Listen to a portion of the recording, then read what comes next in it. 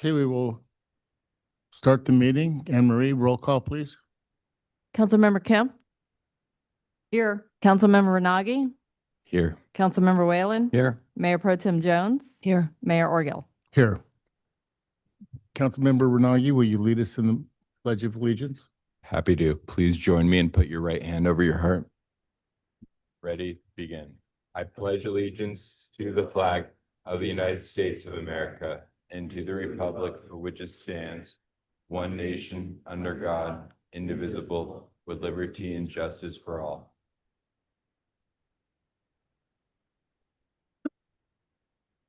There was no closed session this evening. City Manager, are there any additions or deletions? There are none, Mr. Mayor. Okay, we will go to presentations. There are several this evening. I will go to the podium and start the presentations from there.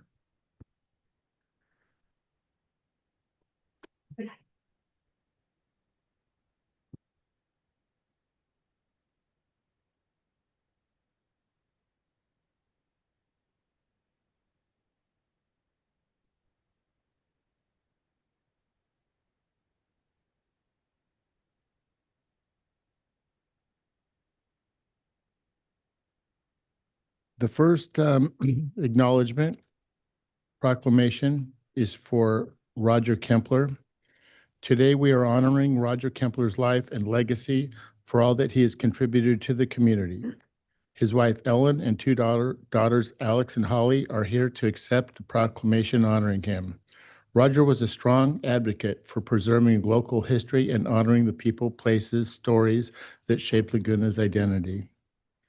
He consistently supported recreation, open space preservation, environmental stewardship, and projects that improve the quality of life for residents and visitors.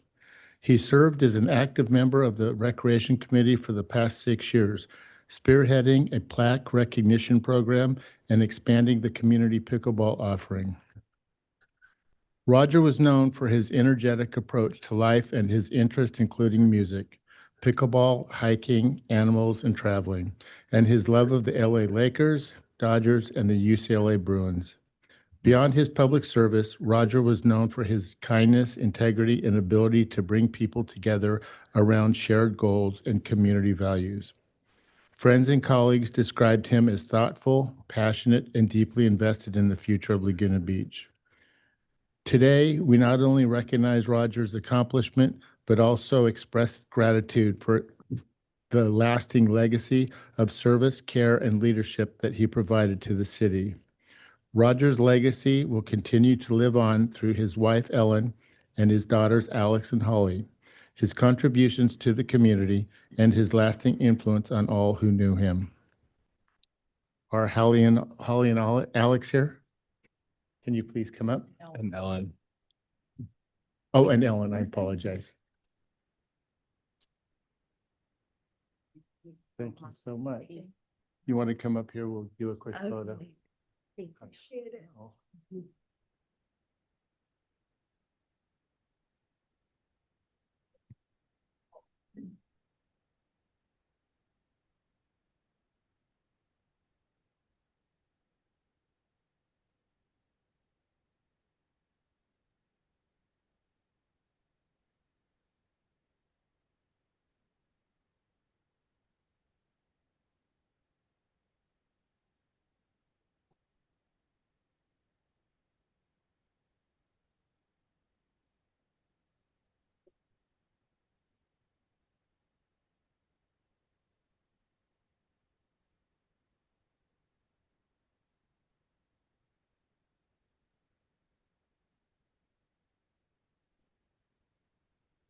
Okay, our second certificate of recognition. Tonight, we have a special presentation about an incident that occurred at Woods Cove on April 11th, 2026. I want to introduce Chief Bond.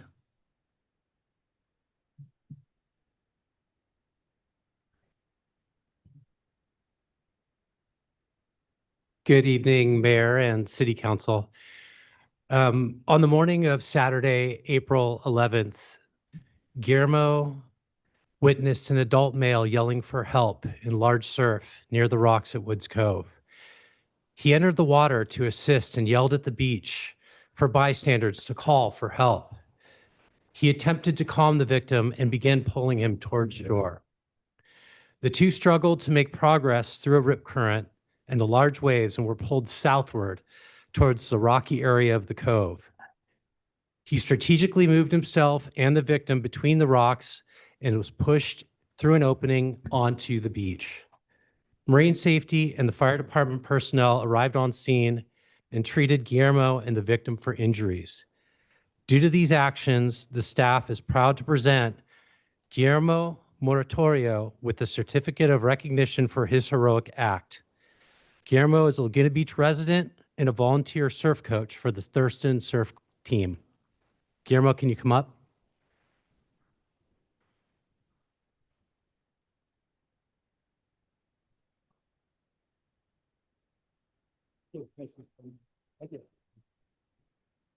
I go say one or two things?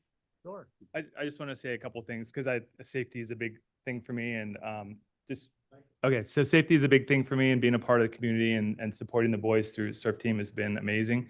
I just want to thank the lifeguard team that has been out there for us. They've done SALT training, they trained the kids. I've been trained through that. And I think awareness and responsiveness and all this stuff beforehand is critical in times like this where I may not have known what to do. This gentleman wasn't ready to swim in the conditions that he was in. And had I not had some of that prior training, I think things could have gone much differently. So really appreciative to the lifeguards, really appreciative to the city to provide these kinds of things like junior lifeguards and things like that for the kids. And this is for all the unsung heroes. I've had many of stories of people come up and tell me about their life-saving things that have happened as well. And there's lots of deeds that have gone unnoticed. And so I appreciate the opportunity for this one, but there's plenty of others out there. So this is for them. Great, thank you. You enjoy it.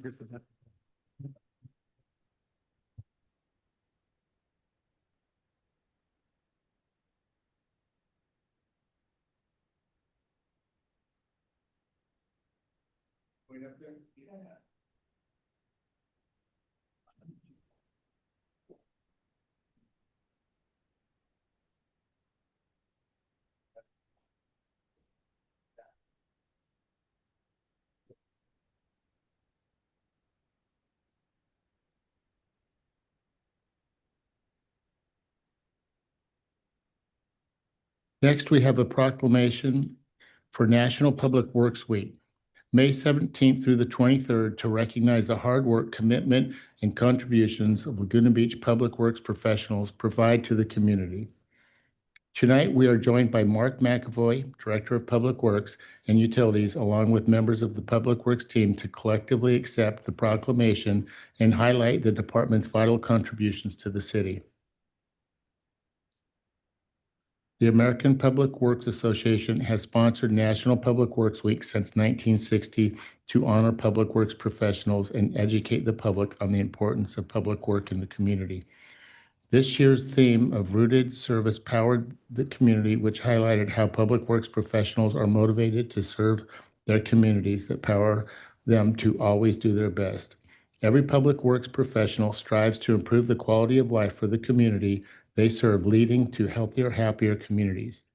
Our 71 full-time and numerous part-time public works employees help to preserve, maintain, enhance the city's infrastructure and natural resources and provide service and environmental stewardship for the benefits of Laguna Beach residents and visitors.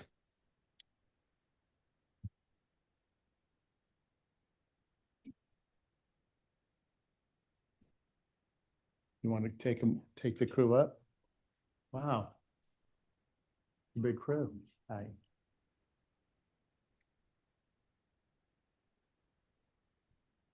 Sure. How you doing, Thomas?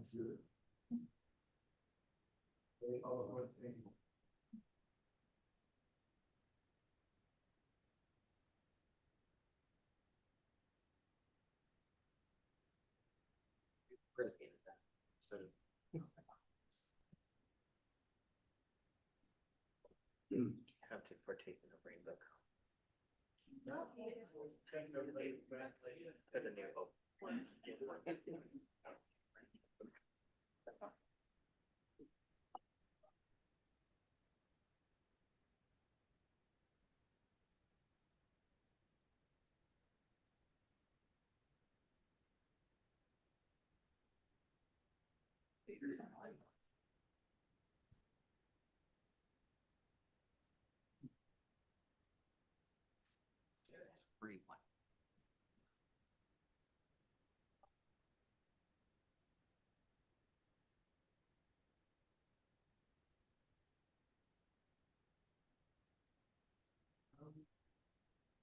Next, we'll have a presentation from the Laguna Beach Historical Society.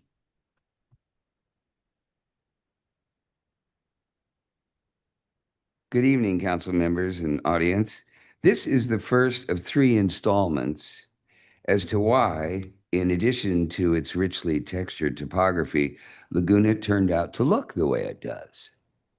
First, let's go way back to 1769 Portola expedition, the first overland exploration of California on horseback, led by colonial administrator Gaspar de Portola, at the behest of a guy who was not only the king of Spain, but the king of Sicily and Naples as well, Charles III. Next. Not to be confused with a guy who was recently in our country to help us celebrate our 250th anniversary, another Charles III of England. Next. As the Portola expedition left San Diego, the cavalcade trotted up coast and decamped on the San Luis River in today's Oceanside, where Mission San Luis Rey was later established. Some of the 21 missions were later given honorary titles. For example, Mission Santa Barbara as Queen of the Missions. Next. And Mission San Luis Rey was given the appellation King of the Missions. Now, a lot of folks don't know this, but the physical plant of Mission San Luis Rey actually served as the headquarters for the Mexican government when it controlled California. And after that, it served as a major U.S. military base until just a month before his assassination, when President Abraham Lincoln signed the documents returning ownership of both it and Mission San Juan Capistrano to the Bishop of Monterey. Next, as the cavalcade proceeded further up coast, they saw Dana Point Headlands and our Sheep Hills ahead in the distance. Next. At that point, they encountered the heavily forested San Juan Creek near Doheny State Beach today, flowing into the ocean.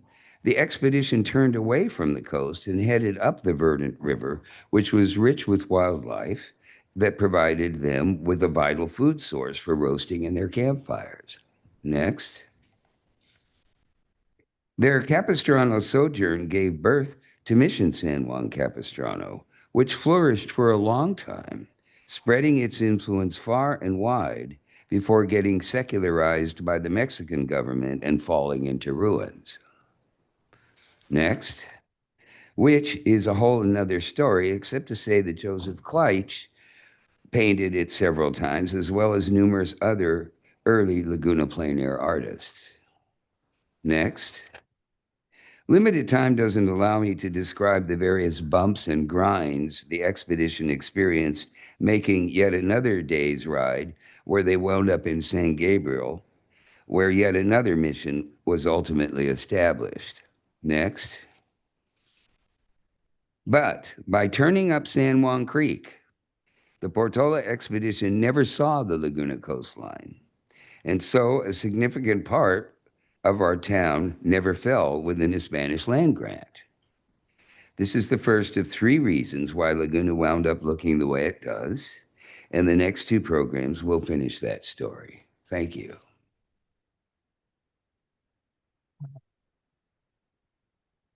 Thank you so much. And I'll remind everybody that Alex Renagi brought this idea to the council, and we appreciate it. I always enjoy it. We'll move on to public comments. Are there any speakers for public comments this evening? For items not on the agenda. For items not on the agenda? I hear an echo. Hello again. Ready? Hello again. I'm Mike Ralph. Good evening. I have two handouts from the Orange County Power Authority. Laguna Beach City Council is considering whether to have the entire city, all residents and businesses by default, switched away from SCE or SDG&E into OCPA for electricity generation. OCPA is currently charging 12 to 16% more than SCE, about $25 per month more. That's about 1/3 of an electricity bill. In January and February, OCPA had a prominent graphic showing the rate comparison of its web with a column for SCE. I've distributed those to you, and you can see the canceled column on the right. It showed OCPA was a lot more expensive. Sometime after mid-February, OCPA removed the SCE column. So when you or your environmental committee or folks in Laguna Beach want to find out about OCPA from their website, they won't easily see how much more expensive OCPA really is. The comparison with SCE was deleted. Beware of OCPA and important information they will try to withhold. Another unfortunate OCPA deletion-related event happened in Irvine. Irvine is facing a deficit of $6 million to be discussed back on April the 28th, 2026. To be discussed at the Irvine City Council meeting was agenda item 5.5. An analysis by the city showed that estimated $760,000 per year could be saved by moving Irvine's municipal electricity from OCPA Basic back to SCE, a savings of about 8%. After over an hour of prevarication by 3 Irvine City Council members who serve on the OCPA board, they voted to delete the agenda item without discussing its substance.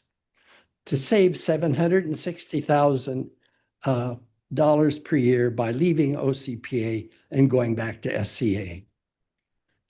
So the public didn't get to learn more. Beware of OCPA and important information they will try to withhold. Thank you. Thank you. Next speaker. Good evening, Mike Beanick. Could you please load my slide for the photo contest? So we're very excited to announce the 15th annual Laguna Beach Photo Contest. This is such a great event. And as I said, it's been going on for 15 years, and it attracts some of the top photographers, both in Laguna Beach and the surrounding areas. Many of these photographers have gone on as a result of this contest to become professionals. And we use some of these images as documentation, but when we go before various state agencies to demonstrate how successful Laguna's marine protected areas have been. The photo contest is in several categories. The pro category, first place is $500, $300 for second, and $200 for third place. Our amateur category has $400 for the first place, $200 for second, and $100 for third. And we're going to have a kids category this year. Excuse me. We'll be at also the ALCAD Gallery on August 6th. Entries can be made beginning Mother's Day last Sunday up until July 1st by going to contest.lagunabluebelt.org. Once again, this is a very exciting contest, and we look forward to all of the talented entries that we receive each year. Thank you. Thank you. Next speaker.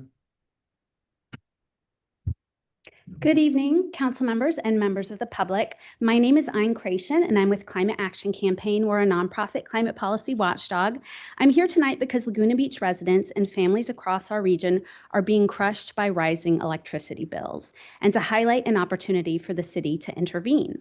Skyrocketing rates are not unavoidable, and we know this because Anaheim residents who are served by a public municipal utility, as are many residents across our state, are paying less than half the electric rates that SoCal SoCal Edison is charging residents of neighboring cities. And this tells us that rates are not just about the cost of electricity, it's about how the system is structured.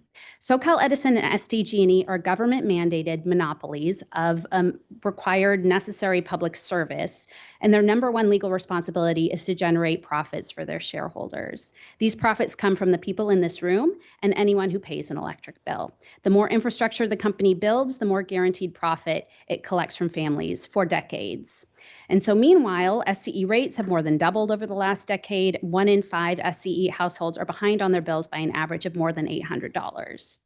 And while families struggle, utility profits are soaring. In 2025, SCE became the most profitable investor-owned utility in the country, making more than $5 billion in profit, a 200% increase in 1 year. And in April, the company reported its Q1 earnings, which were another $619 million.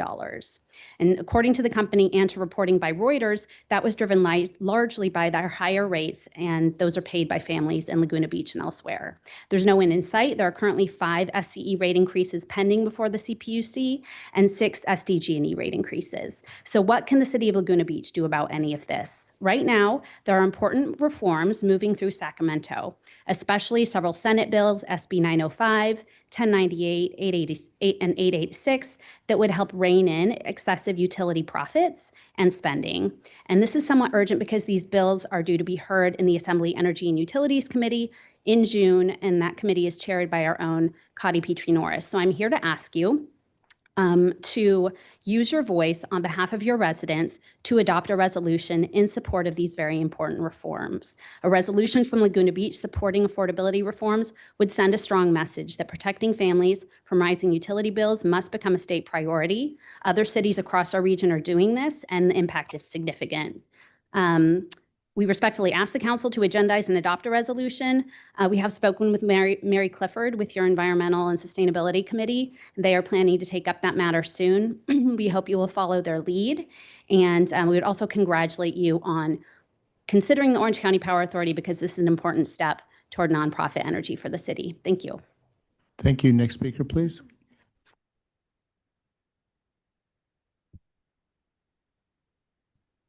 Hello, Council. It's nice to see several of you that I just ran across at our climate walk recently, which was a fun event.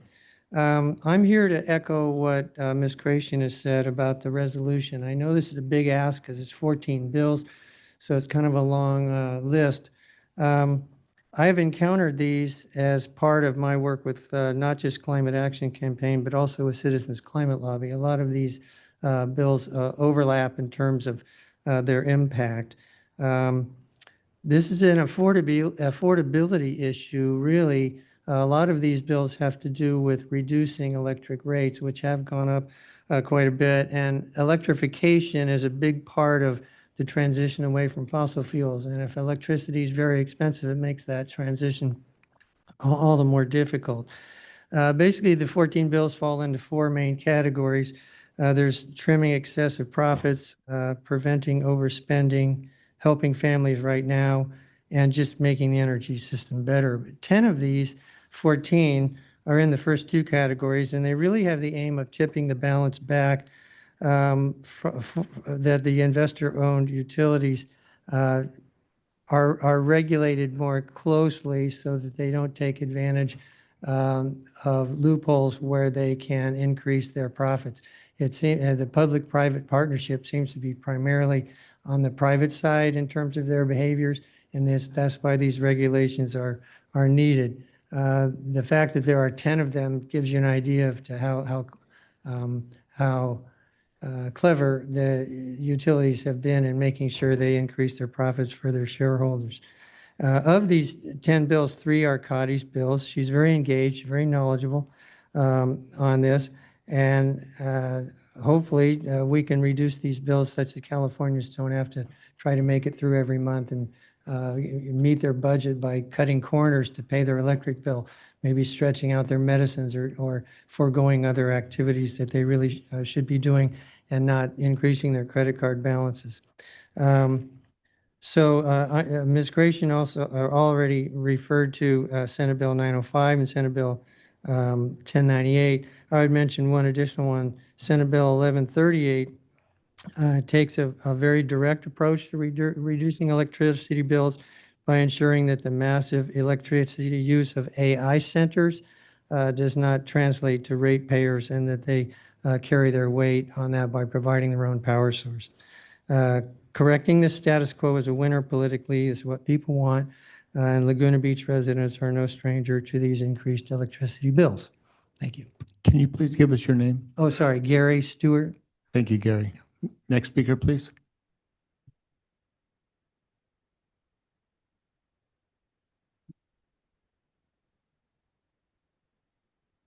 Tony Eisman. I just told Eric not to leave. I asked him to please stay because I want to talk about him. He's a Laguna treasure. And I don't think there's a time I talk to him that I don't find out something about our town or find out about something about our state. A lot of information about history. He was hired a few years ago. Someone bought a beautiful painting and they knew it was someplace in California. And who could they find that would recognize where that was painted? That's how much he knows about California landscape and California buildings. So I just, when he shows things that we still have, that we managed to keep, I'm inspired and I'm also depressed because I think we've lost that gene. I think we have to look around and say, what is it that makes Laguna special? It's not new buildings. It's keeping our history. And part of the reason people were so upset about losing the trees is it wasn't just losing the trees, it's losing that sense there that maybe it'll be back by the time we're dead.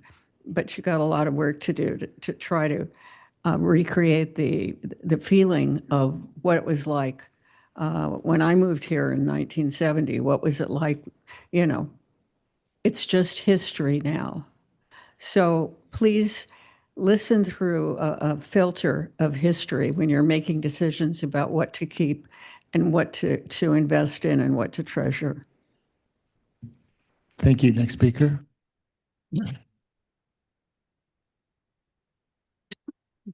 Ann Kane. Village of Laguna is presenting the 51st annual Charm House Tour this Sunday, and it's a treasure as well. And we have 5 wonderful homes in the Woods Cove area. And we also have a special bonus that we have not had before, so that adds to the excitement of the tour. And I hope everyone will join us. Tickets at the pre-price sale are still available at villagelaguna.org. And excuse me, and I have some flyers if anyone would like one. Hope to see you there. Thank you. Thank you. Next speaker.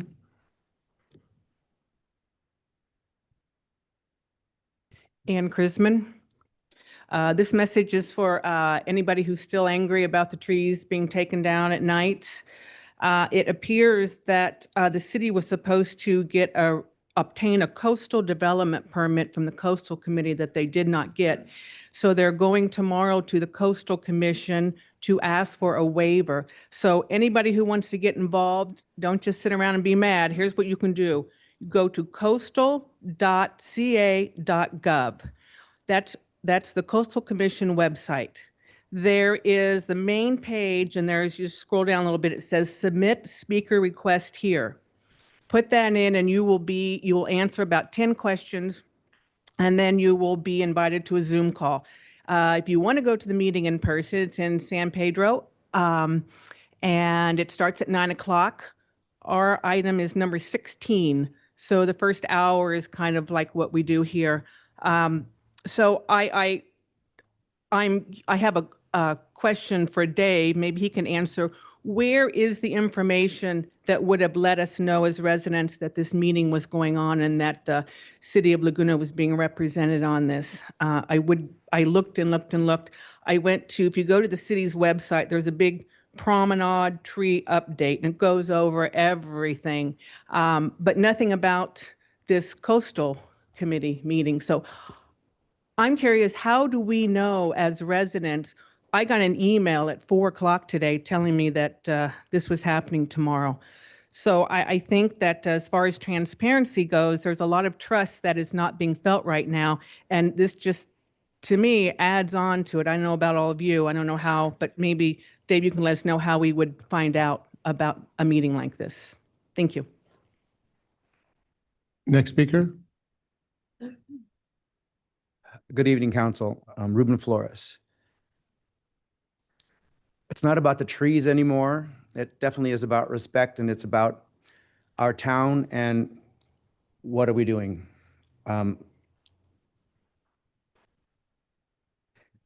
There's a frustration that everybody's feeling that we come.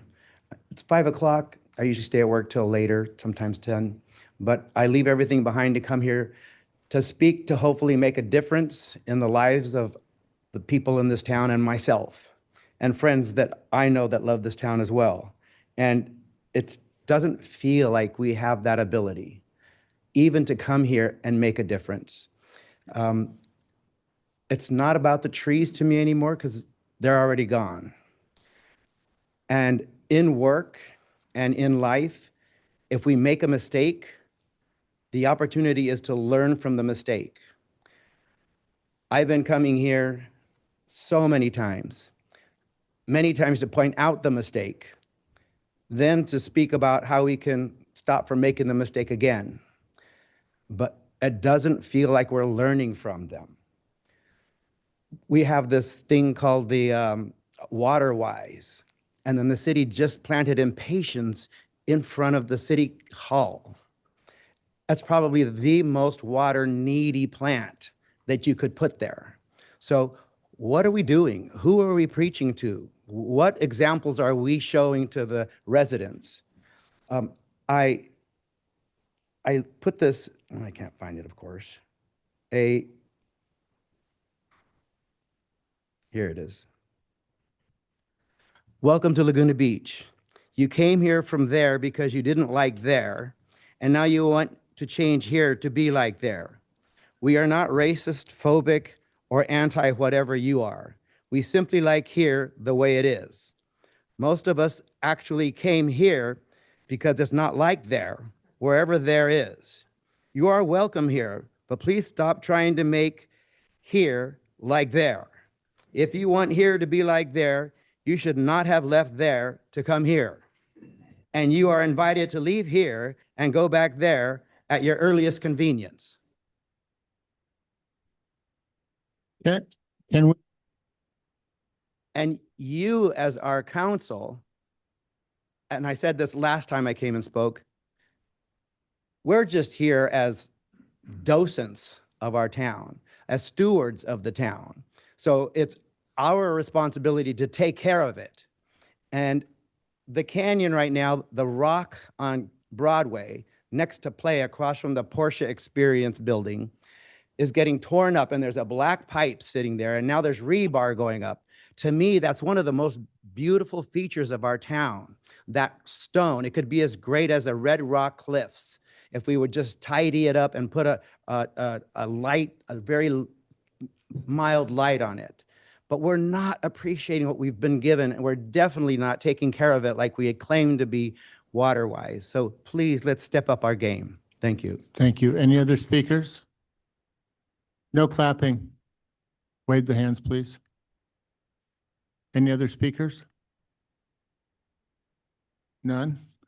Okay, we will move on to matters from the mayor and city council. City manager, do you have anything? I don't, not tonight. Madam Attorney? Nothing to report, Mr. Mayor. Yeah, I just have a few things. One, I wanted to express my appreciation for the state of the city yesterday to the mayor and to the city manager and to the city attorney. She had a part-time role as well, called into service. But it was Marky gave a great presentation. I think everyone really enjoyed it. I think it really hit the mark, and so you just did a great job. I also just want to recognize Roger. We didn't get really a chance to talk about Roger's proclamation, but he was a really great guy. He was kind of what, as his wife called him, a Renaissance man. He could do so many things. He was a historian. He was an athlete. He was quite an intellectual. He was very engaging, fun person to talk to. Taught me how to play pickleball along with Claudia, who's here. I can't diss you and my short pickleball career. I hope it's not over, but he was great, and his family's had a number of gatherings in the past week, and they're going to have a celebration of life soon. So I just wanted to say that we're just really going to miss Roger. Alex?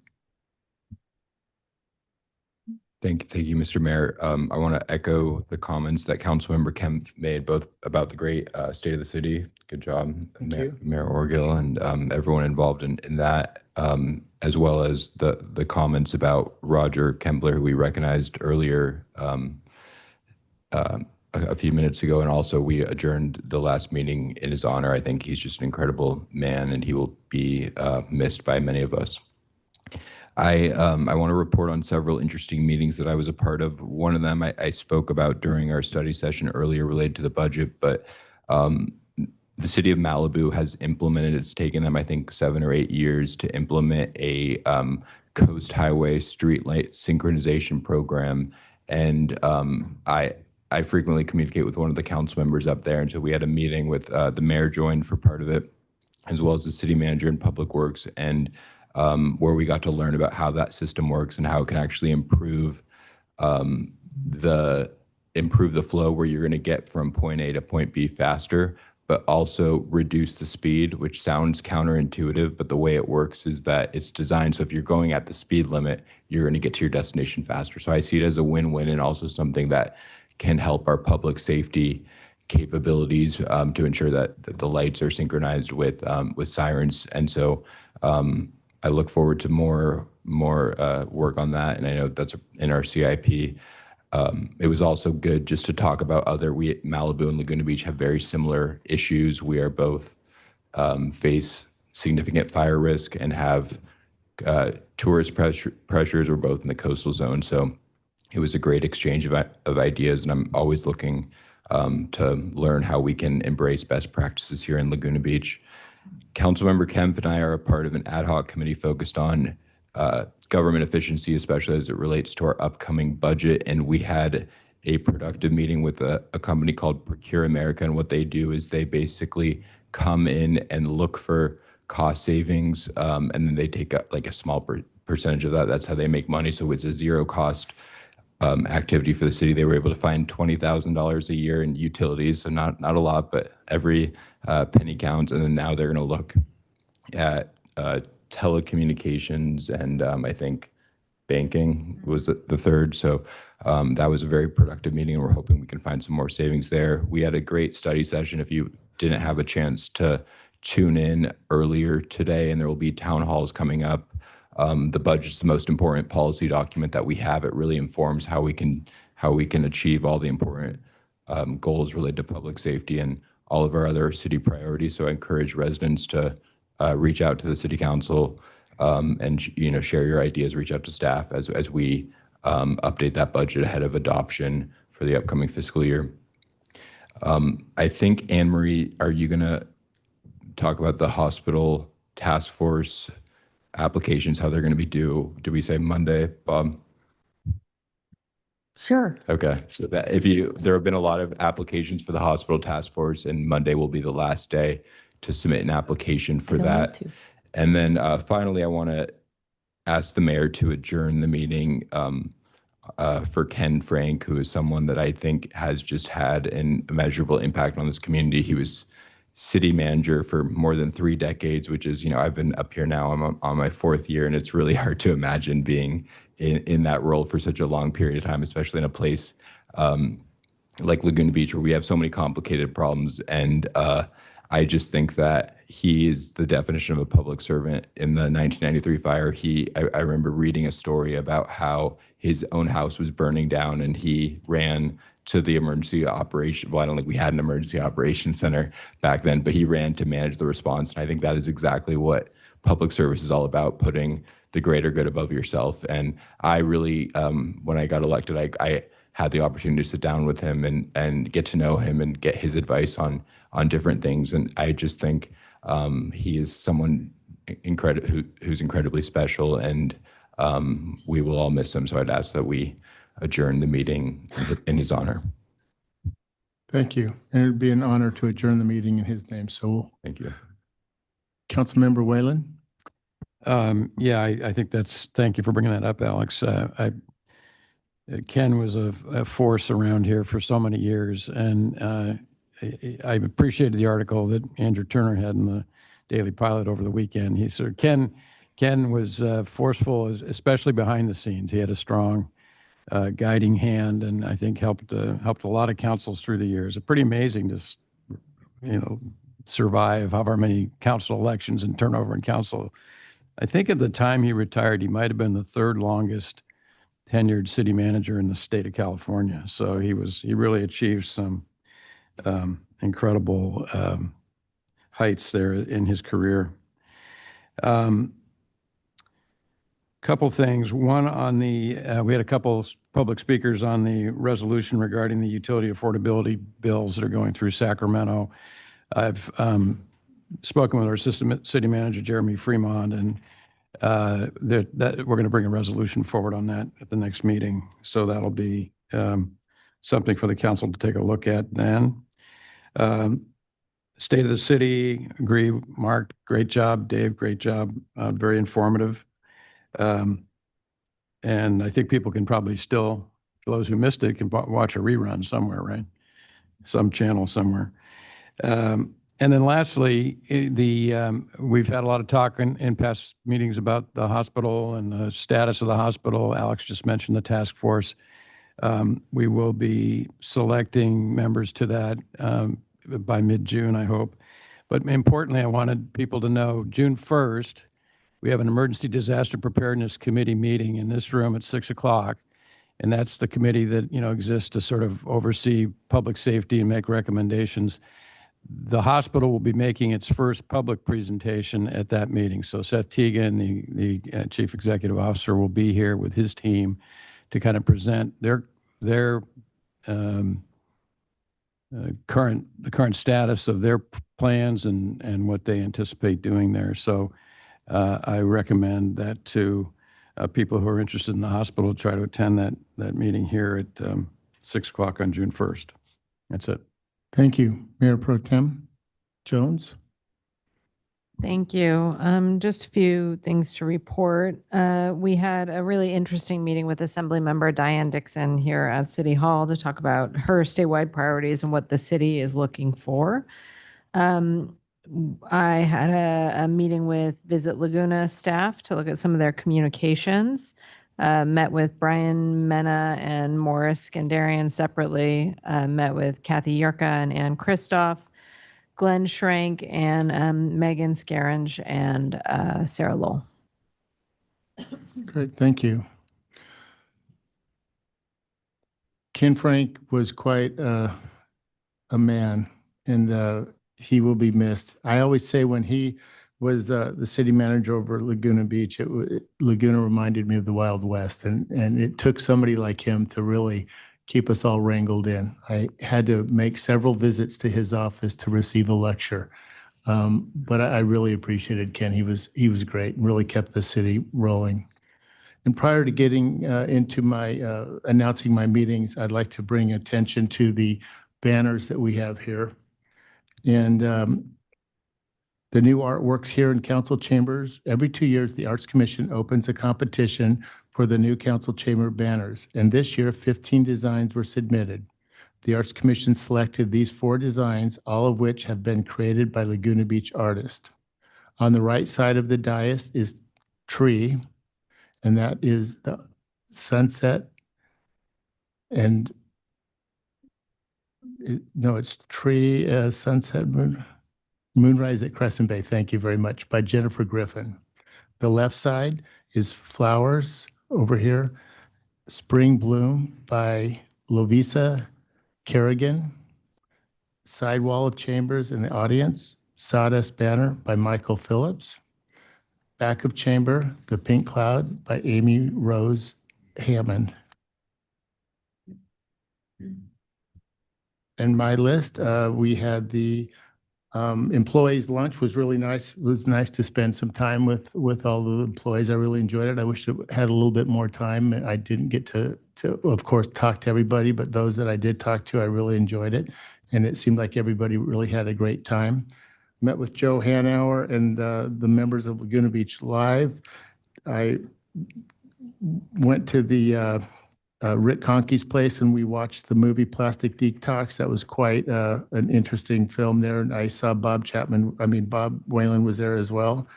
I met with Carrie Victorio and Ed Almanzo at the Montage to talk about the Tide Pool Docent Program. I met with Sue Wyden. We did have another Promenade Zoom meeting with several of the locals that were interested in discussing the various specimens of trees that would go in to replace some of the trees that were removed. I met with Austin Ezell.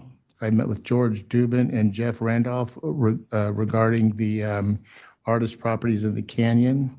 I attended the senior event. It was a great event, very well attended. I met with Valerie from the Chamber.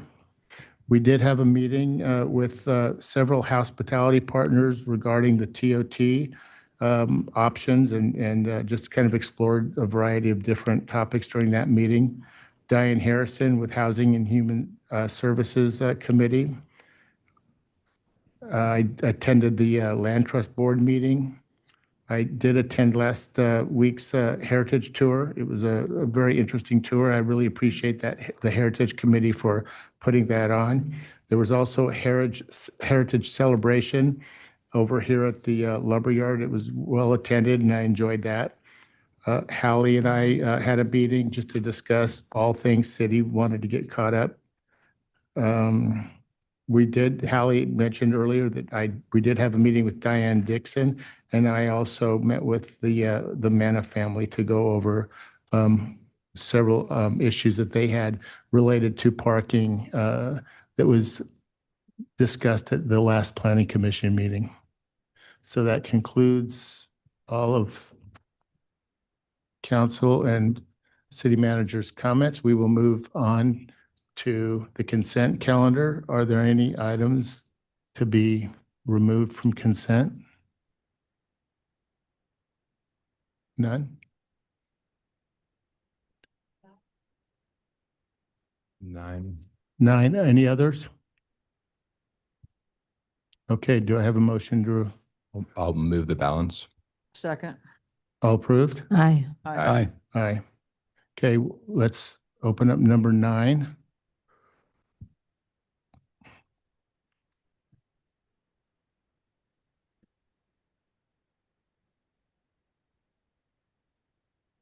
Somebody come help me.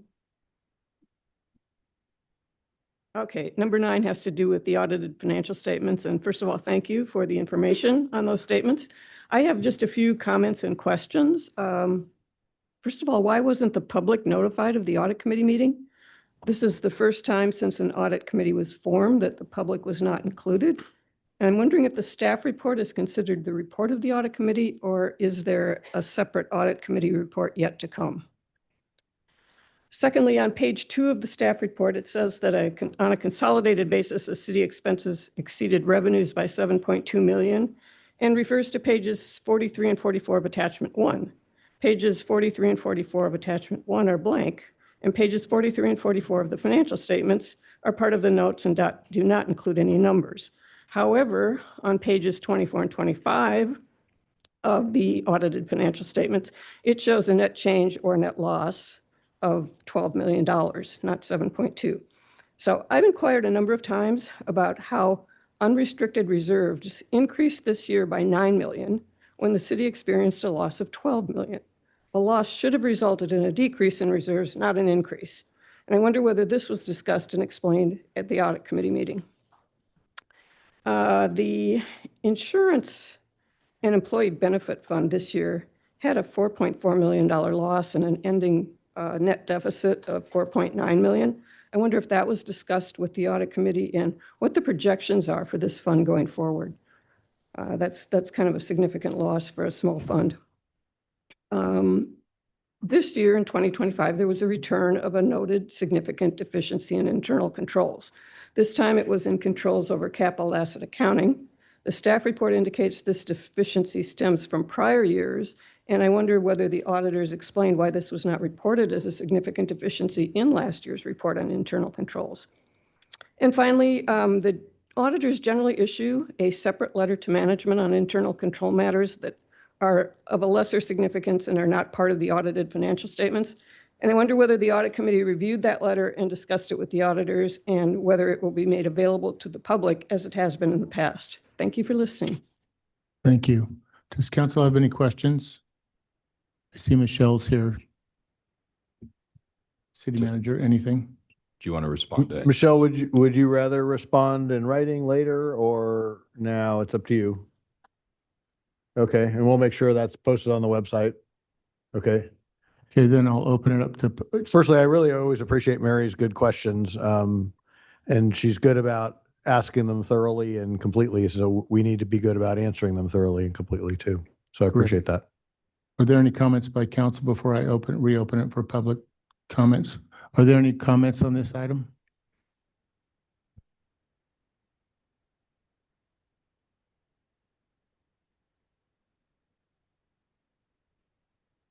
Good evening, council. My name is Robin Hall, and I actually want to speak to the residents on this. You all have no idea how much time Mary Locatelli has put into analyzing the financial statements. I'm a retired CPA, and so is Mary. Both of us had audit experience, and both of us have been trying for the last 12 to 15 years to get a real audit committee for the city. It's important to have people who have done auditing and have an accounting background on an audit committee. We've failed to get this done. We've been trying for 12 to 15 years. But I want everyone to realize how much work Mary's put in. Her questions are legitimate questions, and they should have been answered before the financial statements were issued. And there is concern that we don't have the audit, we don't have the internal control report. That's where they talk about deficiencies. So I just want everyone in the audience to be appreciative of what Mary does for the residents. Thank you. Thank you. Thank you for bringing that to our attention. Any other speakers on this item? None? We'll close public comments. And Mark, I just Mr. Mayor, make a few more comments in light of what Robin said. I do always appreciate Mary's participation in that and her questions. Remember that an independent auditor reviews the financial statements. And again, for one of the first times in recent memory, we had no material weaknesses and one finding relating to how we do capital asset accounting, which can be simply explained by Michelle Bannigan, who's new. Michelle joined us. She's a CPA. We really appreciate her being here. We've been buttressing the finance team to provide the right level of accountancy that's important for a city of our complexity, and we have that team on board. I was happy that they were able to complete the audit on time. They've made every effort to now complete it, the next year's audit with the auditing team, the auditing firm, by December 31st of this year. That's a major leap forward for this city team and the finance team, and I'm appreciative of them. Again, we've had a lot of turnover in the finance department, and that's caused concern on my part, and I know on the council's part, to make sure that we nail this down and get it taken care of. And I think we have done that, and under Michelle's leadership. And I think that when you review the audited financial statements, you can do so with the confidence that the auditor reviewed them correctly, made the right findings and determinations, and that we did as well. Thank you. I appreciate that context. And I'm sure that you'll copy council on the response in writing to Mary's questions. Great. Do I have a motion for this? Move the recommended action. I'll second. Yeah. Okay, never mind. Okay. We will move on to regular business. Item number 17.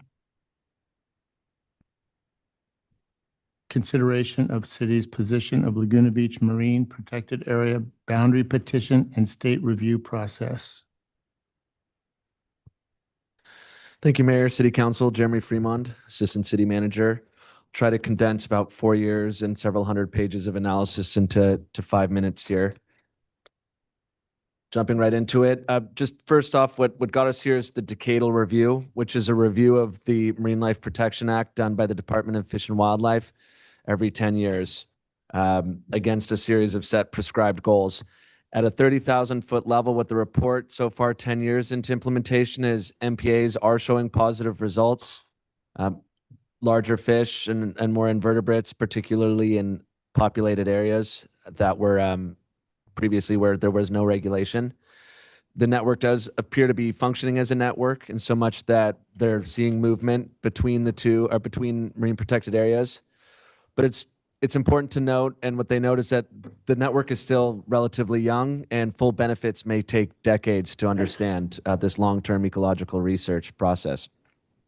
And then the last point here, which I think is germane to the conversation this evening, and certainly I've seen in the public comment and testimony, is, the state acknowledges that research on community, economic, particularly those first two, remain limited, and they're still developing in this process. So the report was published by the state, and then as part of the adaptive management process, it opened up an allowance for the public to submit petitions, considerations to change or modify marine protected areas. And the Laguna Beach Bluebelt submitted with the local MPAs here, essentially a petition that would expand the southern boundary, no-take boundary, all the way to the city limits, and into the Dana Point SMCA. So rather than, I'll just try to show it here on the map. On the left, we have our existing marine protected areas. The star is Three Arch Bay. On both, the left image is existing, like I said, right is proposed. You can kind of see where the purple and the blue cross over. That's taking the no-take all the way down to the Laguna Beach southern limit, effectively allowing or prohibiting fishing in the Laguna Beach city limits from its northern boundary to the southern boundary. I'm going to summarize these petitions. This isn't my analysis. This is, again, just a high-level summary of both what Bluebelt is asserting and what the state, the Department of Fish and Wildlife and our Environmental Sustainability Committee subsequently remarked on the petition.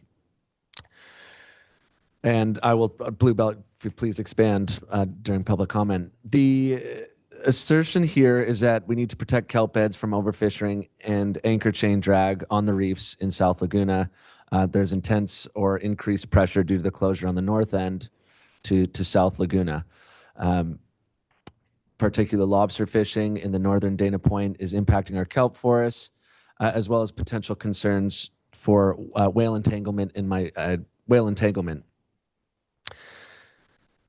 Also asserts that the benefit of the proposed boundary change is simplifying MPA enforcement, again, to the kelp forest and the whale entanglement, and that these changes do align with the goals of the master plan and the objectives of the Marine Life Protection Act. In response, DFW submitted or evaluated the petition and provided its report, also included in the staff report and as attachment. It's about 15 pages. I'll just highlight some of the points here. Essentially, they disagreed with the position taken by the Bluebelt across each of the justification points. Essentially, that it does not address current or emerging management issues. Right now, they believe that there would be enforcement. Potentially changing the line would actually increase confusion, particularly after 15 years along a set line that's on a demarked lat-long line. It would be inconsistent to put it in between that, not on a whole number lat-long line. The state or DFW asserts that the proposal would not improve ecological performance, that it was intentionally designed as is to meet both ecosystem and recreational commercial use along this part of the coastline. Also, the concept of reducing whale entanglements, they took the position that fishing efforts would just shift, not be eliminated. I'll just leave it at that, but yeah, I'll just keep it there.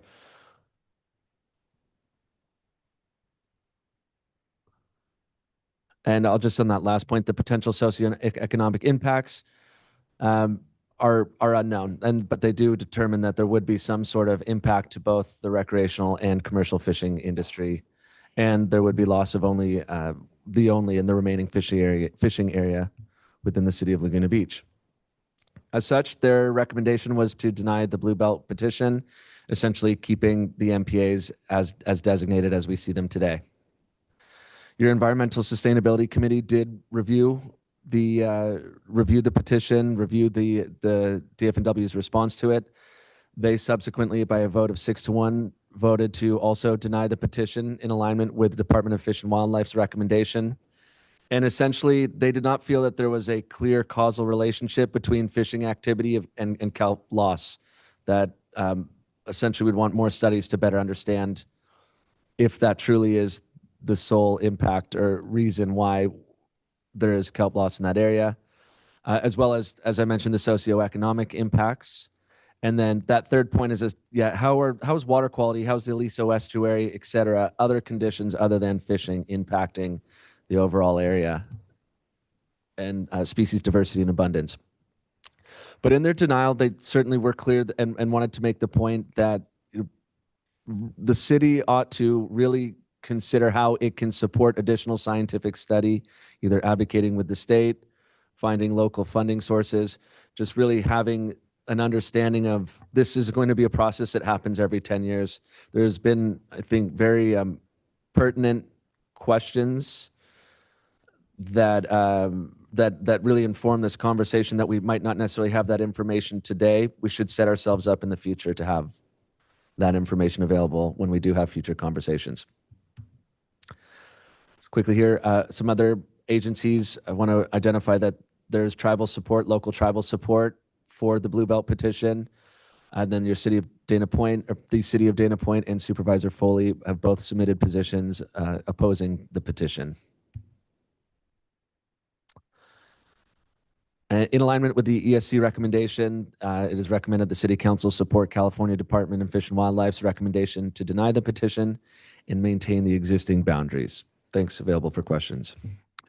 Thank you. Any council have comments of staff? Questions of staff? None?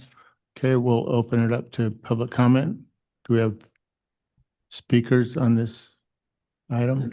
And just as a reminder, there'll be no clapping. We'll just wave our hands. I appreciate it. Thank you. Good afternoon, Mike Beenan with the Laguna Blue Belt Coalition. Thank you, Jeremy, for that overview. We could spend hours talking about this and all the data that's been collected to kind of challenge some of the assumptions made by the Department of Fish and Wildlife, particularly since they reviewed the wrong petition. They also denied all 15 petitions that were submitted, so there seems to be a clear interest there in not supporting adaptive management. We have much to be thankful for and are proud to celebrate the success of Laguna's marine protected areas. This historical achievement was made possible by working together to protect what we love about Laguna's sea life. I want to thank all of the many people contributing to the success of our coalition, with special appreciation to Ginger, Charlotte, and Ray for mobilizing an impressive network of supporters. We now have close to 6,000 supporters on our online petition for protecting all of Laguna. Laguna's MPAs are now a statewide model for sustainable recovery and protection of Laguna's sea life. But we're here tonight to complete the legacy through a council decision that Laguna will remember for decades. Doesn't environmental stewardship lead us to protect the environment on the land and the sea? Your decision tonight will determine Laguna's sea legacy heritage for a decade or more. Most important is to vote to protect all of Laguna's sea life. Misunderstandings are not unusual in efforts to protect the environment.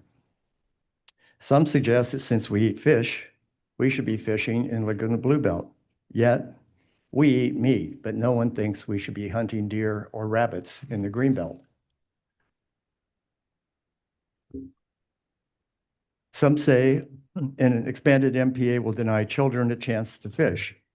Aren't these the same arguments presented when we first began the long process to gain protection in 2008?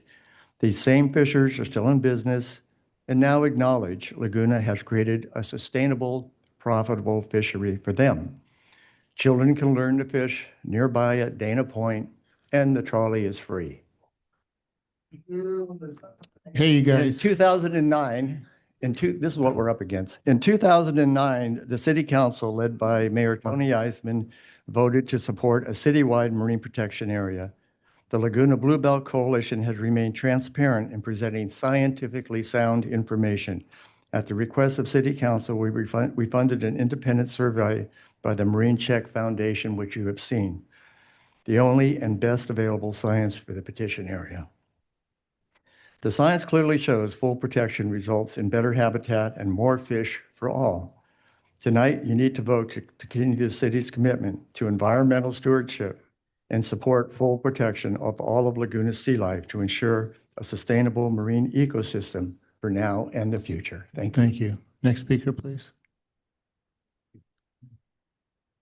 Good afternoon, everybody, and thank you for the opportunity to speak. My name is Justin Becker, 910 Skyline Drive, Laguna, 27-year Laguna resident. I am a fisherman, but I'm also an environmental steward.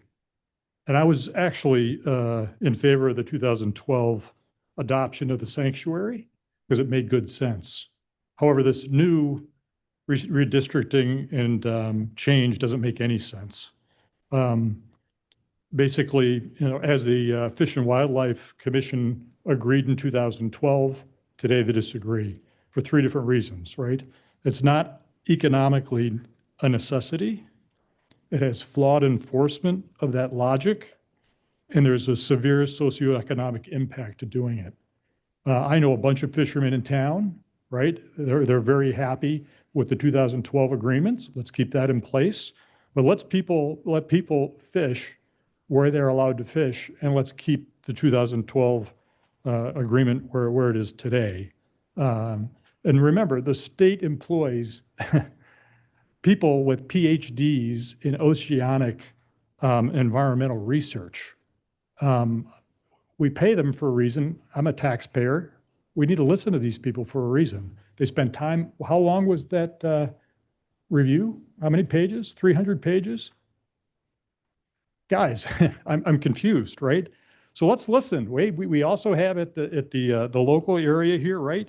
We looked at our neighbors in the Dana Point who have agreed not to and don't want to do that. And our own Laguna Beach Environmental Sustainability had agreed 6-1 to not expand that. So I'm a little confused on why this is even an issue. Thank you. Thank you. Next speaker. Thank you guys for raising your hands. I appreciate it.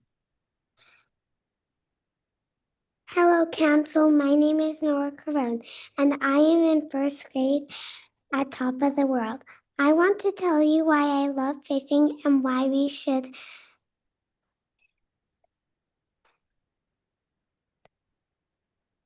not expand the closure. I do not think it is fair to my generation because we would not be able to fish in Laguna like my parents did. Fishing provides a good source of education and better understanding of nature for kids. It can also be a great way for families to get together, young or old. Fishing is for everyone. In a time of technology, we need more outdoor activities, not less for children. Please, for me, my little brother Eli, and all my friends, do not expand the closure. Thank you for listening to me. Thank you. That was Your hands- excellent reading. Very good. Next speaker, please.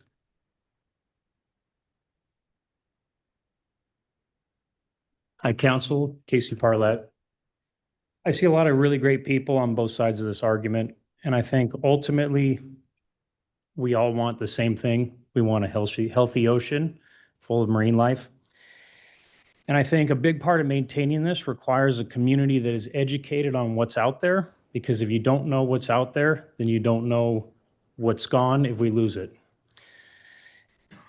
There's a lot of paths to learn about what's out there. My love for the ocean started from years and years of freediving off our coast, and that included spearfishing and diving for lobsters. I've instilled the love of the ocean that I have into my sons, and they will happily tell you everything that you ever want to know about all the wildlife that's out here off our coast. My oldest son this year caught his first lobster, and the joy and happiness that he had to provide food for his family off of something that he has sustainably harvested with respect from our coastline was an incredible experience. And that's something that my family's experienced for 4 generations here in Laguna Beach. South Laguna is one of the only clear water areas where people can get in and dive and actually be able to see something and be able to learn about the wildlife that we have here and catch food sustainably for their family. I urge you to please not take that away from the next generation. Thank you. Thank you. Next speaker, please. Good evening. My name is Jill Whitty and my family lives at Thousand Steps Beach. We fish there. My kids are growing up fishing there, and it's, as you know, one of the few places left in Laguna Beach where we can still do that legally. At the mayor's luncheon yesterday, by the way, I agree, it was wonderfully done. Thank you. Mayor Orgel said something that stayed with me. He said, "We are a stewarding community," and I couldn't agree more. But I'd ask this council and everyone here to think carefully about what stewardship really means, because I believe it means something very different than supporting prohibition. My son is a perfect example of what responsible access to these waters can produce. He's 11 years old and didn't learn about the ocean from a textbook or a screen. He learned it by being out there with his hands in the water, watching the kelp, understanding the tides, knowing where the fish are in season and which ones you put back. And now he shares that knowledge with other kids and even adults on the beach. And as a parent, it's a beautiful thing to watch your child share his passion and his joy with others. That firsthand connection is exactly what creates the next generation of people who will fight to protect this coastline. Mayor Orgel is right. We are a stewarding community, but stewards are made through engagement. We are not prohibition. You cannot create a love for the ocean by locking people out of one of the longest standing pastimes on our coastline. I'll be honest, I want my kids and the other kids in this town out experiencing the water. My own children are 8 and 11 years old, and I want them down at the beach, not at home on YouTube, on video games, not on their iPhones, which they don't actually have, not getting into trouble for many, many years to come. Fishing with their family at the beach is one of the last genuinely wholesome things a kid can do. And we should be protecting that, not eliminating it. From what I've read, the science supports the CFW's response to this petition. So I want to put a human face on what it would take away. The petitioner's own MPA watch data recorded only 9 shore fishers at Thousand Steps in its surveys. We are that small group of families. We're not a commercial operation, we're neighbors who fish.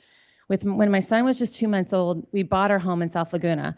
With the ability to walk down to the water and fish with our family was part of that decision. It's woven into why we love this place and why we chose to invest here. As a local real estate agent, I can tell you firsthand that the balance between protection and access isn't just good policy, it's a part of what makes people want to live here.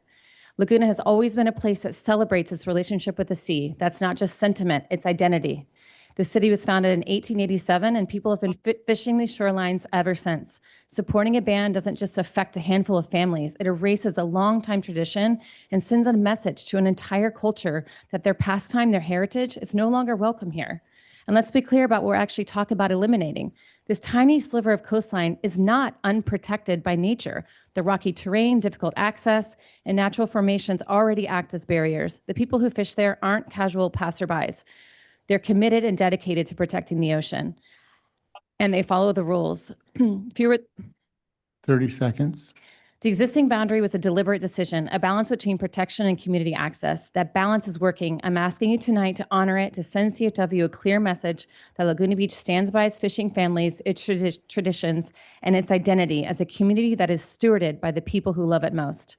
On this note, I have to slip out. My son has a playoff baseball game that I'm missing right now. His friend Sam is going to play a brief message from him. Thank you.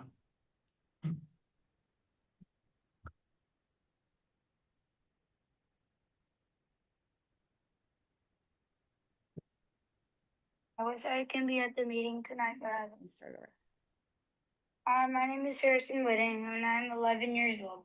I wish I can be at the meeting tonight, but I have a baseball game.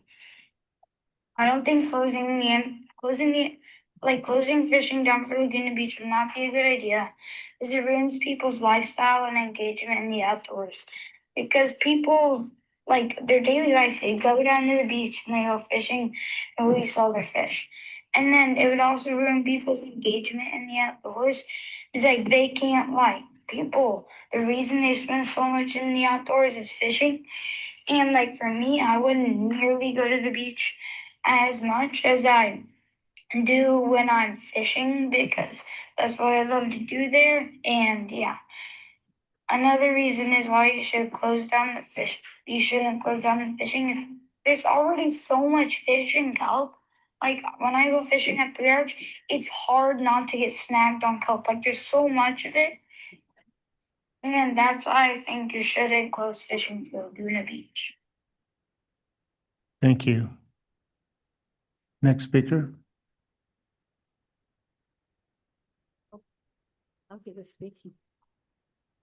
Good evening, City Council. Charlotte Masrick of Laguna Beach. I want to remind you all of those who support the last mile. Here are quotes from a few of the many who wrote to you. Mark Christie, owner of the Ranch Hotel. The benefit is extraordinary, and I'm supportive of expanding to the city limits. Joanna Bear, president and CEO of Visit Laguna Beach. The economic benefits of a citywide, fully protected, marine protected area will play a central role in the success of Laguna's businesses and stewardship. Band of Mission Indians, Hashamen Nation.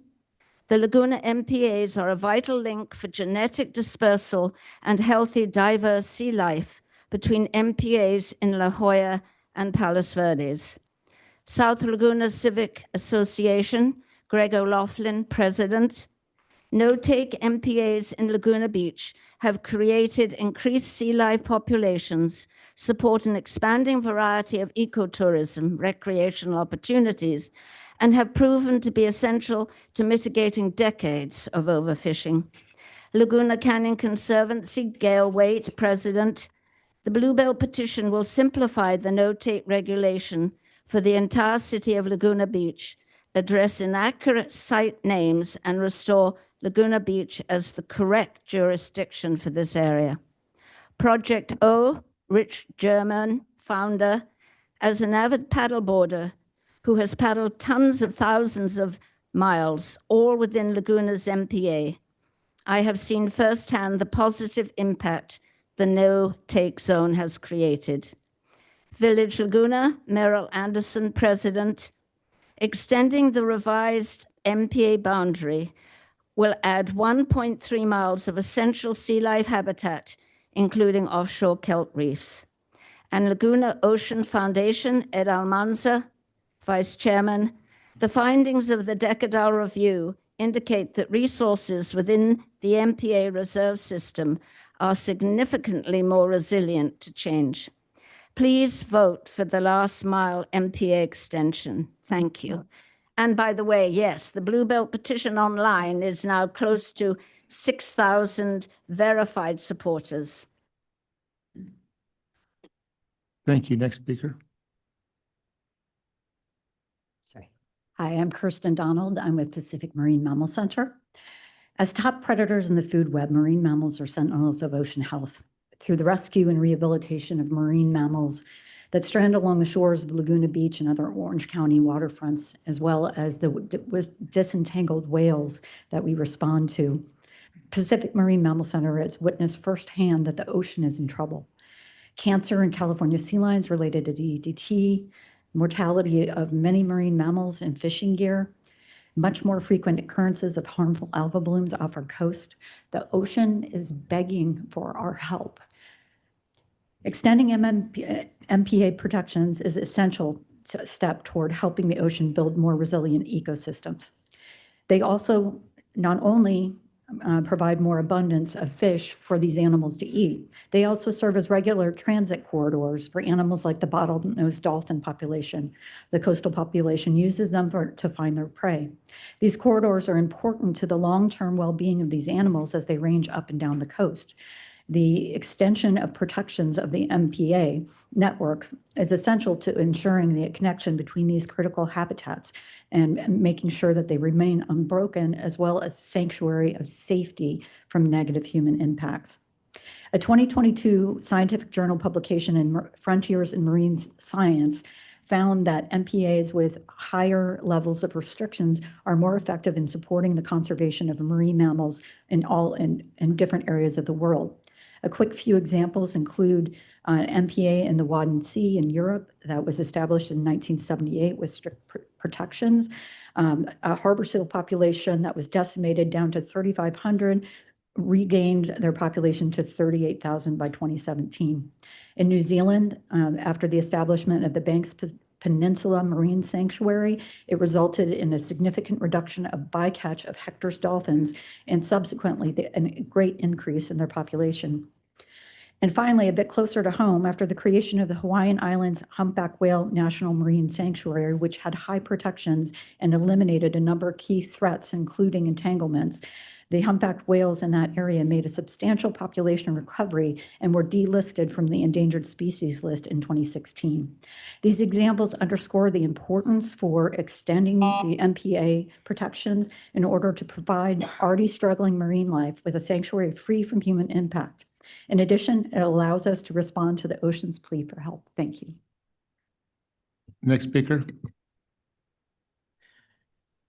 Yes, good evening, Council. My name is Merrill Anderson, resident of North Laguna. And, we've heard tonight from some children who really enjoy the fishing. And I was standing in line thinking about when I was a child, how I loved to fish as well, and really have some fond memories of that. Not that I was very successful, but I did enjoy it just the same. And so the question before us is, should the MPA be extended 1 mile to protect our ocean environment? So it's marine protection area. So protection is the operative word here. And so will the City Council be known as a champion of extending the MPA to the southern boundary of Laguna Beach, or be known as not standing up to protect our ocean environment and quality of life? So the choice is yours. Of course, the California Fish and Wildlife Commission will make the final decision, and all eyes will be looking at how this City Council responds tonight. Please vote for extending the MPA. Many residents, led by the Blue Belt Coalition, will take your vote and hopefully your support next week to the Fish and Wildlife Commission. Thank you. Thank you. Next speaker. And thank you for raising your hands, everybody. Hi, City Council. My name is Kathy Aird, and I'm speaking on behalf of the Laguna Blue Belt. Oh, I'm sorry. My name is Kathy Aird, and I'm speaking on behalf of the Laguna Blue Belt. And as an avid swimmer, I support to expand the marine protected area in Laguna Beach. The coastline here is very special. It's one of the most diverse ecosystems in the world, and arguably has some of the most beautiful beaches in California. By safeguarding our area, we can accomplish the following: encourage the growth and variety of sea life, including kelp, mitigate the risk to lives of migrating whales, and establish more defined fishing boundaries that the public can easily recognize. Let's protect, nurture, and respect our marine areas. We're a model for the country. Thank you. Thank you. Next speaker. Good evening, Brian Mena. I've been here since 5th grade, and this is what I started. The first year I got here, all my best friends, we went down to Shaw's Cove and dropped our lines in and had a good time. What seems to be that every time we lose another entitlement to being a human being, we're part of the ecosystem. You keep saying you want to take away the human interaction, but there's the Fish and Game has regulations. You established 6 miles. They said that they needed 3 to 6 miles. Now they're asking for everything. We want to have the legacy of being able to fish, teaching our kids to fish. I did with my son, and many people have done the same. So I'm 3rd generation fisher. My dad fished with me on the rocks. He taught me. I taught my son. My son's going to teach his kids. don't be the side of a total control and take away public rights. We have a right to fish. It's a recreation. It's probably the largest sport in the United States. Don't be the city that says, no, you can't do it. You've told us so many times we can't do things, and fishing is very passive. If you want to control the last beach, 1,000 steps, the Hardy only go down there. There's not a lot of overweight or not the whole population goes down there, but there's thousands.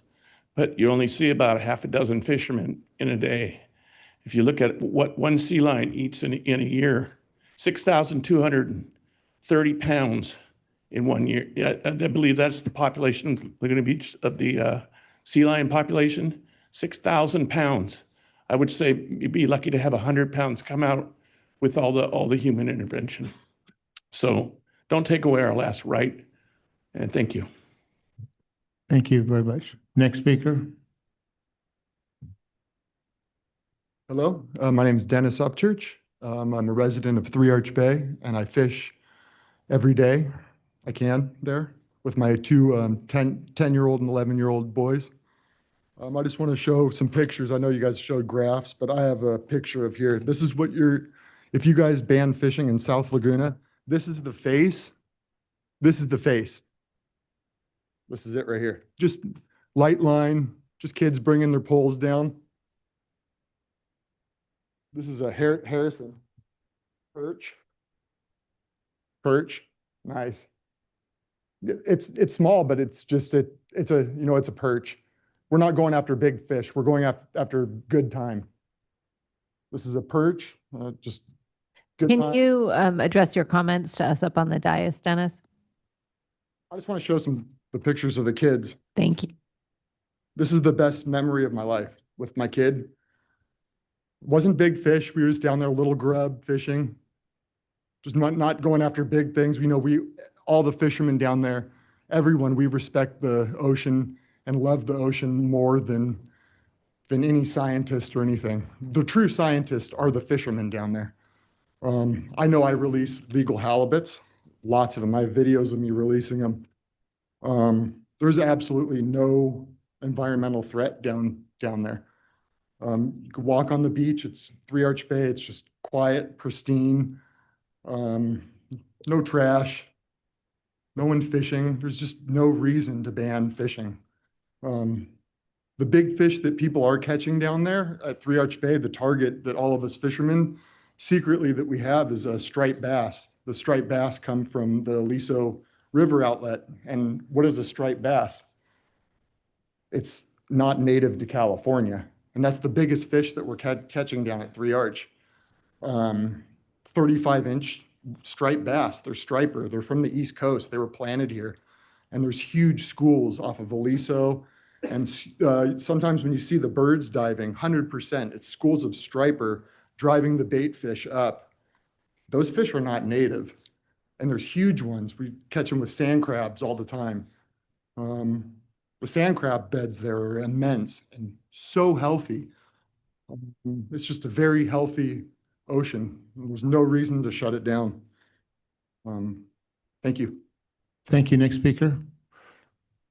And thank you, Hallie, for keeping us pointed in the right direction. Okay. Good evening, council members. My name is Brenda Gustin. I urge you to embrace adaptive management and take the steps necessary to improve the current MPA network by supporting the expansion of the Laguna Beach No-Take SNCA. This includes using the best available science and recognizing the bias of different sources of information. The science is clear.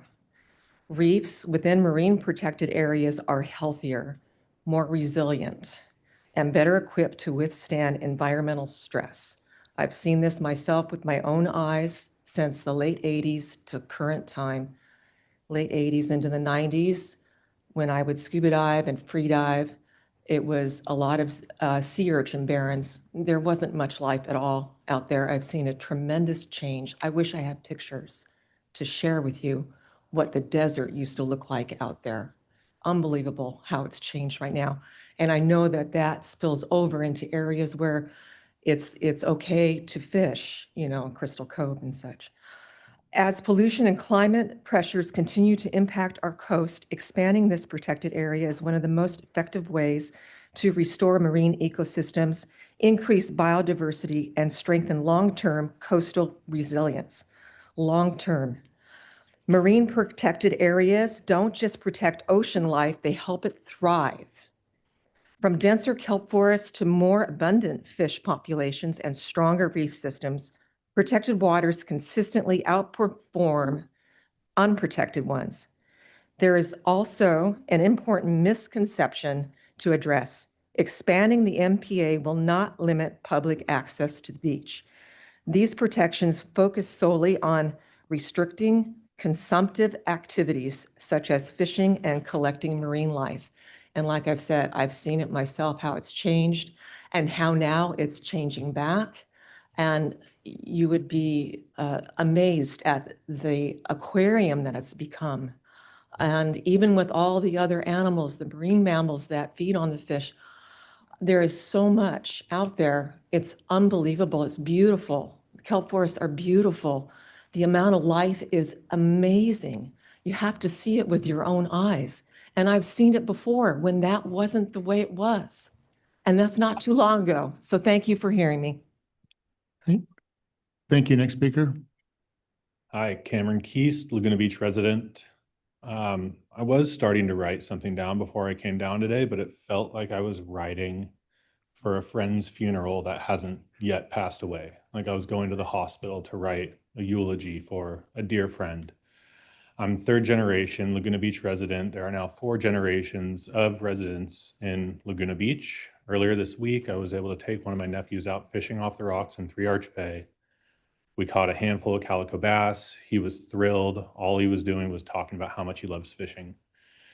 Throughout high school, I, with my spare money, what little I had from working, I would go to Arch Bay Liquor in South Laguna and I would buy anchovies, bags of frozen anchovies with my spare money, every chance I had. And I would stockpile them in my freezer at my dad's house. My spare time, if I wasn't surfing down in Three Arch, I was going down there with bags of frozen anchovies, not fishing every day, but feeding my aquarium of fish. And those are the memories that we'd be taking away. It's core memories like rifling through one of my good friends who's in this room right now, rifling through his uncle's tackle box, looking for little swim baits. I found one that I was like, this one's gonna work. It was a black top, gray body with a blue belly. And we went down to Crescent Bay and I caught my first legal, like very legal halibut, like 32 inches. And that was freshman year of high school. We weren't out getting in trouble. I wasn't big on organized sports. I was big on fishing since from the first I can remember, surfing and skimboarding. I couldn't imagine a world where we take that away from our generations. I've heard a lot about preserving Laguna Beach with the trees, our historic past, right? You look through any books about Laguna Beach, any historical records, and there's lifeguards and old school residents with short shorts on the rocks holding up lobster. We're taking that away. So I urge the city council to write a letter in opposition of expanding the MPA, following the guidelines of Fish and Game, the science they provided.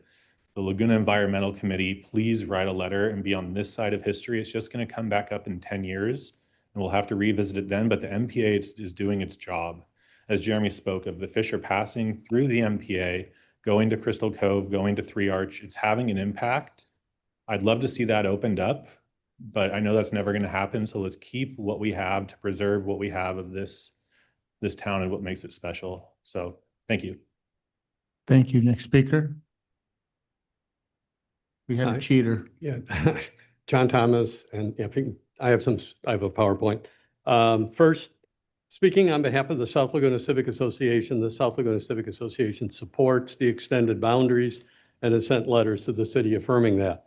Now, speaking for myself, first of all, I was shocked and disappointed to see the staff and environmental committee not supporting extension of the MPA. The environmental committee? What's more important to our environment than the ocean? Without going into great detail, I found the rationale as stated in the staff report deficient and subjective. Insufficient scientific basis? Really? That's so subjective. There are groups like the Ocean Defenders Alliance that have done extensive work on the negative impacts of some of the current local lobster fishing practices. And where is the compelling scientific basis for denying the expansion? In addition to the other reasons you've heard in favor of the extended boundaries, I want to talk about the positive impact that the extended boundaries could have on the gray whale mothers and calves returning north. It's very difficult to pick it out on that thing, but that is, those little tiny white dots are hundreds and hundreds of floats, attached to lines that go to the traps right on the southerly boundary. We live 2 houses north of the current southerly boundary of the MPA, which extends about 3 miles west. So we see this. What's happened over time, the MPA has been in effect. What's happened over time that the MPA has been in effect is that every year commercial lobster fishermen set more and more traps, lines, and floats, hugging the southern boundary until there are now hundreds stretching as far as the eye can see. This wall of lines from the trap to the surface creates a barrier which forces the mothers and the young away from the safety of the more shallow waters near shore and out into deeper waters where they are less safe. The proliferation of obstacles planted along the 3-mile-long southern boundary has changed the migration pattern of these vulnerable whales. That first slide shows a line of traps. If you forward to the second, third, fourth slide, just go ahead and go through them, please. The next photo show what we used to see years ago. Whales much closer to shore. That's Table Rock in the foreground. We seldom see that now. The configuration of the proposed southern boundary is much safer for the whales, and that the proposed southern boundary would be only about 1/3 the length of the current boundary, meaning that whales would not be forced as far out into deeper waters. This should result in a reduction in the barrier and less change in the migration pattern, meaning that the whales should be able to return to safer shallow waters much more quickly. As a bonus, this modification should result in a return of the thrill to residents and visitors of seeing these magnificent creatures pass by closer to shore. Last slide, please. And for the fishermen, the extension would enlarge the hatchery, creating more fish for them to catch when the fish venture out, hapless fish venture out of the MPA. Thanks. Thank you. Next speaker. Hi, my name is Colin Sweeney. I've been a resident of Three Arch Bay and Laguna Beach for about 32 years. I just want to let you guys know that I think you guys should try to kill this, send a letter to stop this petition because the science doesn't go with it. It just proves that it doesn't matter. And I'm reporting live from South Laguna. I go in the water, I dive every other day. So I know that it's flourishing. And I'm trying to protect our culture, our heritage, these kids' futures. I want to keep these kids busy fishing, building memories fishing. Like Jill said, we don't need kids scrolling on their phones more than they already are. And if you guys could just please kill that, send a letter, kill the petition. The science doesn't align with it. Let's just try to keep our last little area that we have. Thanks, that's it. Thank you. Next speaker. Hello, Council. My name is Bill Egan. I've been in this Southern California area since I was about 1.5. My father took me fishing at an early age. It's something that became a big part of my life. I was a lifeguard here in Laguna Beach for many years. Used to spear fish. Actually used to barbecue them right after work. It's something that's really intangible for the kids and the youth. I was really involved with the tragedy that happened in Laguna Lake with Mrs. Foley there getting involved, trying to get that lake back and healthy. I work in the fishing industry for the past 20 years. I run the largest fishing tournaments there is in the West. I work with the Department of Fish and Game hand in hand with all my events, all my tournaments. Fishing environments are sustainable only to a certain number. There's only so much room an environment can handle so many fish. So they're doing a good job with the MPL original closure, but closing it more just infringes on the rights of our youth to be able to get out there. The number one fact is the Department of Fish and Game does not side with it. The city should not side with it at all for more expansion. Thank you. Thank you. Next speaker. Hello, my name's George Hilliard. I am an avid lobster diver and spear fisherman. I'm coming to you today as for myself and the future of divers. Anyone who is opposed or for shutting this down or closing off the last little bit of this, I'll ask you, have you ever dove in at night and seen what's out on the reef? There's moray eels, there's Garibaldi fish, there's abalone. They've come back through the very high regulations of protection. And we have that here. We have the whole North Laguna as a protected area, and I really support that. Also, if I never went lobster diving, if lobster diving was closed off, I would have never seen that, and I never would have gotten to experience that. And I will say that that is as close to a spiritual experience as I get, is to be, the whole world is in your dive light. You see in nature. Yeah, we might grab a lobster or two, or have you ever tried to grab a lobster off the reef? They're fast. They're quick. Like, I'm not getting too many of them. You get to observe them in their natural environment. And on top of that, I'm just asking for myself and for future generations to get to experience that. Because if one of my friends didn't invite me lobster diving, I would have never been at night, in the middle of the night, in a thick wetsuit with a light in the ocean. That's, I don't see any recreational snorkelers out there in the middle of the night with a flashlight to see what's honestly out there. So the ability to lobster dive to spearfish opens the door to see the beauty in the nature. So please don't take that away. Thank you. Next speaker. Good evening, Council. My name is Kathy Yerka, and I'm here to ask you please to support the extension of the MPA.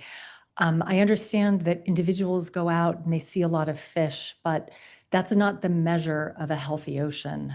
We know that the world's oceans are not healthy, and that what is important is ecosystems and not simply the count of specific species of fish.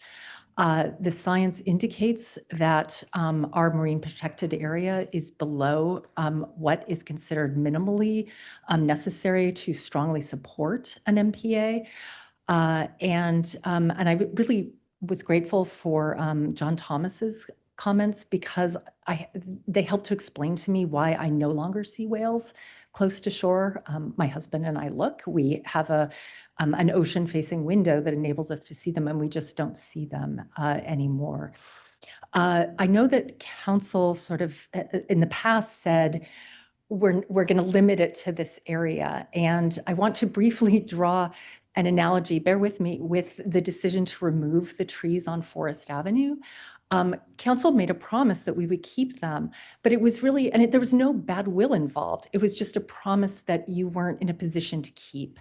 And I would argue that the same thing is true with the earlier limitations on the MPA. It's just the health of our oceans, the health of our ecosystems really justify an expansion, no matter what was said in the past about having a more limited area. So thank you. Thank you. Next speaker. Good evening. My name is Nancy Caruso, and I want to start by saying when we know better, we must do better. For over 100 years, we stood by as Orange County's coastline was degraded, sea otters were exterminated, abalone were overharvested, fish populations depleted, and kelp forests collapsed.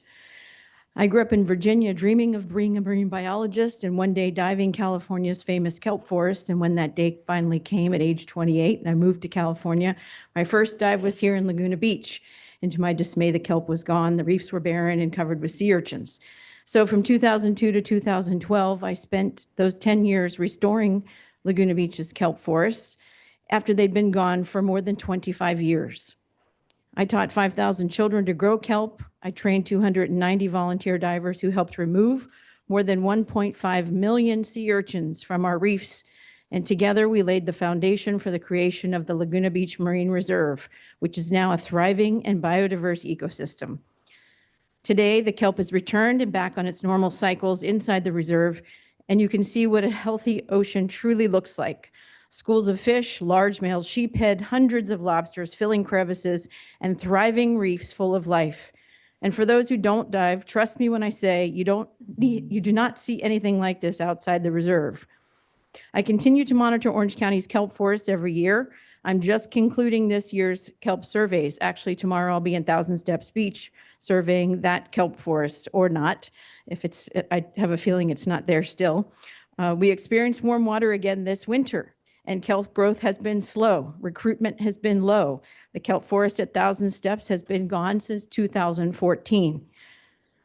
I'm still not sure why. There's no sea urchin barren, but in a paper just published in March of 2026 in Frontiers in Marine Science, they state that maintenance of kelp depends on top-down control, where predators regulate herbivore populations through consumptive and non-consumptive effects.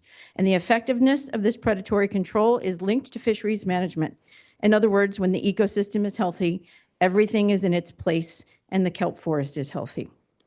After spending the last 24 years diving this coastline and witnessing firsthand the extraordinary recovery made possible only by marine protection, I cannot truly comprehend why everyone wouldn't want healthy kelp forests and vibrant marine life everywhere along our coast.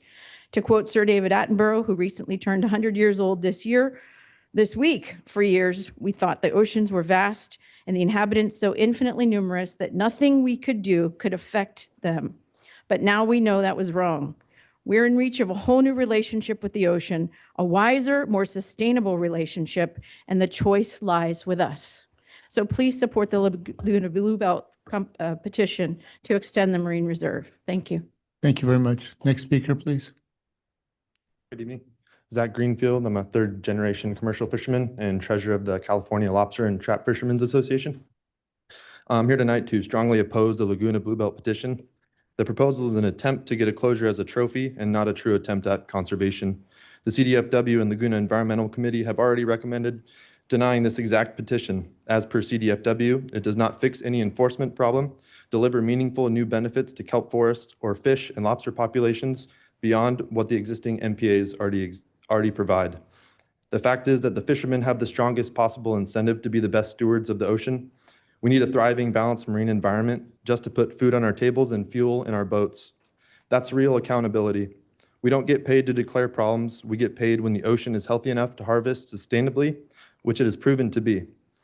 This is the opposite of what I call the environmental industrial complex, the web of nonprofits, NGOs, consultants, and grant-funded groups that too often grow bigger and receive more money by trying to create and fight problems that don't actually exist. Kicking the proverbial can down the road to your neighbor is not being a good steward. Fishermen operate differently. We are on the water before sunrise, reading the ocean like a book. We pass down generations of local ecological knowledge that no grant-funded study can replace. We are part of the science through direct and daily observation and interaction with the resource. The men and women who fish depend on sustainability for survival and are the ones with true skin in the game. We have adapted to the current MPA network, which arguably was never needed to begin with. What we need now is better enforcement of existing rules, not another layer of closures pushed by groups whose budgets grow when conflict continues. I respectfully urge Laguna Beach City Council to listen to the fishermen who live this every day and to respect the data from the 2022 Decatur Review, the Lobster Fishery Management Plan, and to oppose any further expansion of the Laguna Beach MPA. Let's keep our coastline balanced, protected where it needs to be, but open to the responsible, multi-generational stewards who are here long before elites with millions and their environmental fantasies to keep us from sustaining ourselves through the ocean. Thank you very much. Can I ask you to leave your contact information with Anne Marie? I'd like to talk to you at a later time. Thank Yes, you. sir. Next speaker. Hi, my name is Tori Mena, and I want to start by saying I'm not new to this conversation. 17 years ago, when the Marine Life Protection Act process first came to Laguna, I stood at this podium and spoke about what these waters mean to me. I was invested then, and I'm invested now. I'm here tonight because I believe extending the no-take zone to include the rest of South Laguna would break faith with previous compromises without delivering the benefits its proponents claim. This petition undermines the process that got us here. The 2012 boundaries weren't drawn on a whim.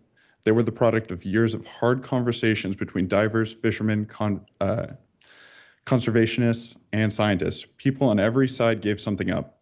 Reopening that deal unilaterally, outside of any identified management failure, tells future stakeholders that compromise in this city isn't durable. That has consequences far beyond Laguna. If we want to be stewards, let's talk about increasing the minimum size limit. Lastly, this would harm real people. Dana Wharf Sport Fishing, the lobster fleet, Fish for Life, they're our neighbors, and they've already adapted to a 10-mile closure that was only supposed to last 10 years, to which we are 17 years into. Pushing everyone further south doesn't protect the ocean. It just concentrates pressure onto fewer reefs and shuts people out of waters they've fished for generations. I love this coastline. I've watched it my entire life. My dad took me spearfishing as soon as I could understand how to snorkel, and I wouldn't trade that memory for anything. I respectfully ask for you to write in opposition of expanding the MPA. Thank you. Thank you. Next speaker. Hi, good afternoon. My name is Michelle Brislin. I'm an IB Marine Science teacher at San Clemente High School. I'm a board member of the San Onofre Parks Foundation, American Cetacean Society Naturalist. I work for Dana Wharf on whale watching boats, an advocate for shallow water blackout. My late husband passed away here at Heisler Park right before it became an MPA. I was very excited about the MPA, and I know, well, I'll talk about stuff that I've seen in this my presentation here. Kelp forests are some of the most important ecosystems on our coast. Erica Zavaleta, who's the Fish and Wildlife Commissioner, these are her words from an instructional video that I use for teaching about kelp forests. She explained that kelp forests are incredibly productive ecosystems. They support the beaches, provide habitat for fish and invertebrates. They sustain a complex food web. According to Zavaleta, without kelp, these rich ecosystems collapse into low diversity urchin barrens that are structurally simple and far less productive. She also reminds us that sea otters played a critical role in maintaining this balance. Historically, sea otters ran all the way down our coastline, all the way to Baja. So Southern California was a great space for them. In order for them to move down the coastline, they need to have kelp. They help to control the urchins and other grazers on the kelp. They have very little fat, so they must move. They must eat a quarter of their weight daily. And in Point Conception, they used to be removed by Fish and Wildlife for quite some time, so they should be in our waters. Another hit that we are feeling as loss of a keystone species like the sea otter is going to be the sea star wasting disease. That occurred in 2013. So linking to warm oceans, climate change devastated the sunflower sea star, which is a huge predator of the sea urchin. University of Washington article this past year just wrote that it's still in recovery. Additionally, lobsters are harvested in some of the marine protected area in line to boundary, that is a no-take, along the no-take of the MPA here. Lobsters are also predators of urchins. Like many, it is very confusing of where the actual no-take and the some take is. Lastly, entanglement. We know that kelping occurs by humpback whales. They are one of the most entangled of all of the whales that come down our coastline. So they like to go into the kelp. They get entrapped by lobsters and crab pots. And we also have gray whales that use the kelp in order to protect their young as they make their way back up to the Chukchi Sea, 6,000 migration.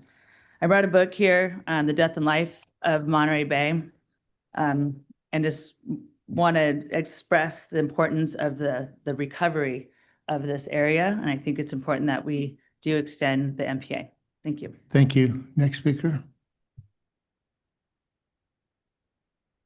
Hello, my name is Adelaide Brislin, and I'm 20 years old, and I've lived in South Orange County for my entire life.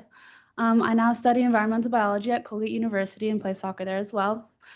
Throughout my studies and my time living here, I've really experienced the importance of a healthy ocean ecosystem, not only for biodiversity and ecological health, but also for our coastal erosion.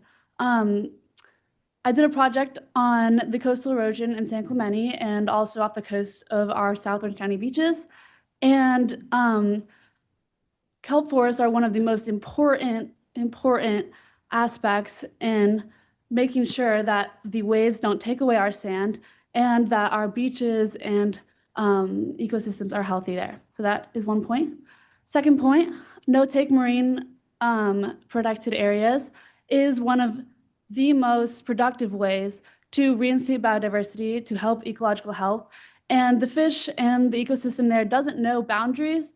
So therefore, that no-take zone affects the entire coastline up and down, and as well as the fisheries, and as well as the experiences of people living here and visiting, for they can firsthand experience how beautiful Laguna Beach is for its protected areas and also for its water quality and its amazing overall environmental experience. Thank you. Thank you. Next speaker. Good evening. My name is Tay Burgess. I was born and raised here, been here for over 60 years. I've seen the oceans change in many ways here. I believe that one of the main things you guys are getting confused here is Laguna Beach is intercoastal waters. Intercoastal waters and pelagic species are two different things. What we target as a sport fisherman is our intercoastal waters. 99% of those things, of those fish, are catch and release, which absolutely harms nothing. To close that down, these systems, to the families and people that do this, my only question is why? Why would you want to do this? It's a tradition since way before we were around, and it's something that comes with, with everything, at least in my life. The other thing I'd like to say is, there's many ways to go about this, which I know that you guys don't have much handle in. It's with the Fish and Wildlife. There could be slot cutting where you close down 2 miles, open 2 miles, close down, 3, open 4, so it rotates around. Would probably be one of the best ideas, I think. That way things really over-integrate. But to get rid of sport fishing, the only commercial fishing within 3 miles of the coastline is lobster fishing. I mean, if you do that, that's going to absolutely damage so many lives and people that work in that industry. Sport fishers, which fish within 3 miles of the coast, I can tell you hands down, catch and release most of their fish. At least my group does. And I'm the founder and president of South Laguna Rod and Gun Club, and I take over 150 people fishing every year. Unless it's a pelagic experience, I strongly suggest my group release them for future use. So please consider not closing down Laguna Beach. And in fact, maybe follow the international law. Have anybody on the council heard of the 30-30 law? Okay, trying to shut down 30% of the coastline and hunting habitats by the year 30-30. Go for it. Why don't we all join that same thing? Then I can fish 70% and I'd be happy.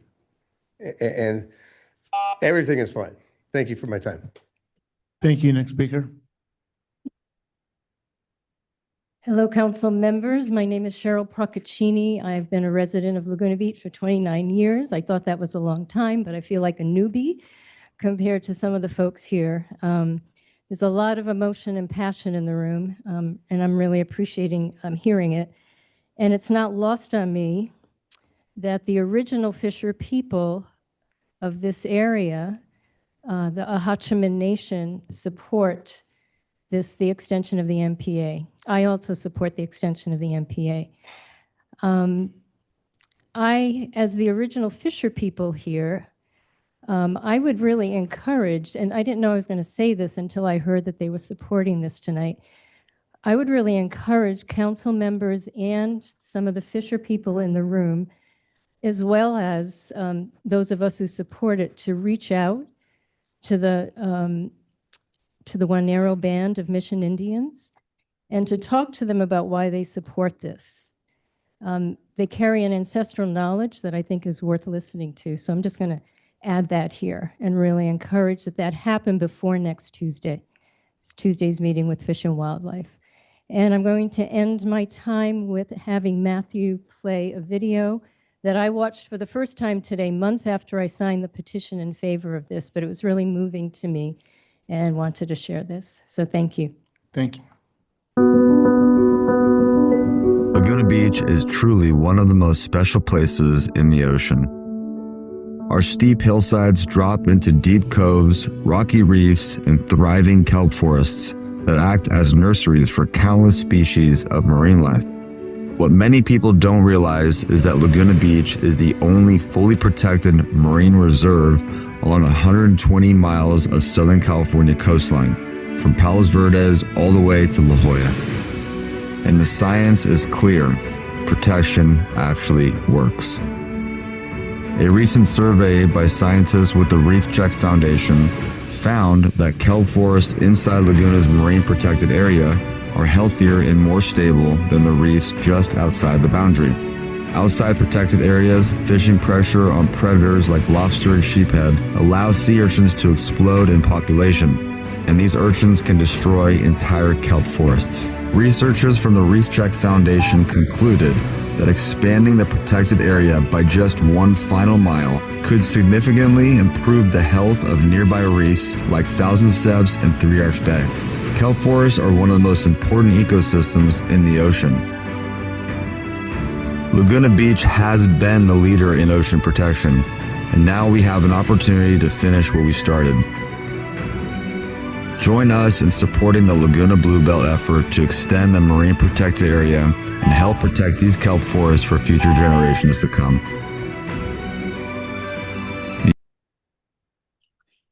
Thank you. Next speaker. That was non-sequence that I was going to walk up after my video. My name is Jordan Manning, and I'm an underwater videographer and conservationist.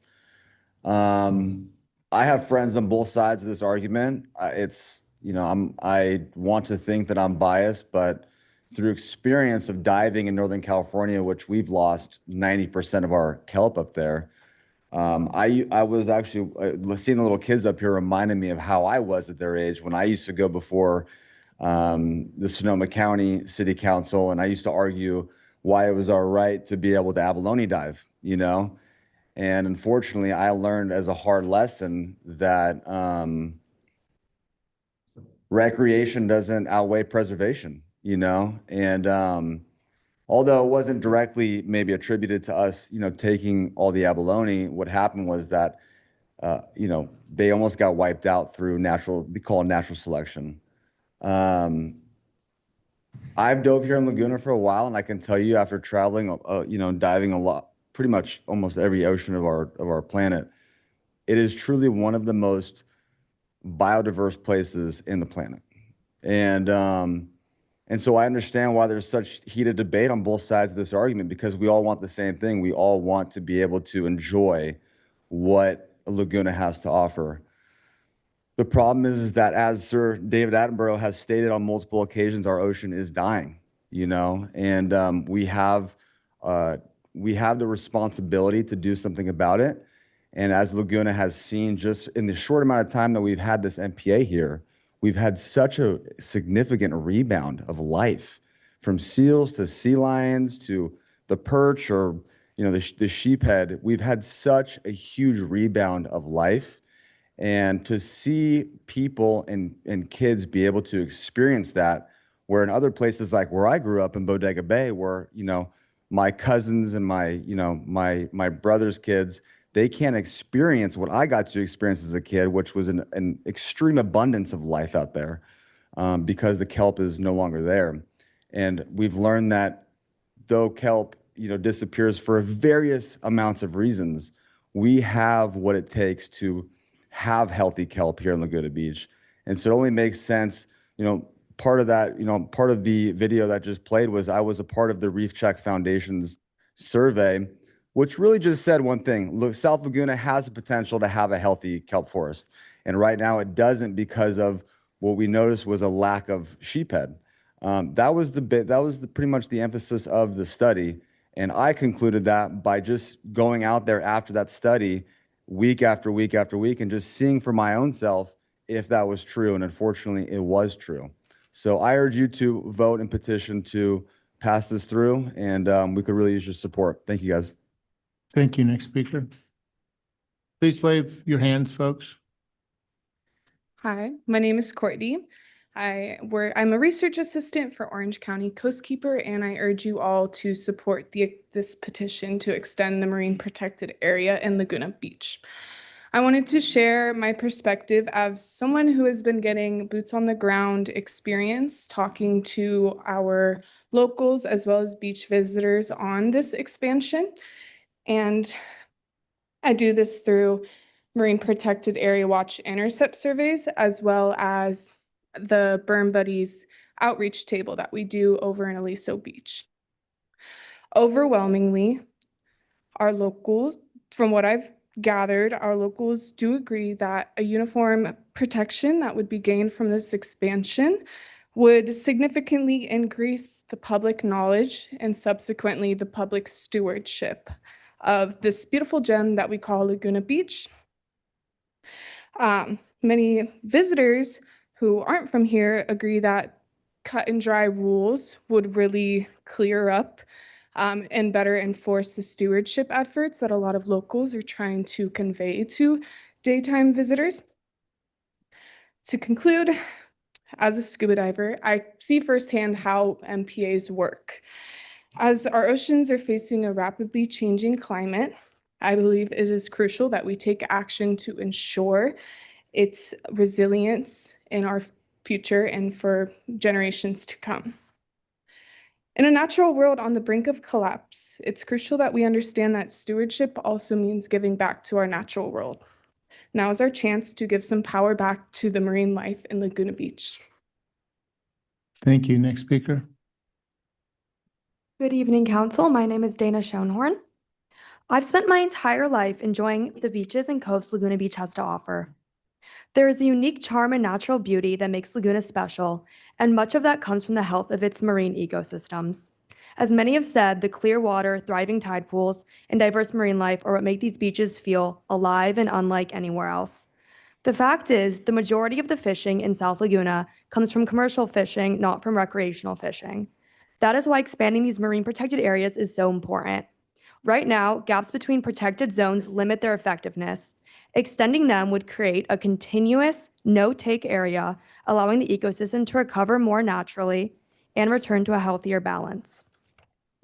As these ecosystems recover, fish populations become stronger and more sustainable. These populations often spill over into surrounding waters outside the protected areas, increasing the number of fish in those areas that still allow fishing. In this way, marine protected areas don't just restrict the use of the ocean, but help create a healthier, more sustainable coastline for everyone.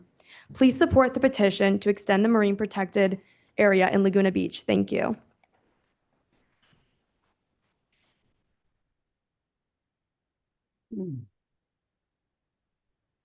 Hi, I'm Dan Wacholder, lifelong resident, Laguna Beach, was raised on Thousand Steps Beach. I've been closely connected with the coastline for over 40 years. I'm a strong supporter of the current Laguna Beach MPA. I've witnessed the before and after, and its positive impact is clear. The strategy of creating an alternating network of protected and open areas, I believe, is incredibly sound. I've also known several generations of ocean-minded people, and among this group, fishermen make up a large percentage of the most knowledgeable, conservation-minded, and in touch with nature members.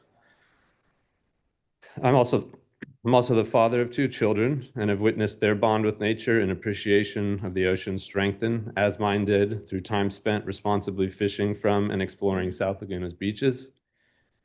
We cannot hide from the reality that we are a part of nature and all of our actions affect our environment.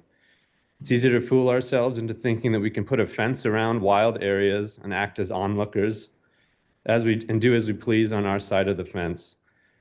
However, true environmental stewardship requires us to recognize that we are not just observers, but actors in nature with a personal stake. Fishing forces us into the actor role and brings us face to face with realities that modern life allows us to largely ignore. That eating is often linked to an animal's death, that certain foods cannot be safely eaten because of environmental pollution, that resources are not unlimited, that sustainability requires rules and responsible choices. These realizations can lead to a lifetime of better choices with an immense positive environmental impact.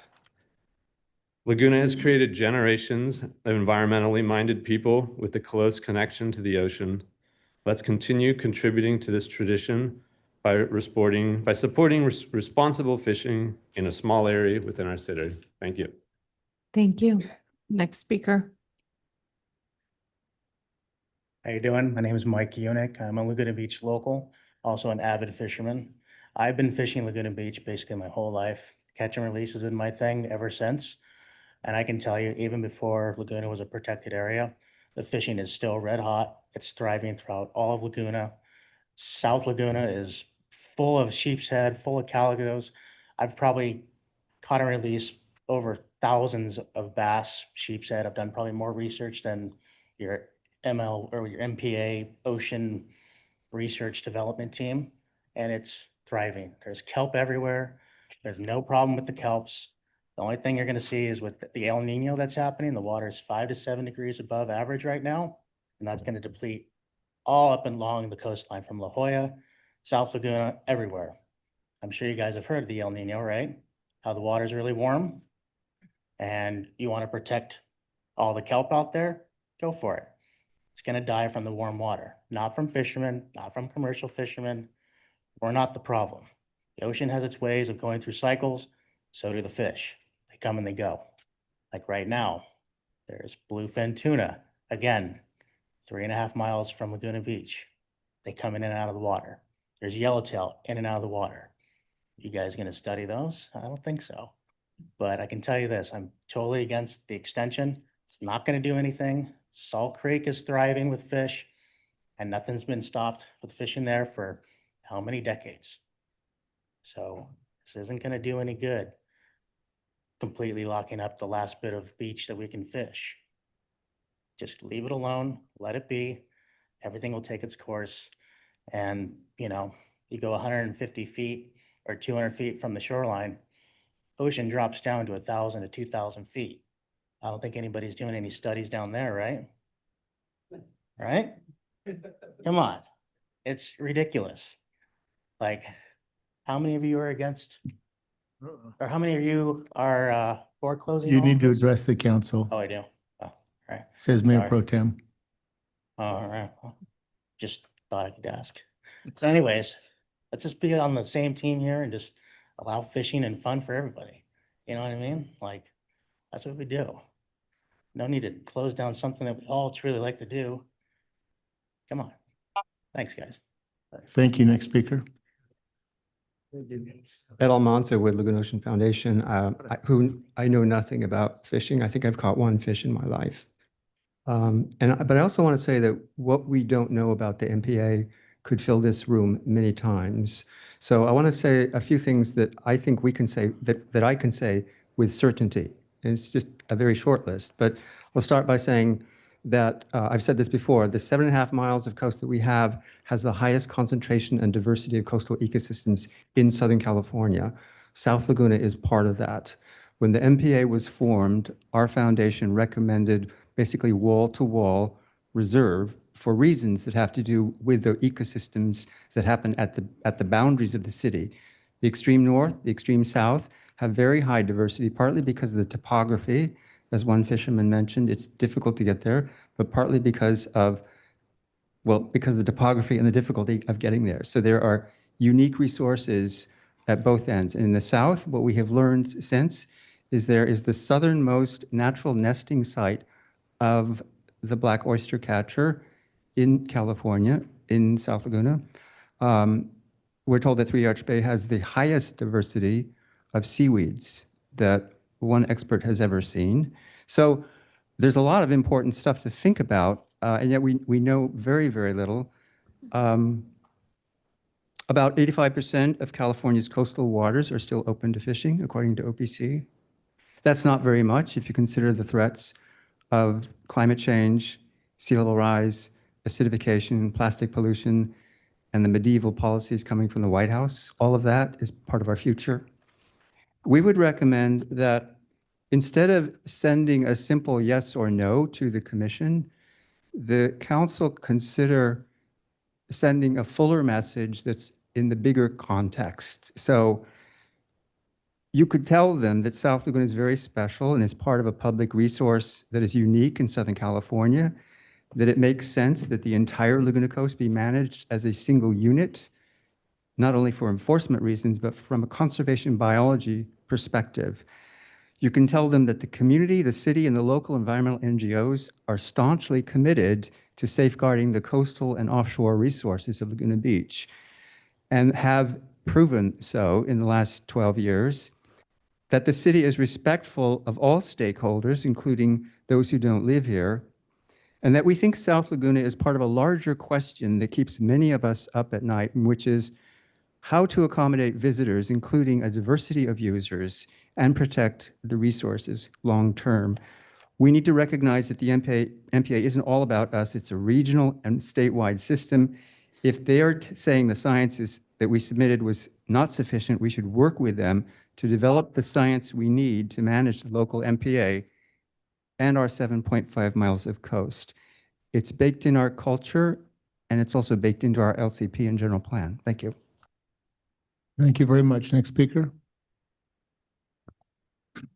I have a lot of respect for what Ed just said, and I appreciate the thoughts that go into what he said. And I just want to say, we really don't have a choice. Just the way we don't have a choice to throw away our tiny little pieces of plastic into a recycle bin. We don't have a choice. We've ruined a lot of stuff, all of us. And I appreciate the loss of tradition. I appreciate the loss of not being able to fish. I used to love to fish as a kid. We have to protect it. We just have to protect it. That's all.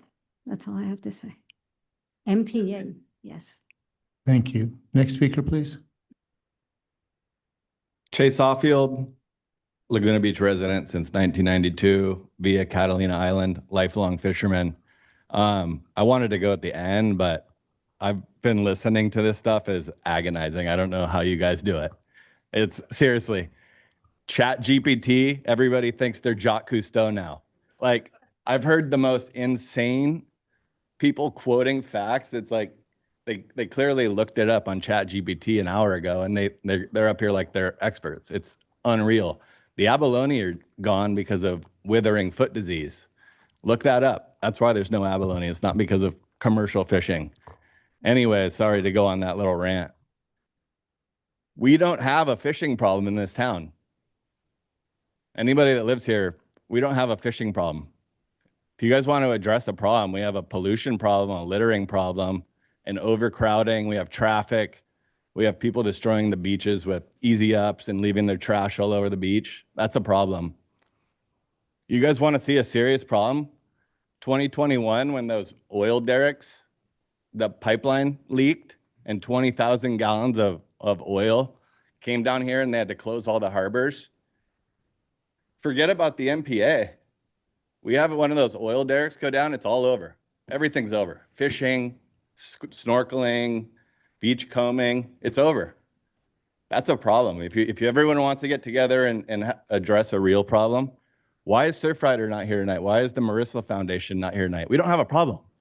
We have bigger problems. If you guys want to find problems, this is ridiculous. The Environmental Committee voted 6-1. My request is that you guys vote unanimously tonight to deny the petition and send a letter to the next meeting that the city does not support the petition. It's very simple. We do not have a fishing problem in town. We have dude, there's so many rad black and white photos of the lifeguards with lobsters and stuff from the olden days. Last thing I want to tell a quick story.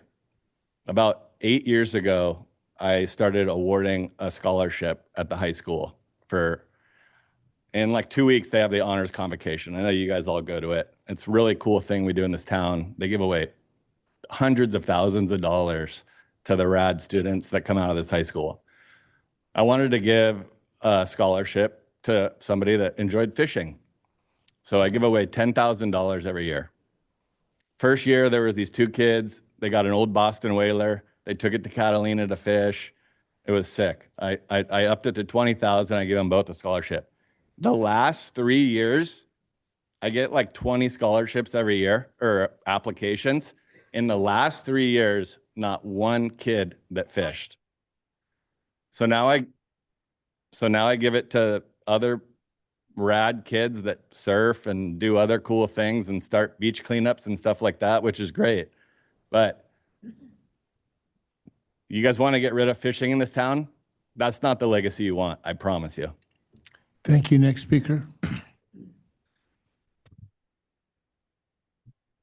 Another evening of profound and interesting testimony. It's always an education to listen to it.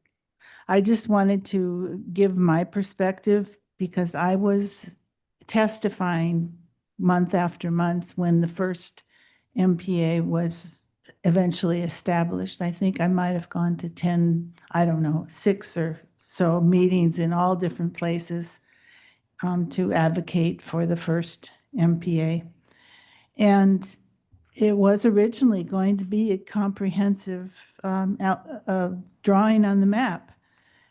You shouldn't assume that this drawing that is there now was somehow scientifically established based on any kind of data. I mean, we knew that Laguna Beach topography and geology is unique. So, and that geology starts at Abalone Knoll and goes all the way to Three Arch Bay. Once you're south of that, the last part of San Onofre Breccia is Dana Point Headlands, but it doesn't really have the same impact under the water that the San Onofre Breccia and the other rock formations have in the rest of the city. So the natural boundary would have been that. But because of the South Coast Water District and SACWA and the outfall at Aliso Beach, that's why that line is there. That's why they stopped the reserve. It's because SACWA was afraid that if they could somehow have their outfall disrupted by an environmental objection if that was within the MPA. So, and the square shape is also not science. It's just what they determined would be easier to enforce because people's GIS systems in their boats could understand this line. So I would not take that formation of that map as gospel. It is just an arbitrary line. And, you know, the reason it doesn't go to all the way to Three Arch Bay is because of that sewer line. So I urge you to reconsider that boundary based on the topography, based on the character of our landscape, which is the same along that coast. It doesn't stop where that line stops. Did you get my picture? Oh, okay, I'm sorry. All right, thank you so much. Thank you. Next speaker. Good evening, Mayor. Good evening, Council. My name is Tom Lamb. There's a lot been said. I don't need to repeat it. I'm in support of the expansion of this total thing. We haven't protected anything here in this town of open space. We're constantly protecting it. And we have to complete this project.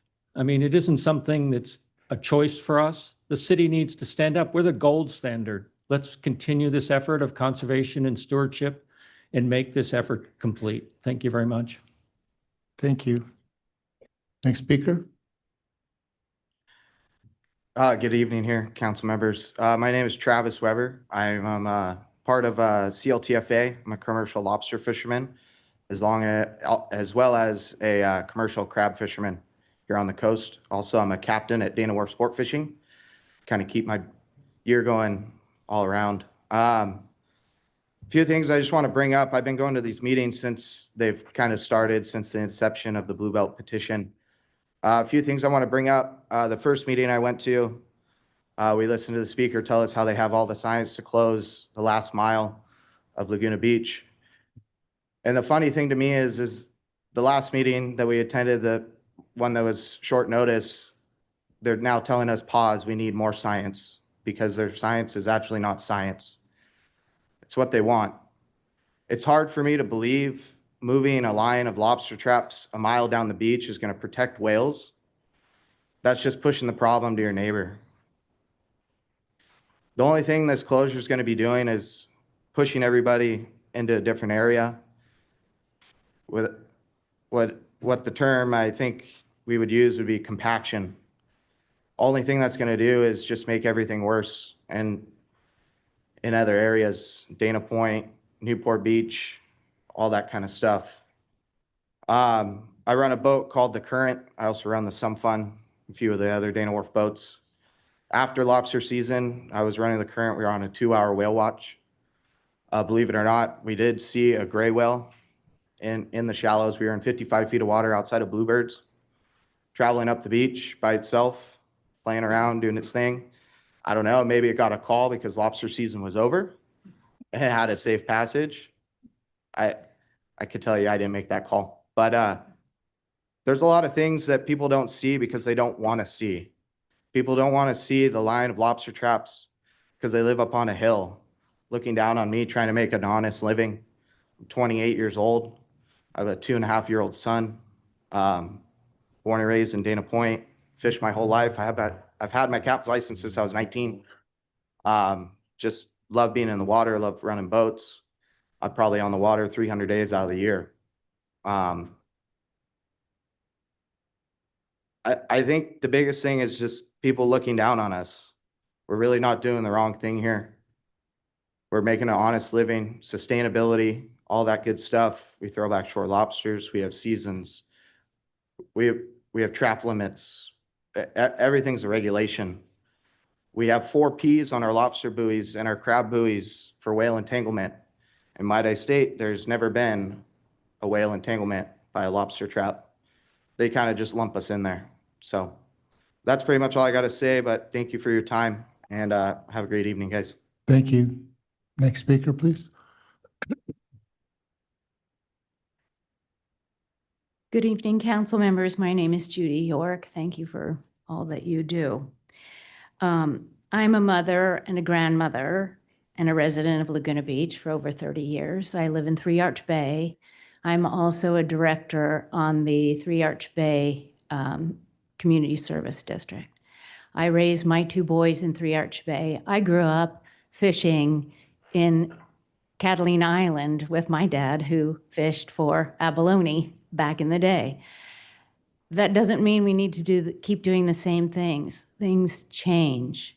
When I raised my boys who grew up in Three Arch Bay, we snorkel there all the time, at least we used to, when there were kelp beds and fish, and they took pictures. You don't need to kill the fish to see the fish. You can take pictures.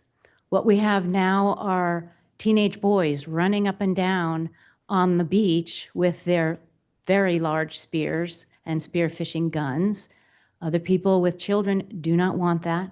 They catch fish, they bring them onto the beach, and then torment the fish and torture the fish and stab them and show the other children how bloody they are.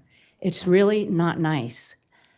There are no people who are fishing in Three Arch Bay that need to eat those fish. They are not subsistence fishermen.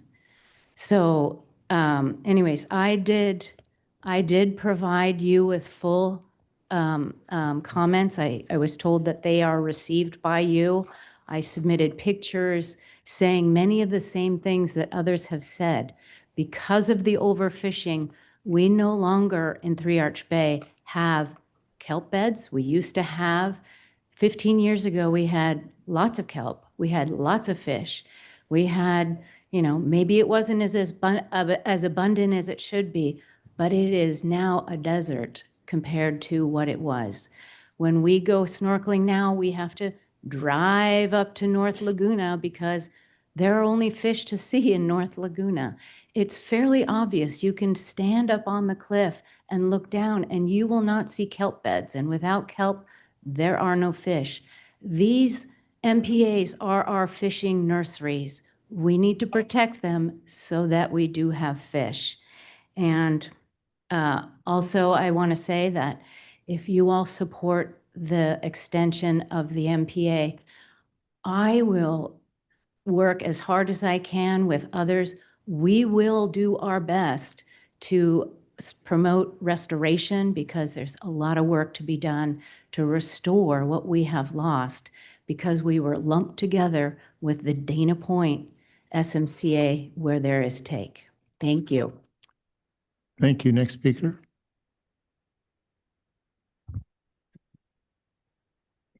Council members, my name is Jack Likens, and I'm a resident of South Laguna. I'm a marine environmentalist, an underwater photographer. I'm a certified reef check diver doing surveys. I'm a ex-Laguna Beach lifeguard in the early 1960s. And I've seen firsthand how the marine environment has deteriorated. And I see people on both sides of this discussion, good people, all want the same thing. They want a healthy marine environment, as do I. And I think you do too. The question is, what do you do to get a healthy marine environment? MPAs basically only regulate fishing. Yeah, you could expand them for tide pools and things like that, but they do not stop what I think is the real cause of the degradation of the marine environment, not just in Laguna, but up and down the coast. And that is pollution and climate change. I know those are expensive things to fix and not very politically correct to tell people you've got to spend more money to correct these things. But if you really want to correct those things, you have to fix that. I've worked with the Fish and Game Commission, the Department of Fish and Wildlife for over 20 years. I lived on the North Coast and helped establish the marine protected areas on the North Coast in 2010.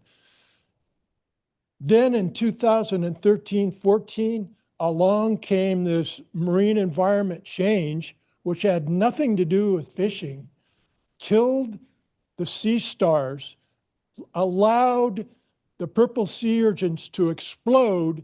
They ate the kelp down to nothing, and now there's only about 5%, I think it is, of kelp remaining on the North Coast. And it has nothing at all to do with fishing. Why did the sea stars die? I don't know. My guess is runoff from pollution.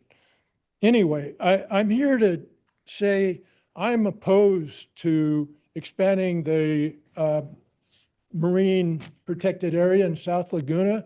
It's the only remaining fishing place there is. And I grew up fishing. I don't fish anymore. I just do underwater photography.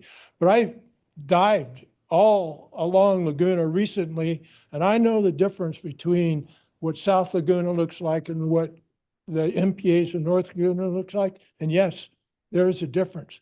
But why? It's not fishing. Thank you. Thank you. Next speaker. Thanks for raising your hand, you guys. Hi, my name is Justin Boschnack. I live on West Street in South Laguna, and I've lived in the village. I've moved to South Laguna. I love South Laguna, and I just wanted to offer some perspective in that my son, who just graduated from University of Miami and had all his friendships and all his memories in Laguna Beach High School, they used to go spearfishing and they used to go down to Thousand Steps, and it's just another activity that that these kids bond with. It's whether they go to a pump track or whether they go fishing or whether they go diving. If I want to go diving, I go in North Laguna. If I want to go fishing, I go to South Laguna. And I think one of the things that makes Laguna special is the diversity of all the different towns, the diversity of where you go for different activities. And I think you just have to ask yourself if you want to take this activity away for parents and their kids and the experiences that they have. Both sides are not wrong. That's what makes it tough, right? If someone's not going to fish in a place for many years, obviously it's going to have a material impact. But life is all about balance, and managing that balance is sometimes difficult. But I would be opposed to expanding the protection and allowing people to continue to fish, because look, all the historic people in Laguna want to live life like we did in the 1800s. They never had any issues fishing. No one told them not to fish. So why should we? I mean, everyone talks about protecting the fish and the trees, but nobody wants to protect the people and their families and the community. And we're only here for a short time on Earth, so why take that away? So I think that's a real decision, is both sides are not wrong, but do you want to take this experience away for kids? So when they move back here and their kids, they can't do what their parents did. So I think for me, that's what it boils down to. Thank you. Thank you. Next speaker. Hi, my name is Troy McDonald. I've lived in Laguna my whole life, and I'm an avid freediver, underwater photographer, videographer, and I've firsthand seen the effects of the MPA in place. I was in high school before it took place, and I remember seeing the guys with lobster traps out there at Dahlia and all around Laguna, and just really noticing the difference. When it started, the MPA started, I was pretty young, and I was kind of like, oh, against them doing that, but then seeing it and growing up with it in place, I've seen the effectiveness of it, and it's been phenomenal. There's so much marine life and animals that I didn't even know we really had, in big numbers, large numbers of them. The fishing is not a problem. Our oceans are thriving, our marine areas are thriving. I've seen it firsthand. I'm in the ocean every day. And the real question is, why are we even talking about this? If the research has shown there's not an issue and the experts are saying the data, we don't need it, everything's fine. And if you take it from the people that are seeing it and researching it, experiencing it day by day, every day, the locals, the real fishermen that are out there, they're telling you how it is. The people that are up here giving you stats and numbers from, like he said, ChatGPT or whatever they look up and they're an expert, they're not the people in the ocean. They don't really know. They see what they're looking up on their phone, but the reality is, until you put your head in there and go look for yourself, I mean, it's doing pretty good. That's the best way to get a feel of how we're doing. And until you do that, I mean, you're missing out. It's pretty spectacular, and I encourage you all to get underwater. Thank you. Thank you. Next speaker.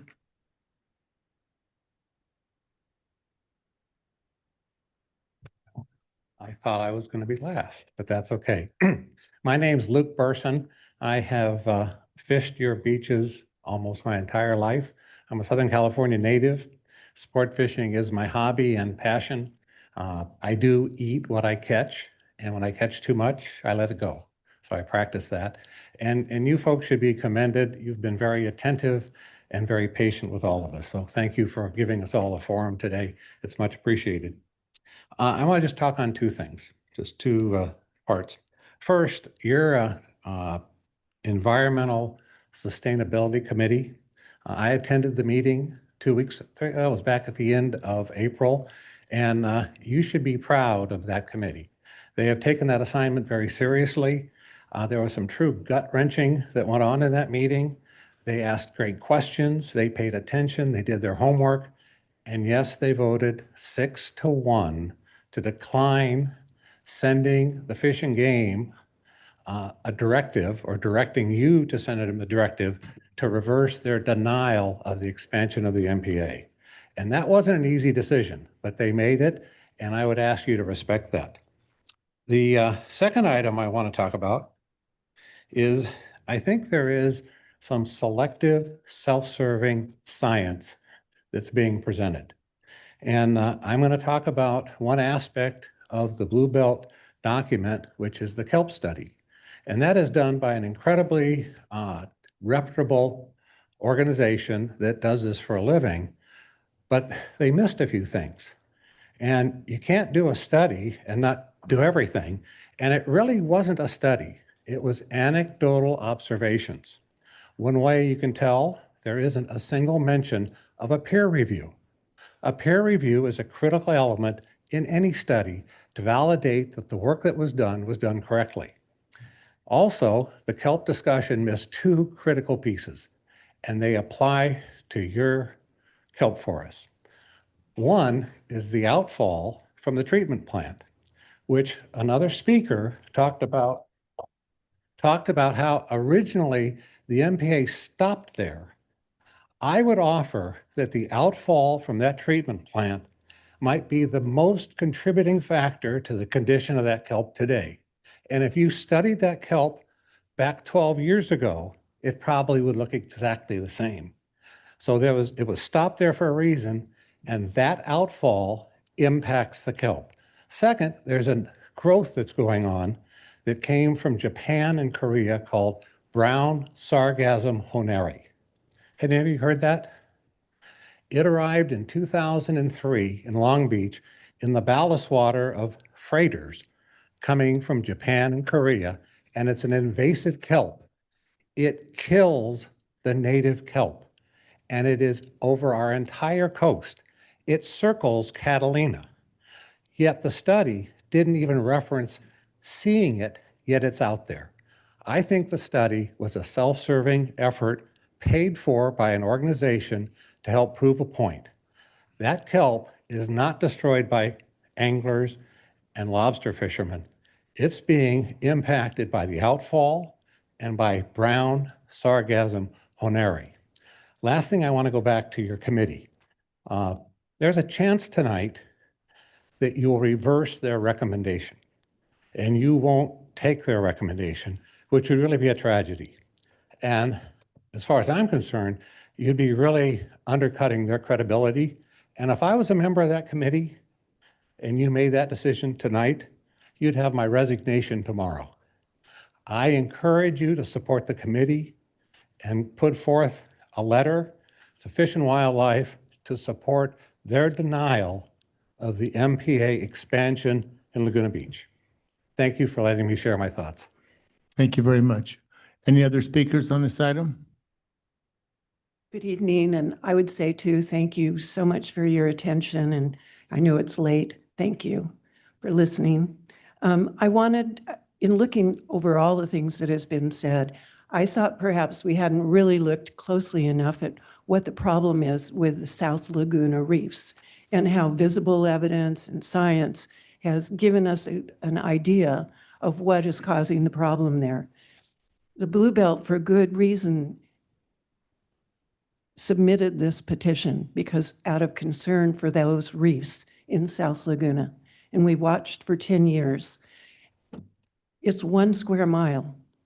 And there is fishing that would be allowed at Strands, in Salt Creek, in North.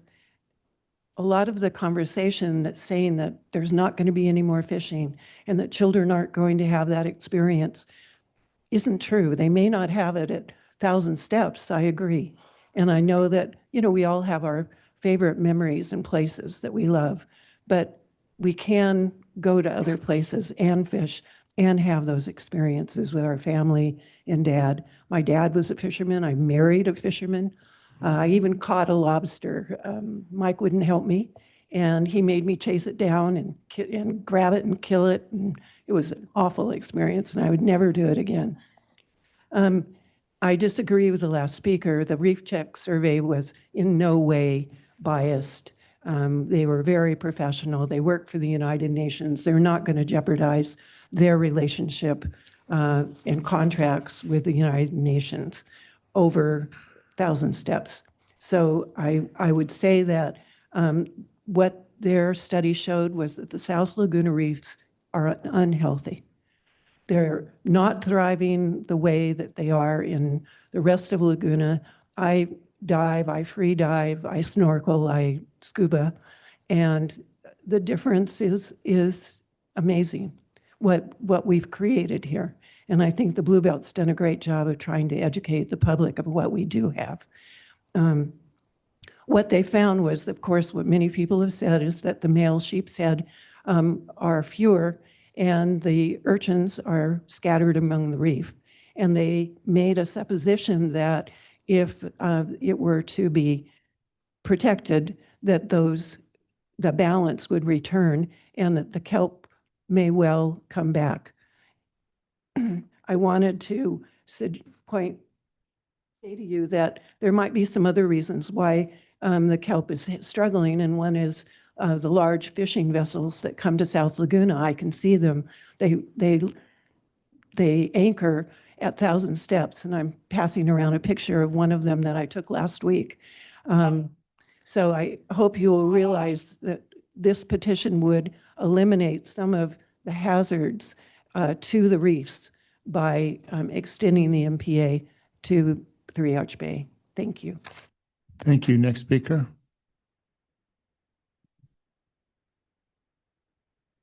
Good evening. My name is Roger Healy. I was born in Laguna Beach, raised here my entire life until the fires. And thank you for acknowledging Ken Frank. He was a great neighbor and very instrumental in helping us rebuild after the fire, and kind of broke my heart when you guys started talking about him. But anyways, I was born here. I fished here my entire life. I became a commercial fisherman after I graduated from Laguna Beach High School. Our younger generation is up here speaking now. They're doing a better job than I ever did doing it. I served as the president of the statewide association of all commercial trapping for almost 2 decades. During that time, we worked on a fishery management plan to ensure the sustainability of our lobster fishery, which included all the habitat effects and the bycatch that we do or do not catch, and how little that there is of it. Since I started fishing, as you guys all are familiar, we had refuges in Laguna Beach in the 68, 71 time period. Heisler's Park was a closed area. It was always a biosphere area that was protected. After the subsequent new network of MPAs in 2012, it devastated our commercial fisheries in Laguna Beach, or Dana Point and Newport. We lost over half of our commercial fishing fleet out of Dana Point and about 2/3 out of Newport Beach. The only 3 species we're allowed to harvest from Dana Point to Newport is basically urchin, lobster, and squid. And as you guys all know, it's pretty primarily lobsters. I am an urchin guy. I'll dive there if the biomass is good enough and the quality is good enough that it's commercially valuable. But there's just not currently right now. When there is, I'll be there harvesting it. You've probably seen my boats there. The MPAs, everyone's expanding the MPAs. We have MPAs. They protect all the tide lines. They protect out way further than they ever did before. We lost our ability commercially to fish rock crab, dive for marine aquarium collector species, and all the other things that we used to do there, hook and line fish and everything else. So I would hope that Dana Point wrote a letter, Christine Foley wrote a letter.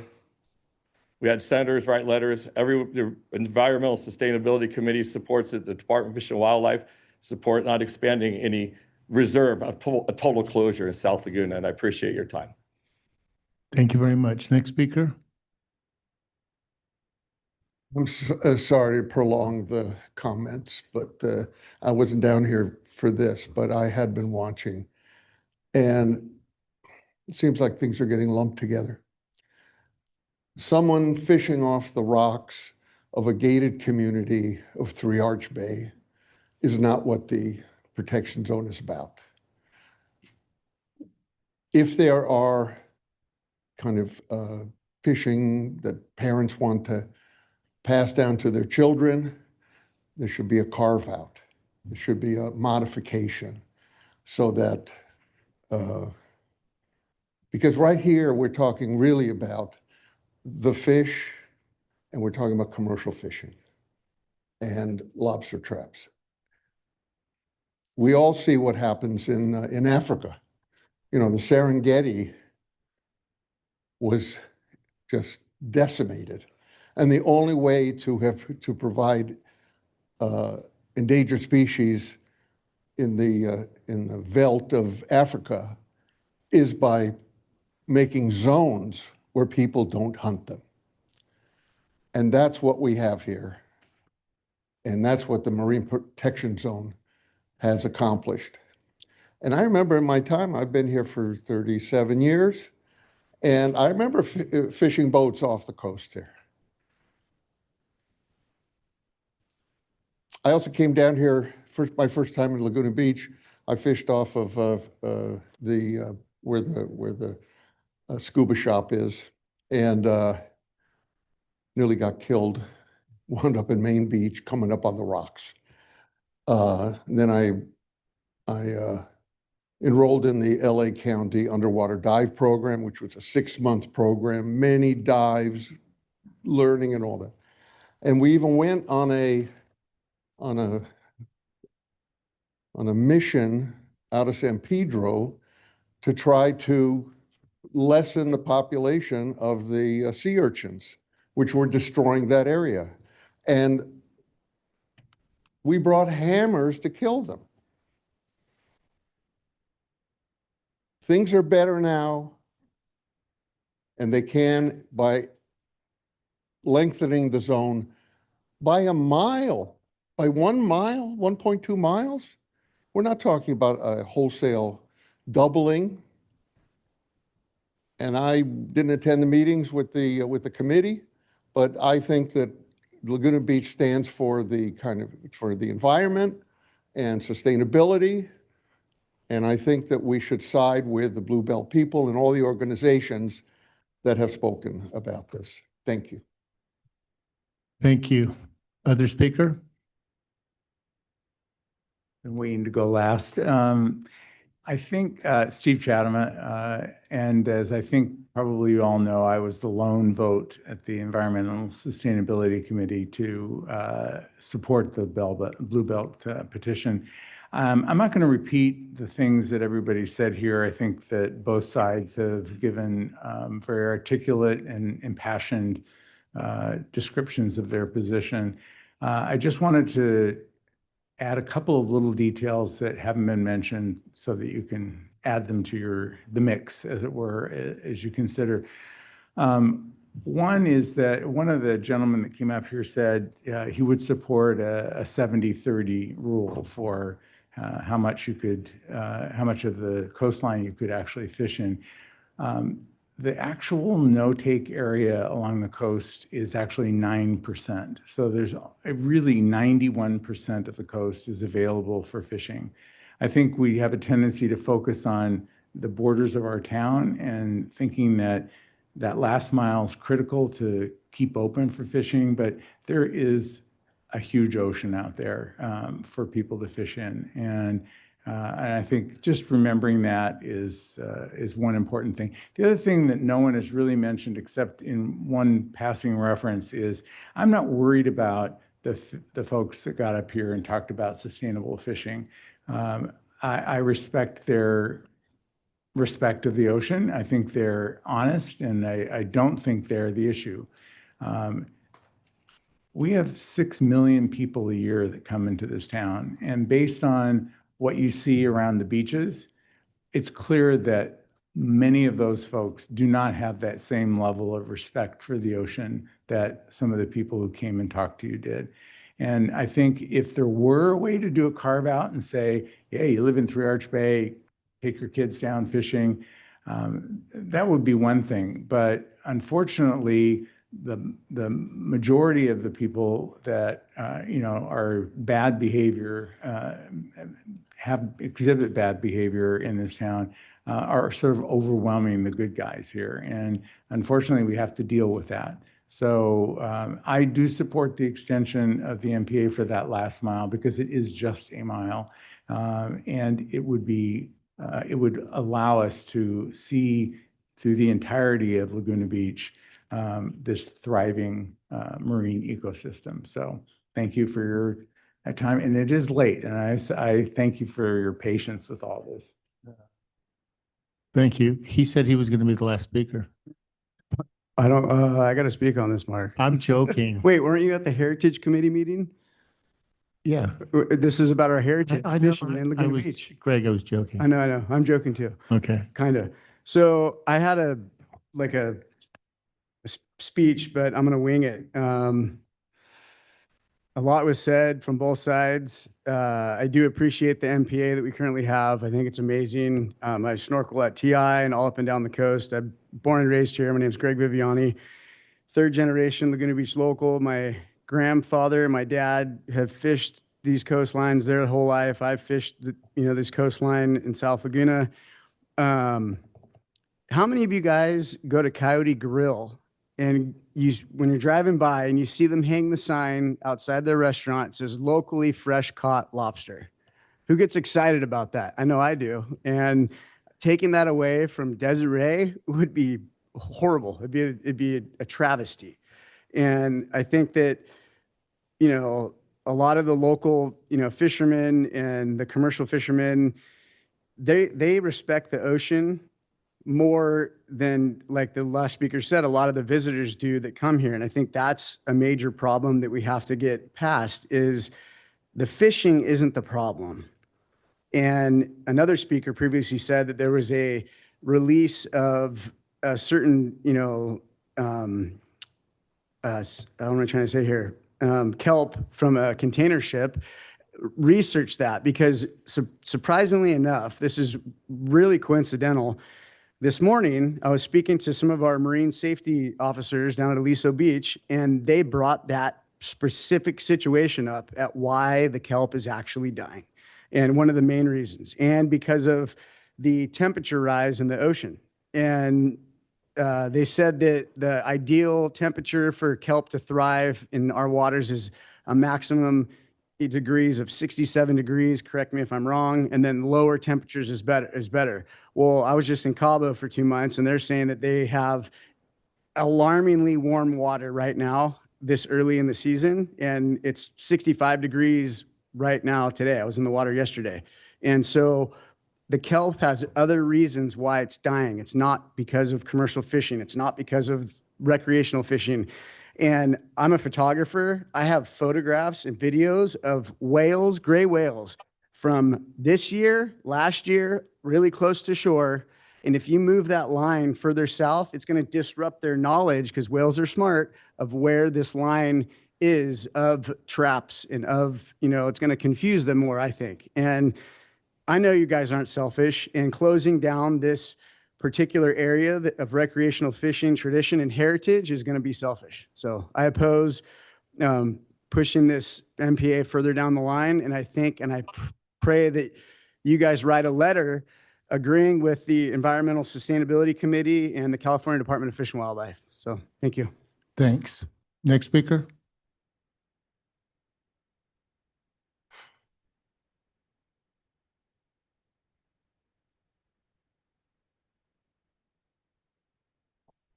Good evening, council members. My name is Ray Heimstra. I'm the Associate Director at Orange County Coastkeeper.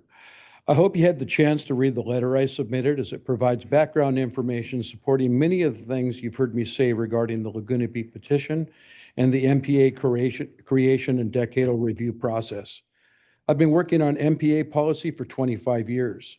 Since I attended my first state-sponsored stakeholder meeting in 2001. And I was a member of the South Coast Stakeholder Group that created the recommendations for the current MPAs. I've also been fishing for 58 years. So I remember what fishing was like before many of the people in this room were born, and how it is now. Over time, our ocean has been drastically depleted. While ocean cycles and climate change have been part of that, overfishing is a reality that has required dramatic steps to move us towards sustainability. We all love the ocean and want to conserve it, but regulations and marine protected areas are a necessity to make that happen. The existing set of marine protected areas are a good start, but the minimum should not be the maximum we aim for. Our MPA network was never intended to stay static. In the first stakeholder process, there was never any agreement, just an end to the process. In fact, some of the fishing stakeholders even sued the Fish and Game Commission to stop it. Imagine if that had been successful. Now that the time has come to make adjustments, there are proposals by the fishing community to open up fishing and proposals to expand marine protected areas. One thing is the same in the past, an unwillingness to negotiate or compromise by fishing interests. The stand has been not 1 inch. Now is your time to make a decision. Unfortunately, there are many errors and no science in the DFW evaluation. They even say so regarding economic impacts. The best available and only science is the Reef Check study, and its results are clear. Tonight, you'll be making a political decision based on your best judgment. The real question is, do you support protecting all of Laguna Beach or not? I hope the answer is yes. Thank you. Thank you very much. Any other speakers on this issue? Last chance. Okay, I'm going to close public comments and bring it back to council. What's that? Thank you all for coming. We're going to go home. Good to go.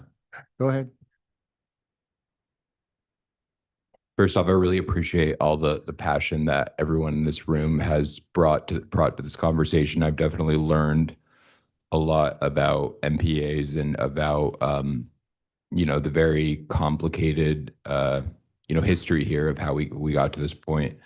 I think I wanted to as I begin my remarks, I want to also reflect on the idea that Laguna Beach is a place where we really are environmental leaders, and that legacy is really important to me as we think about our past, but also our future. You know, I'm a big supporter of the existing Blue Belt and our Green Belt. That's what makes Laguna Beach such a special place. And I look forward to being part of, you know, future environmental leadership, you know, as a city in Orange County. My initial take on this whole item was that, you know, the MPA was really a product of compromise. There were many meetings.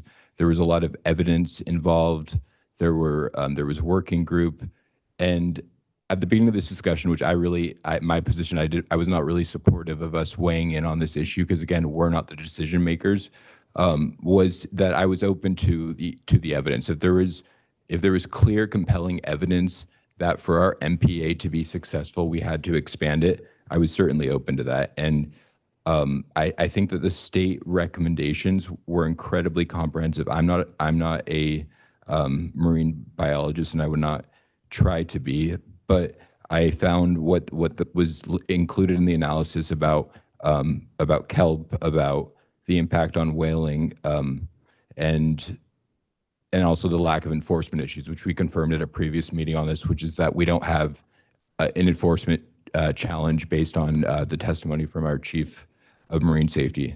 I also really respect our environmental sustainability committee. One of the hardest challenges that we have on city council is appointing people to city committees because we have such a talented group of people who are willing to apply, and our environmental committee is no exception to that. I thought that their decision was incredibly thoughtful.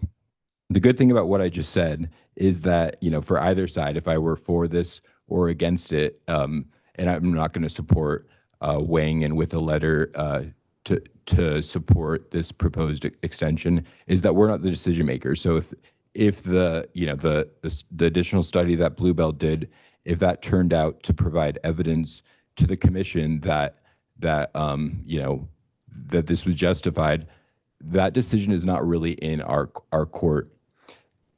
I also want to point out that, again, we're not the decision maker, but there are a lot of regional challenges that regional, national, global challenges that we cannot unilaterally control. Sometimes I wish we could. We can't, we have an administration in Washington that wants to bring offshore drilling back to the California coast. And that, as one of the speakers pointed out, is one of the biggest threats to our ocean. I mean, the Huntington Beach oil spill was devastating.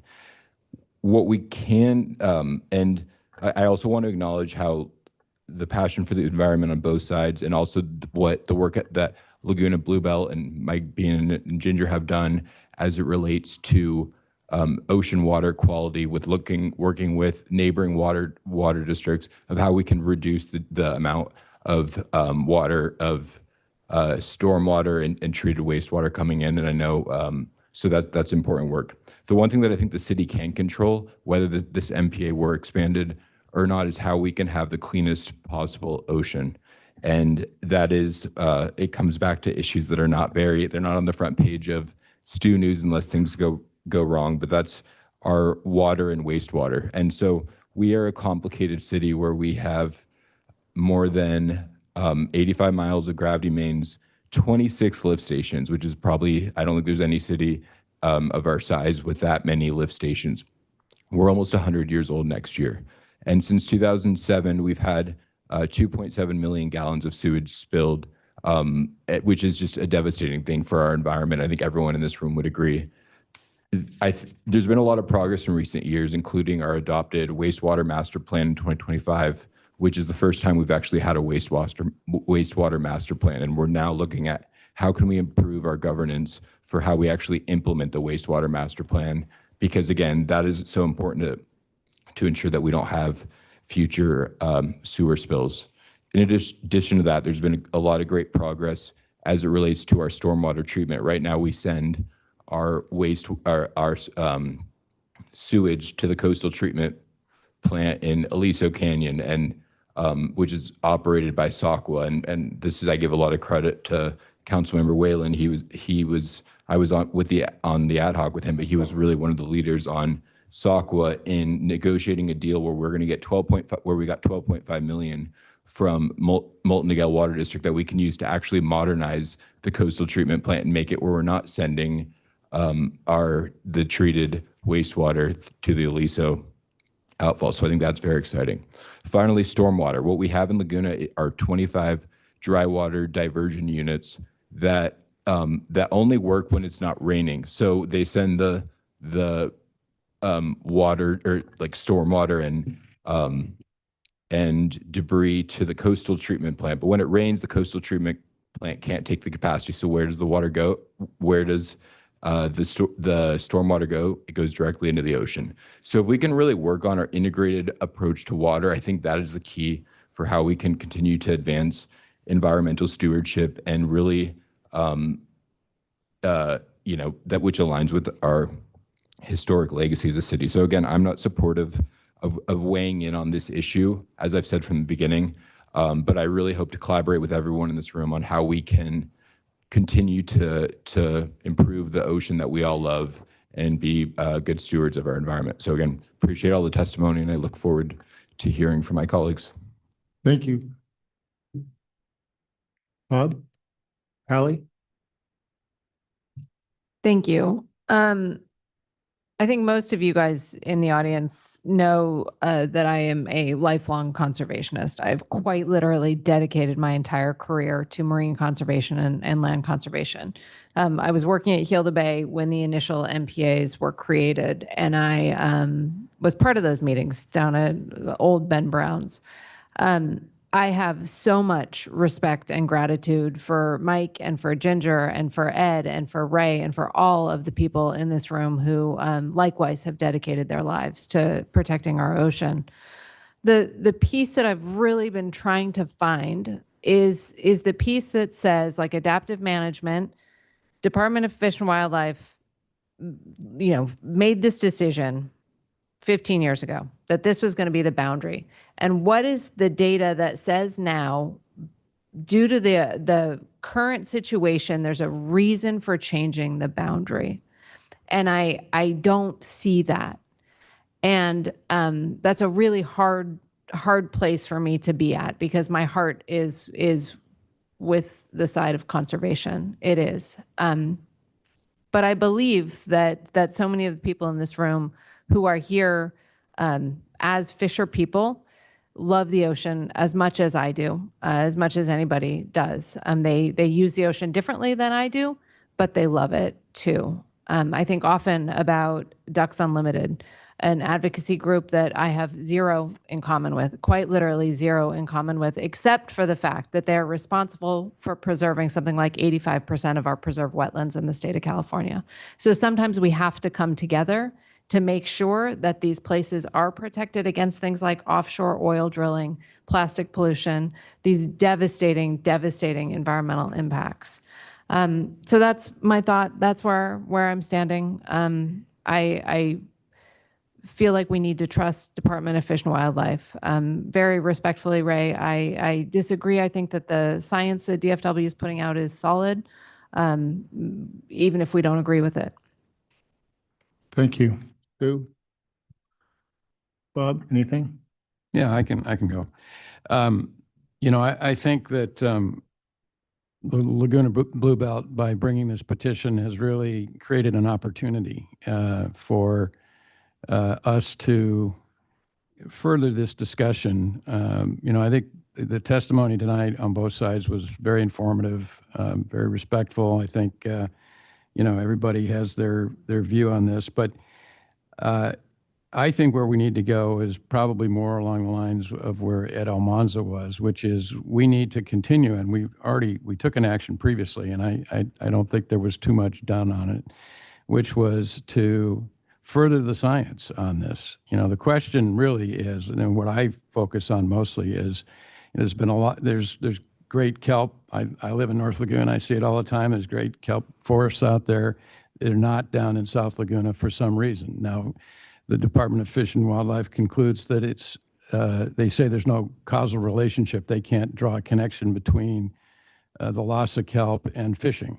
And, even the Reef Point study doesn't make that connection. It does say there's a presence of urchins that are, an issue. and there may be other factors.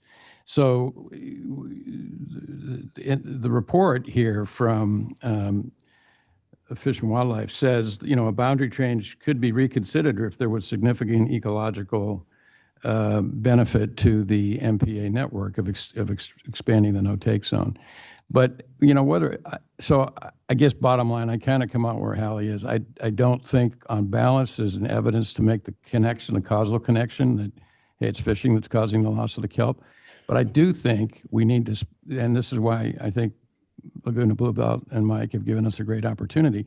I do think we need to pursue more analysis. And that was part of the recommendation that came back from the Environmental Sustainability Committee, which was, do further analysis. So they looked, like the Reef Point looked at, 4 locations in the Marine Reserve, 2 locations down there. But there's a much bigger area that can be reviewed and looked at and analyzed to say, why is there a kelp loss? Now, they talk in the report about this kelp restoration and management plan, which is in development. I mean, I think we need to get engaged with that. I think we need to understand it and see whether there's factors that we can create here locally that might help restore some of that. I think it was really great when they expanded and took off in North Laguna. I think Nancy Caruso had some impact on that.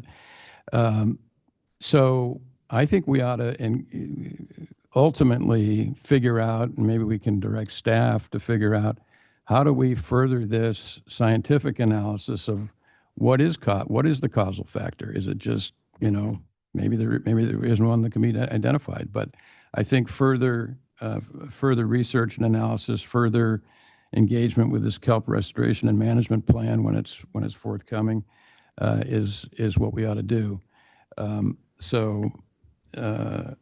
And maybe it will be revisited at some point, but I don't think the scientific evidence is there right now to conclude to conclude that the boundary should be moved. But I'd sure like us to consider seeing if we can better understand what's going on out there and how can we improve it. I mean, I've heard lots of people here that are way knowledgeable and out there all the time that say it's a lot more vibrant and cool up in North Laguna than it is down there.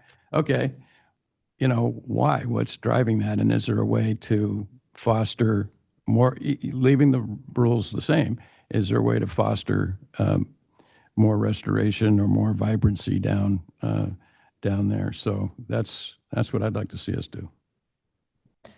Thank you, Mr. Mayor, for giving me permission to speak twice.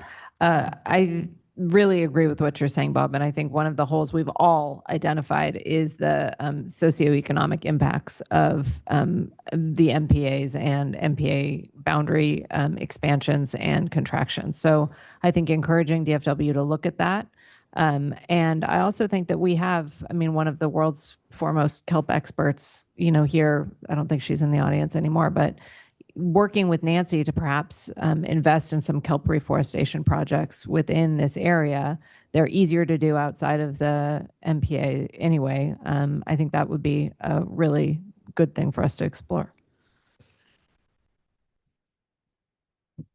Yeah, when I first started thinking about this, so I had a session with the Bluebelt people, I don't know, a couple months ago. I have a lot of respect for the Bluebelt group of people. Very thoughtful, very committed, very dedicated, smart. And so we had a really good talk. And then after that, I talked to Steve Chatham I was surprised about the ESC's recommendation. So I talked to him, and then I did some of my own homework. We talked about this before, but we can't talk among ourselves at council meeting. We have to talk at council meetings. We can't go back in closed session and hash all these things out. It's against the law. So we don't work that way, but I've been very interested to hear what Hallie has to say, and I couldn't do that until we got in the council meeting. So anyway, I read the Fish and Game report. So I'm not a scientist. I'm not where Hallie is. I do have a lot of concerns about the environment, and I have a lot of concerns about what's happening in our government that's making things so much worse. And, if you talk to the PMMC about why they have so many seal rescues, it's because of the warm water, and it's because of this toxic algae bloom. And that's what's making the seal sick. And that's what's making the ocean sick, is we are doing it. And I think Chase said it best maybe, is that we have bigger fish to fry. Hate to say that, but we have other things in this country that we need to be doing that we're just not doing. So I think, after it's all said and done, and thinking also about stewardship, because Mark has been heading us up on stewardship, and it's very important to us that when people come here, they think about Laguna in the right way, in the way that we think about it, and we're trying to enculturate that as much as we can. So I think in terms of what we're doing, we're definitely making a big effort. But I also think what Bob says what I got from the analysis too. There's not quite a causal relationship that was drawn. So anyway, that's kind of where I am. I think I'm in agreement with my colleagues. Thanks, Sue. So Casey Parlett and Jill Whitty, and Greg were correct. Part of the whole stewardship conversation is about culture, heritage, and environment. And as we work our way through all of these issues as a community, and this is a perfect example this evening, we're going to find some overlap and some competing issues with these things, but they're good problems to have, right? This particular, issue is a great example, and I mentioned it in our last meeting. It would be different if we were under threat with, the construction of big oil derricks out there. So I just want to make sure the community stays together as we tackle some of these issues going forward, and we all work together and respect one another as we work through some of these issues. I agree with Bob on one major point. Well, let me get to another point that Alex brought up. I do think that we as a city, although we're not the decision makers on this, I do think that we have the ability to influence others around us, and I think that this city has a record of that with our environmental stewardship over the years, and I think that we should always consider that and see if we can't change things, even just with little influences that we have here and there. But what I liked with what Ed brought to the table here, if we did some more research, and he brought up, of course, my magic word, right, tourism and the impact of tourism, and some of you might have heard me mention in the past that our general plan makes reference to resource protection documents. And I'm thinking that this might have something to do with that, what Ed brought up.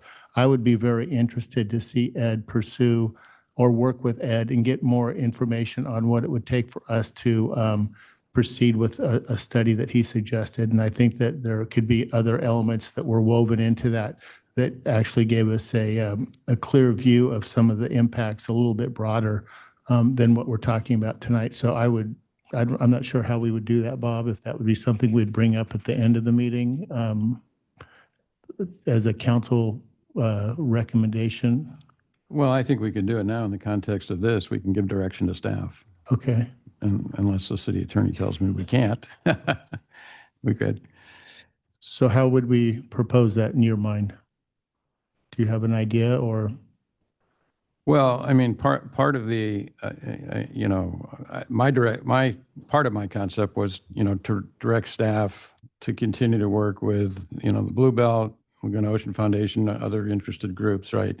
To see if there's a way we can engage, improve the scientific analysis of that area, determine are there factors affecting the health of the kelp in that area, what factors that are affecting the volume of fish or lobster, are there, just study it more and see if there's factors that are affecting that environment that could be improved. The Laguna Ocean Foundation not long ago asked for a grant having to do with some data collection. So maybe during that process, we could find out what was included in that. I'm not sure if it would be relevant to this, but at least we can explore it. What do you think, Mr. City Manager? You guys are the bosses. Although we did have just had a budget hearing. Well, I'm not insinuating that we run out and spend money. I'm insinuating we get opinions. Dave, how many strategic priorities do we have? Is that a rhetorical question or a question? Yeah. I'm trying to refresh my memory. Well, we have kind of some master, like 4 master that have different elements within them. And then you guys have still kind of this list of 60 different things that 60 you'd like us to work on. Yeah. Okay. I'm sensitive to what you're saying, Alex. I'm not looking for an intensive staff participation in this, but they could help guide something, with some of these organizations. And maybe it's through the Environmental Sustainability Committee. Maybe they do more of the lifting on that. Steve, we want to keep you busy. We've already got another assignment, but I think there are opportunities for funding for these kinds of things that are grant funding outside of city for the study. So,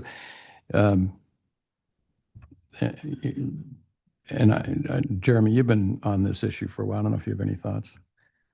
I do. Thank you, Councilmember Whalen. I'd be happy to, certainly from my past role in the city as the Marine Protection Officer, very involved in the implementation. I have a lot of contacts, Fish and Game, Fish and Wildlife, OPC. I could certainly ask around and see what we could do. I think a key component is that we don't just unilaterally do this study. I think we need to work with DFW to incorporate it into their study. So it's their science and their evaluation metric every 10 years, not us just saying, we did this study, pay attention. So I think that's the key component. And there's a process there that I can develop and work with our colleagues here in town. I think that makes a lot of sense to work within the framework of DFW. Otherwise, I don't think they're going to pay attention.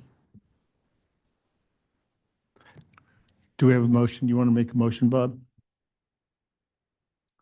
So I would just make a motion that we ask staff to, along the lines of what Jeremy just said, ask staff to develop a process of further scientific study in coordination with DFW and their processes to see if this can be further analyzed further analyzed. So I guess I'm trying to understand what that would, because again, I love the idea of this. If we could achieve all of the different things that we want to do, and there might be an opportunity out there where we could do something, but I'm just hesitant to create another task for staff. So could it be something along the lines of, in the letter to the commission, asking them if they have opportunities for us to be involved in the future, and then at that time we could consider them and, direct the ESC to continue collaborating with all the different groups. And, whenever if there's an opportunity that comes up where we could do something tangible for the environment, I'm definitely open to hearing that. I just don't, I'm hesitant to add another thing to the list of that seems kind of ambiguous. So that's sort of where I'm coming from, is just from an operational efficiency and how can we actually make progress on all the important environmental goals that we have for the city and other contexts. I look at this as being tied into the other environmental goals that we have. And maybe that's because I have more knowledge on the application that was submitted for the grant that the Laguna Ocean Foundation submitted. So I think that we should give this to the Environmental Sustainability Committee and let them flesh out. That's a good idea. I agree with that. I think we need to rely heavily on Jeremy's contacts and history working on these issues as well, just given his background in marine science. So I'll make a motion, see if there's support. I would have direct the Environmental Sustainability Committee to continue discussions with different stakeholders involved, and then have the mayor send a letter to the commission offering that in any opportunity where we can look at kelp restoration or any improvements like that we're open to hearing those opportunities for collaboration. And then if there's something from the environmental committee or there's something from the state where they want to get us involved, we could weigh in at that time. Would the letter be limited to just the kelp or just the whole marine environment? The whole marine environment. Do you like it? Is there as well as the recommendation in the staff report, is the council desire taking a position on the petition itself? My colleagues might not support my motion, but I think I'm going to stand with what I said originally of I'm going to not weigh in on that question. So is part of your recommended action to not submit a letter one way or the other to Department of Fish and Right, Wildlife? but to submit a letter to, any stakeholder wants to bring forward a proposal to help improve our environment, I'm open to that. Okay. So I don't know if there's a second. I'm thinking too. What are you thinking, Hallie? I've got to be really frank. I think this is not the most political thing I've ever said, but I don't like the idea of leaving our Environmental Sustainability Committee out swinging in the wind. We asked them to come to us with a recommendation. They came to us with a recommendation. It seems from the discussion up here that we are sympathetic to their recommendation. Yeah. And it doesn't feel, it feels cowardly to me to not Yeah, no, I hear that. take that. I mean, if this is what we think, then why are we going to put it on our Environmental Sustainability Committee? Yeah. Why are we not taking the hit as a council? I'm just being consistent with my position from the beginning about this issue, but I'm open to amending the motion if that's what you're supportive of. I don't know what the environmental committee would do at this point. I mean, they've already kind of weighed in on it, so we'd ask them to work on it. What do we have them working on? Well, I think their work plan already talks about environmental, like basically what So- I'm saying, if there's good ideas for the environment, they should bring them forward. I think, Hallie, what you're saying, you're concerned about the idea that we're not weighing in on this petition. Is that what I'm hearing? Right. I mean, the reason we're having this hearing tonight is Yeah. because there's this meeting on the 19th that, we're all concerned about. And, what is our position on the 19th? And, if we have the votes up here to say we're not going to take a position, and we can send a letter saying we're not going to take a position on this, that's one thing. Yeah, no. It just doesn't feel fair to the Environmental Sustainability Committee, and maybe I'm worrying about that too much. It's very possible.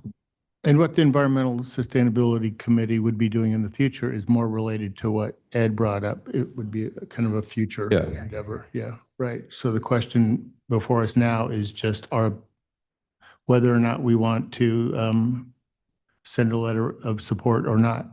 Well, I'll tell you what my honest thoughts are, which is, we concur with the conclusion in the DFW report that there's not adequate scientific evidence right now to support changing the boundary. But, and this has been our position previously, and I don't think they really did anything with it. We think it's important that there be continued analysis of this marine conservation zone, Dana Point, Laguna Beach, Crystal Cove, to, determine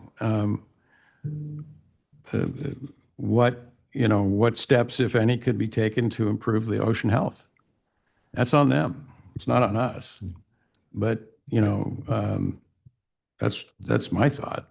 It's on them and it's not on us, but you do still support the concept that Ed brought to the table with turning that conversation over to the Environmental Sustainability Committee. Yeah, I do. I support that. I support listening to that, but So if I can build on that, Bob, what you're suggesting is that we could draft a letter, staff could draft a letter that says, we support our marine protected areas.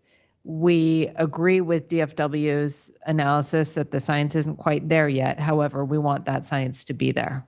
yeah, well, we want further science analysis to be done. That's the way I feel. I mean, and they're saying, this could change in the future if there's significant ecological benefits to a change, right?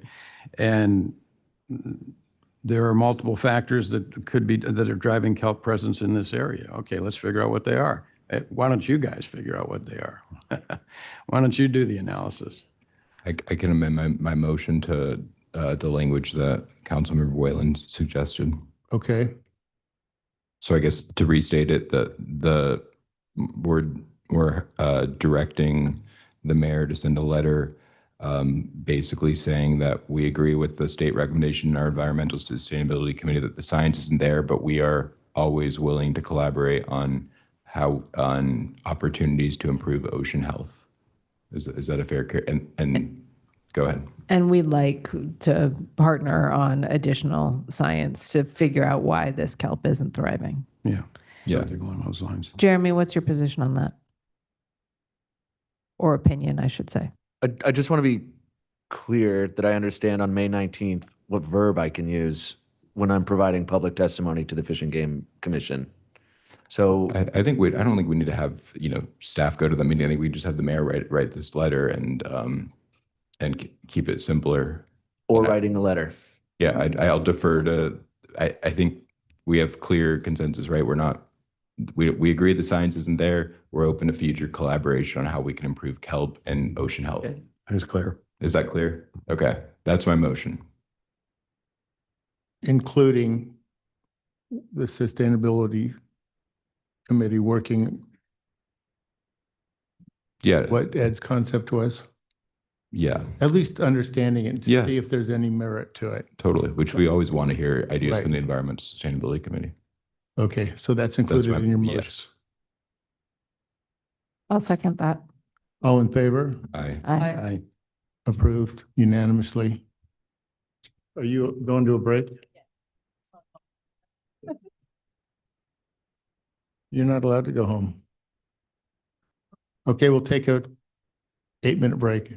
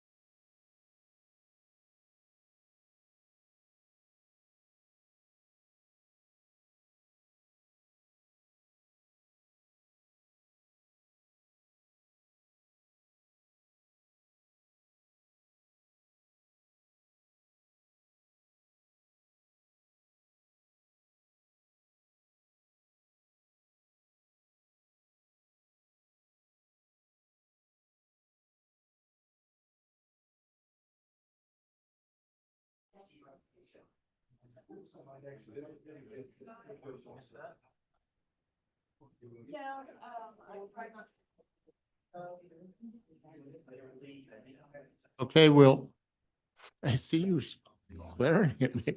We'll call this meeting back to order.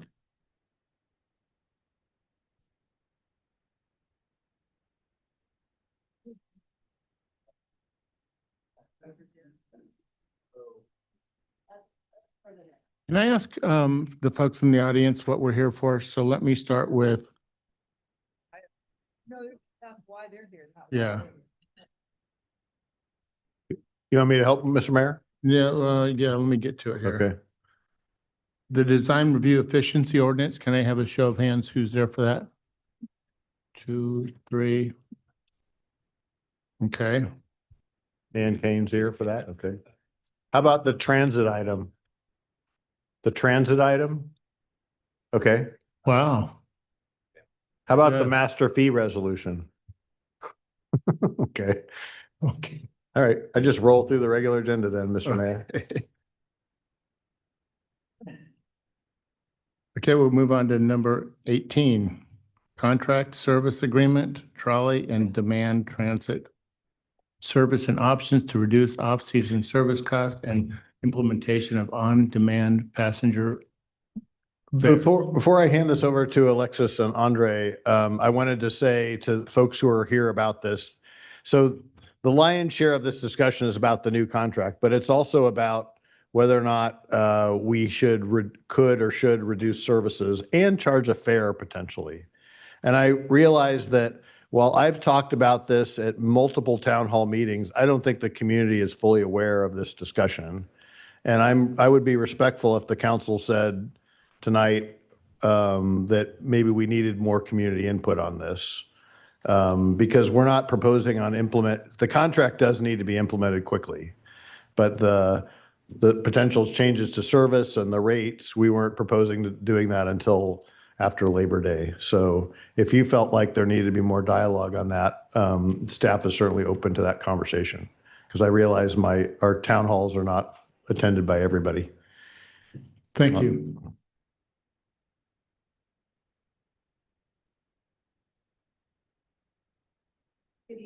Oh, that one's not working. Is that me? Okay, good evening, Mr. Mayor, members of the City Council. Alexis Braun, Acting Director of Transit and Community Services. And with me this evening is Andre Chisholm, Transit Supervisor.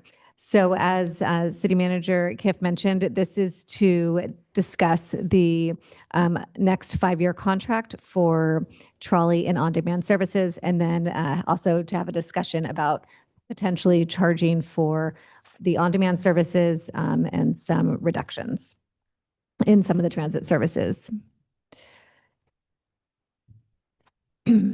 So before 2020, the city used to manage their own transportation service. So all the drivers were city employees. And then after the COVID pandemic hit, the city was tasked with producing an RFP to go out to bid for contract transit services. So in May of 2021, LAS was awarded a 5-year contract, originally at $10.6 million. And then in fall of 2021, later on, that's when Laguna Local On Demand launched. And it was just a small portion of the city. In between the years of 2021 and 2024, the program expanded. The trolley service, also the hours expanded, as well as the routes. And the Laguna Canyon On Demand was the most recent expansion in March of 2025. So kind of the purpose of the trolley and transportation program in the city is to offer free, environmentally friendly transportation for both residents and visitors. It's part of the parking management plan to reduce the downtown congestion and parking, and enables the use of outer lots to ride the trolley in to different various spots within the city. The service is year-round. It ramps up a lot in the summer, quite a few more vehicles on the road, but it also supports programs year-round. So LAS Transportation was awarded the contract, the original contract in 2021, and the city just issued another RFP and are recommending to continue with LAS as they are the second largest parking and transportation company in the United States. They operate in 33 different states with 400 cities, and they do operate various routes in surrounding South Orange County as well, such as Dana Point, San Clemente, San Juan Capistrano, Newport Beach, and Mission Viejo. They are very familiar now, being the contractor for the last 5 years with Laguna Beach's routes and navigating our city here and reporting and all the OCTA grant requirements. They've got a strong staff and a recruitment and retention plan, and they've got well-established training programs. So this is kind of just like a quick overview of the proposed costs for the next 5-year contracts, year 1 through 3. Averages about a little over 3.7 million a year. You can see the on-demand itself between the regular on-demand and the Canyon is a little over $1.3 million. And then the trolley program is a little bit over $2.3 million to operate. So this is a breakdown of the different grants that the city does receive through the OCTA Project V M2 funds. So these grants cover the Summer Breeze, which is the program that's out at an Irvine lot and brings people into the downtown bus depot, the Weekend Coastal route, as well as the Winter Express, which was a newer route that was added for the winter festivals, and then the Canyon On Demand are all covered through this grant. So this shows a breakdown of the various costs that services could potentially be reduced. One of the services the city does provide is a charter to Thurston Middle School daily. So this could be an opportunity that we can work with the school district on some potential cost sharing with them. The Weekend Coastal route, reducing just an hour a day. The Canyon service trolley and the on-demand, that's probably the biggest reduction, and I can explain that a little bit more in detail. And then the basic Laguna local service that serves the 150 different routes within the community. It's just brief overview here, just showing the start time, potentially moving it on the weekends from 9 a.m. to start instead of 9, starting at 10 a.m. Stopping service an hour earlier on a couple days, and then on the weekends, the Canyon On Demand, potentially reducing that entirely because the trolley serves the Canyon on the weekend, the Canyon route on the weekend.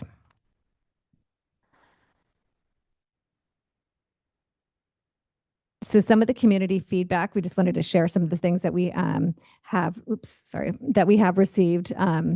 So far, some residents have already requested that the weekend service be preserved because it's a good way, to get into town from the Canyon.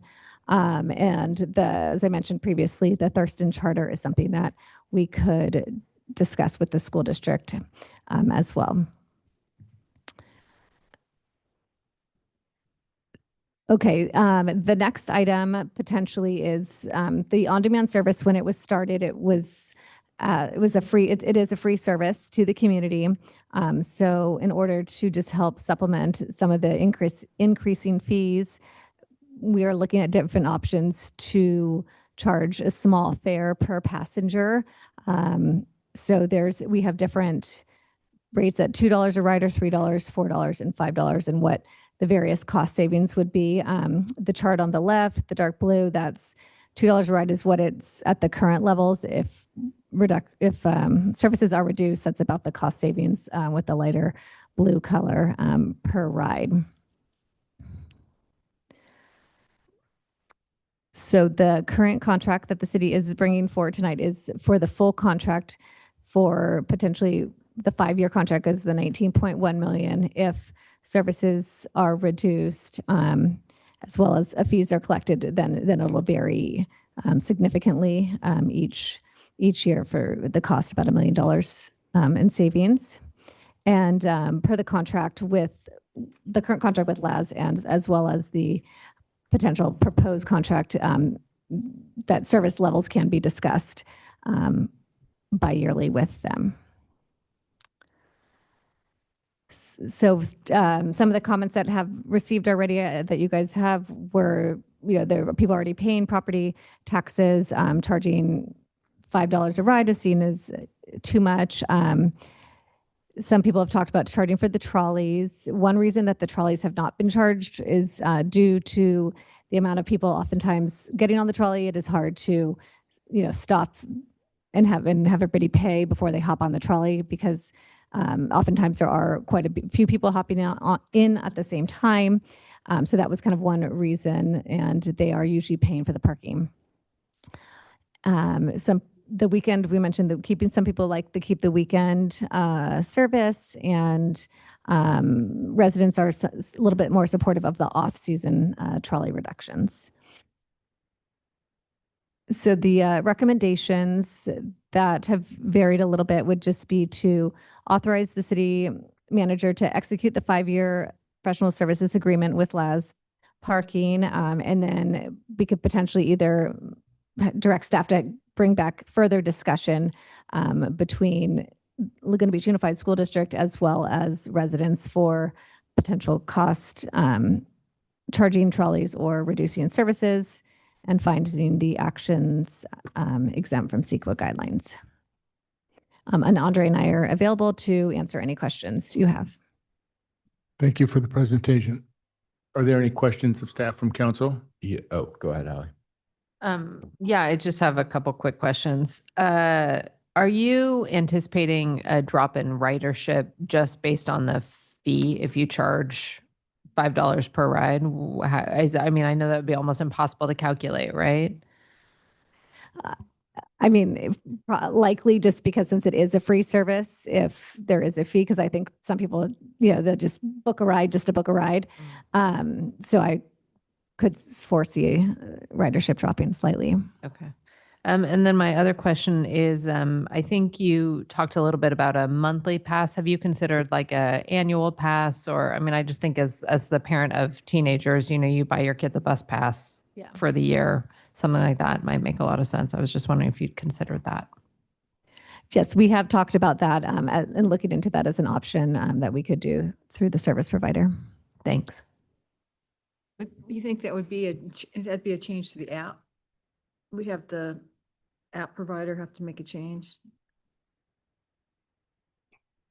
Good evening, Council. Andre Chisholm, Transit Supervisor. So to answer your question, as you know, we are changing the app, and that's something that's going to be launched here in the next few weeks, but it would be an additional component to the app because we don't want to handle cash. So all the transactions would be incorporated within the app, or if a caller called in, our dispatchers would be able to book the rides for them using a administrative site. Thank you. When you guys did the reduction in hours, did you look at the ridership? You probably did, right? Absolutely. Yeah. Were there any other, did you take just the minimum? So did you reduce by the minimum amount, or is there more reduction that could have been taken based on ridership? Other than ridership, what I considered was taking the softest approach I could. So if there was, for example, I tried not to cut weekdays in the morning so that it didn't limit people from going to school or getting to work. Whereas on the weekend in the Canyon, especially, the ridership is pretty low. And those are typically more of your, just going out to have fun type trips. So I tried to preserve the essential trips that people are taking. Do you find that, Andre, on demand, so people have been saying, well, the on demand takes a long time for them to get to them. Do you feel like we have enough vans, or, how heavily utilizes on demand? Does it depend on the time of day, probably, right? So our peak time generally during the week is from 2 to 5 p.m. A lot of that has to do when school gets out. Yeah. And the system is easily overwhelmed with the requests for rides versus the available vehicles that we have to pick up those riders. So you're absolutely on track when your thought would be that there's more requests than there are vehicles to handle those requests. Okay. Other questions? Oh, yeah, I have a question about the OCTA. So the staff report references the OCTA grant to ensure continued eligibility. Can you, I know that there was like an OCTA staff report about the high costs related to one of the proposed ridership. So I guess my question is like, what's the issue? And are we able to continue the 50% match for the on-demand under this model? Yes. So the OCTA, the M2, the Project B one for the Canyon On Demand, that's a 50% match. So they'll match up to $10.63 per rider. So based on our ridership numbers, it was a lot higher. That's why we did report back recently about it being kind of a little bit higher. The most recent one, I believe, was anywhere from $28 to $33, and we were reimbursed for $10.63. So then the city is supplementing the additional 15 to or 18 to a little bit over $18 per each additional ride. Okay. And then do we know how many unique riders we have in Laguna? Like, so, whenever I try to use it as much as I can. I have an account through it. So like, I guess how many accounts are there? Because you have to have an account, or you can call in, yes. But do you have an estimate of how many unique riders there are who use the service? You're a unique rider. I am a unique rider. Not recently. Yeah, I walk a lot. No, I guess is a short answer. This current system doesn't give us the ability to see how many people, quote unquote, sign up for an account. Whereas, Oh, really? No, it does not. Whereas the system that we're moving to would be more capable of doing that. But Andre, you and Alexis were telling me that you know how much use is per year, and it's like 77,000 rides or bookings. I guess bookings is the way per year. Yes, that's correct. So yeah, the question is, could we ever get to a point where we knew how many of those individuals took 7 rides or 10 rides? And you're saying we'd have to wait for the new app? So the new CAT AVL system as a whole, which includes the app, does have the capability of doing that. Right now, I could tell you how many rides were either picked up or dropped off, say, for example, from City Hall. But I couldn't tell you exactly where they went or who they were. But I can say there was 400 rides that got picked up here and 600 people got dropped off here. And then what's the average? I think I'm assuming it depends on the time of the day. Because I guess more rides is more efficient for the city, right? Because if we're getting $10 for OCTA and you have more riders over an hour, you're going to reduce the city subsidy per ride, right? So I guess what's the average subsidy? Just for the Canyon On Demand one. For the regular Laguna Local On Demand, that's 100%. That one's not. There's no subsidy. Entirely funded by the city's parking revenue. So then Correct.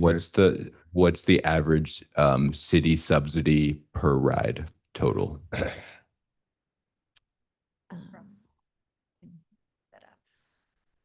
I can look that up. I can look that up on For public comment, then I can. Yeah. Yeah. Sorry, that's a hard question to answer. I should have asked that in advance. I apologize. Other questions? Bob? Well, Alexis is busy. I was going to say, can we go back? Can we go back to the cost savings or the savings on the cost reduction? I'm not sure I'm tracking that. I think there was a slide. Councilmember Whalen, as that's being called up, when you and I discussed this, you did catch a math problem. You go back a couple slides or involving the Thurston charter. So that's corrected in this slide. And then I'll let you continue because I know you had other couple of comments beyond that. But that 13,000 is the corrected number for the Thurston charter. The total that those should add up to, and I think they do, it was 211. Okay, so 211 is the total. 211 is the total that with hasn't those. changed. Mhm. Yeah. Okay, and the 148,194, which is the big ticket number there, which is, how is that number derived? Is that mostly Most of On it's the demand? elimination of the weekends Yes, for the- on demand. For on demand? yeah, the 148 would be the Canyon on demand would be 137,000, and then the Canyon trolley would be 11,000, a little over 11,000. Okay, thank you. Mhm. Important to understand too, that when we are talking about Canyon versus non-Canyon, our on-demand service is separated into two areas. So we have just the Canyon portion, which is from our bus station out to Artisan, and then the other area is the rest of the city. So the area that's the rest or most of the city is not grant funded, where the Canyon portion is. Thank you.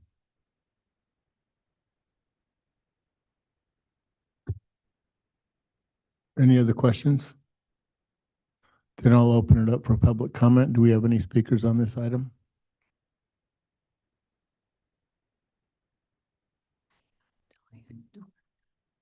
Good evening, Council. Nick Aronoff, Laguna Beach resident and Laguna local user. One thing, thank you for the comments and the questions of the report, and thank you for the report. Wondering how I get the nice PowerPoint version to view instead of the paper version. It was a lot easier to see the PowerPoint version that was presented. One thing that was concerning here is obviously we don't know how many people are actually using it, unique users. Who is our writer? We obviously know they're Laguna Beach residents, but how old are they? Like, why do they use this? Like, what percentage are kids under 18? What percentage are seniors? Why are they using it? Have we emailed, the people who've signed up and used it? You could send me an email and say, hey, why are you using it? What would encourage you to use it more? Why are you using it less or canceling rides? Because maybe it's taking a long time. When I've taken it to and from in the Canyon, I'll be the only person on like the large van, like bus that fits like 15, 20 people. It's kind of inefficient. And I understand you can't control that. And it depends on the flow and where everybody's using it. But, how many vehicles do we have? Do we have 10 vans, 5 sedans? It would be important to know that information and where we could, reduce the costs. But I think until we find out why people are using this, why they're not using it, is it a communication issue with the city, letting residents know that it exists? Because I don't think a lot of people know that we actually have this program. So that obviously a lot of moving parts. But I think back to what the city manager said, maybe there hasn't been enough communication on this and outreach to where it's hard to make a decision now without a full, complete picture. So I think starting with an email survey of everybody that's signed up might be a good start, or people who've used it, and try to get more information before, maybe potentially cuts are made in the wrong area, and then things could be more efficient with once you have more data. Thank you. Thank you. Next speaker. Hi, Penelope Milne, president of Can Do. So I just wanted to say a couple of things. First of all, that I want to make sure that you know, as part of your planning, that when we talk about the Canyon trolley versus the Canyon local service, the Canyon trolley route doesn't really serve the Canyon because that goes to Act 5. And if you can picture, at least taking it outbound, if you are in the Canyon neighborhoods closer to town, like Sarah Thurston Park or Canyon Acres, you would actually have to cross Laguna Canyon Road and walk north where there's no sidewalk to catch that trolley to go into town. And you'd have to go further away from town to get the trolley to take it to town. Like, you wouldn't do that. There would be no reason to do that. And obviously it doesn't serve any of the neighborhoods further out, right? Like, nobody's going to walk from Sun Valley down to Act 5 and then decline to walk the last little bit into town. So just to be clear, the Canyon trolley doesn't serve the Canyon. The Canyon local serves the Canyon. We've been asking that for years. And I don't really have any useful comments about, the pricing of it, other than maybe I don't think people do really know about it. And I know that the city has tried.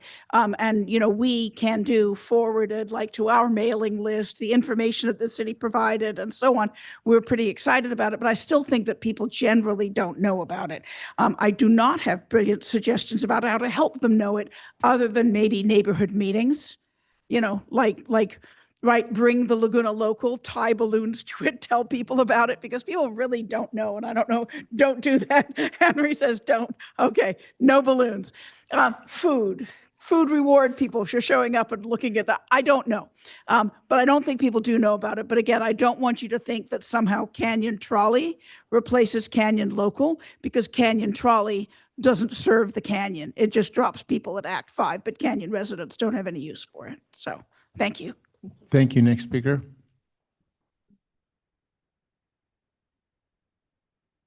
So Jacob Cherub, and I'm troubled by the approach. I know it's something that's going to be discussed further, but the approach of maintaining free trolley for visitors while charging residents for a service that is really valuable. Not just making it convenient for people to go around, but people who take the truck. You know, the first time that we met Dave was over at the fire station while you were waiting for the van to show up. I was very impressed with that. So, but that means that you didn't drive a car there. And so people who are on the vans are not driving into town. They're not driving when they're drunk. And so they're freeing up parking spaces. Now, people who ride the trolley,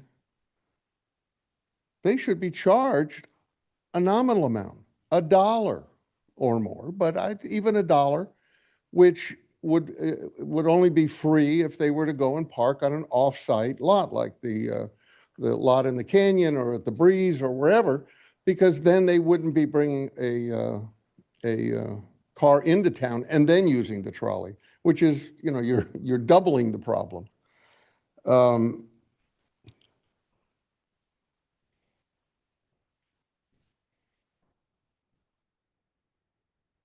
it's going to come up with the other fees, but I think we really have to think about the people who pay their property taxes, the sales taxes here in town, to then get, you know, nickel and dimed to charge for a service to take them around town. It should be people who are coming into town for paying for it. And the council in the past has had opportunities to try to put a tariff on people coming into town.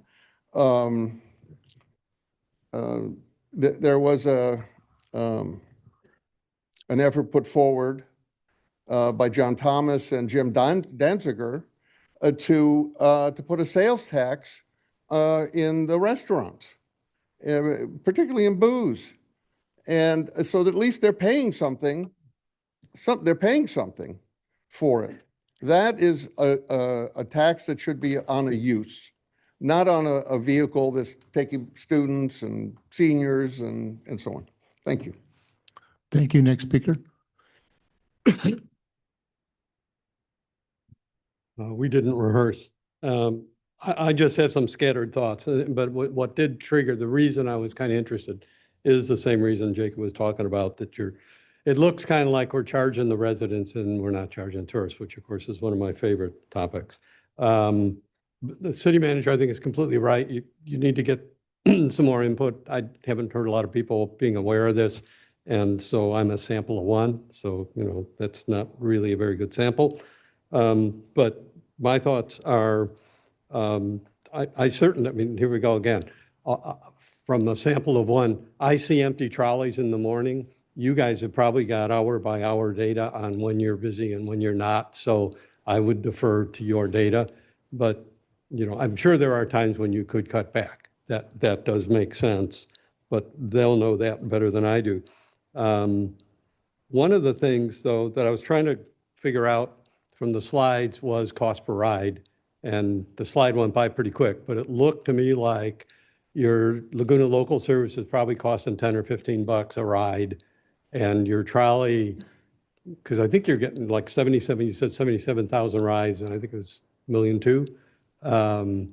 Whereas it looks like the trolley is like 2-point-something million, and you get like 300,000 rides. So you're probably like, I don't know, what is that, $7 or something on the trolley and double that. So clearly it does cost more, for the Laguna Local Service, so it kind of justifies why you would charge for that. But it does kind of go back to what Jacob was saying, just the optics read to me like the Laguna Local is just for residents, so you're charging locals. We've never figured out how to charge for the trolley, so we don't charge on the trolley, and obviously a lot of the people in the trolley are visitors. But, bus companies have figured out how to charge people on buses all around the world for years. Like a one driver, and he's able to collect fares and drive a bus. So I've always been kind of puzzled why we can't figure out how to charge people for getting on the trolley. It's just like getting on a bus.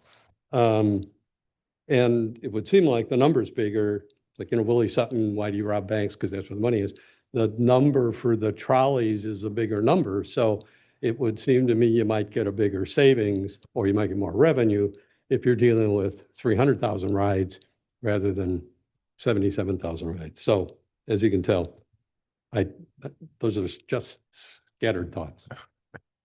Thank you. Next, any other speakers on this?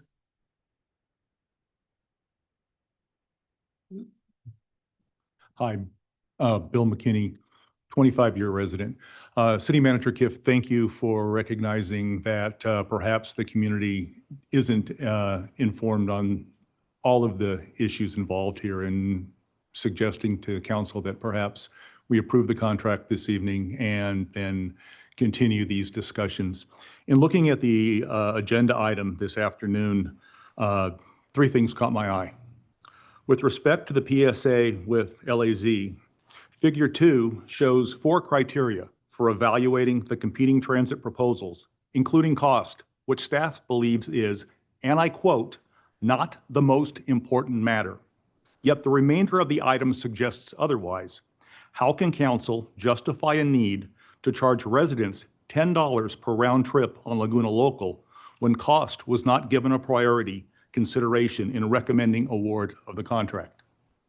With respect to CEQA, I would suggest it is required if council elects to decrease services as, and again, I quote the agenda item, "the city operates an on-demand system that provides environmentally friendly transportation for residents." A decrease in that service, either through scheduling or decrease in use as a result of fare increases, would have an environmental impact. Finally, with respect for the desire to charge residents for Laguna Local to reduce subsidies from the parking fund while you maintain a free service for those who are visitors to our community, I encourage council to look into raising parking fees that those visitors pay if we need to increase the amount of revenue in the parking fund. I understand that fund is discretionary and that it is used to cover a lot of costs that council faces in the new budget. And I would urge that you look at that as opposed to charging residents for this free service. Finally, I want to thank council for recognizing Roger earlier today. I am going to miss him walking up to me over at the festival with his latest political take. And I really regret that he and I never got an opportunity this past year to get on the links and play 18. I'm going to miss him. Thank you again. Thank you. Next speaker.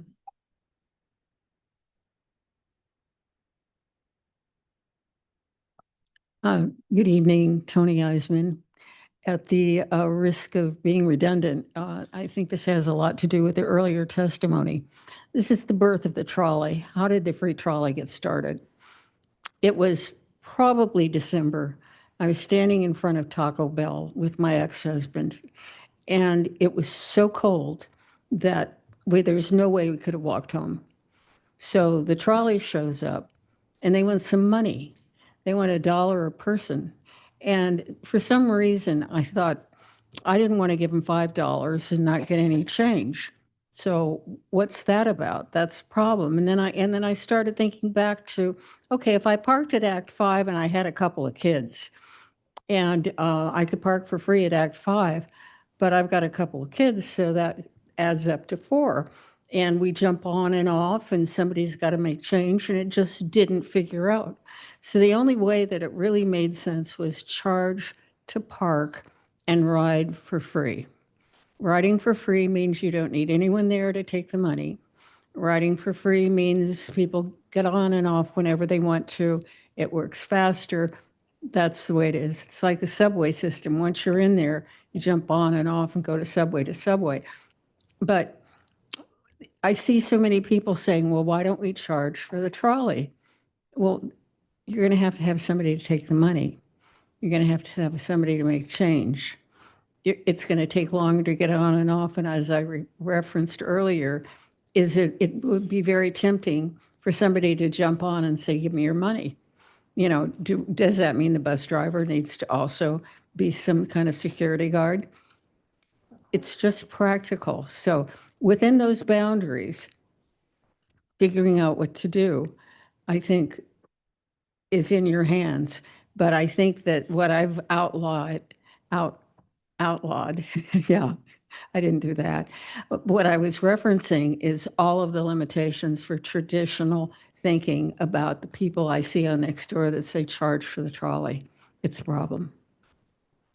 Thank you. Next speaker. Any other speakers on this issue? None? Okay, I'll close public comments. Could I make a couple of comments, Mr. Mayor? First, I really appreciate all the public comment, and please know that we had those kinds of discussions too, especially as Tony Eisenman stated, how could we do this? Could it work? I think Tony's exactly right that the disincentive to charging a dollar includes costs and expense of having the person working there and then making change and slowing things down. And remember, for the person that talked about why don't we raise parking, we always raise parking rates. We're going in a 10% rate increase right now. And so in its purest form, the Laguna Local and the trolley are all paid by parking revenue as well as some grants. We don't use other, what I would call other general funds like property taxes to pay for Laguna Local. What I've been trying to do, and the council is very welcome to push back on it and say, don't do it in this case. But what I've been trying to do is make sure there's enough room in the parking fund to continue to maintain our parking operations, to make sure that we always have a robust parking management plan. And that narrowing has occurred as the LAS contract has increased because of insurance and fuel, and we're getting to a point where it's much closer than it was, say, just 3 years ago, where there was enough money coming off the parking fund to do good capital investments like replacing and improving the Glen Eyrie parking structure, looking at other parking opportunities, leases of spaces, especially as Councilmember Whalen and Councilmember Kempf know, that's been the city's focus in the past. So I've been trying to push that gap back to being bigger again. And the only ways to do that is to reduce services a little bit and potentially charge a fare. And that's why this was brought to you. Thank you. So when you had mentioned earlier about taking some time and working with the community to give them, help inform them of what we're talking about this evening, what means were you talking about? Were you talking about town halls or? I like the idea that a couple of people Nick talked about doing an email, trying to find all of our users, probably put some in the Indy and Stu News and invite people's feedback.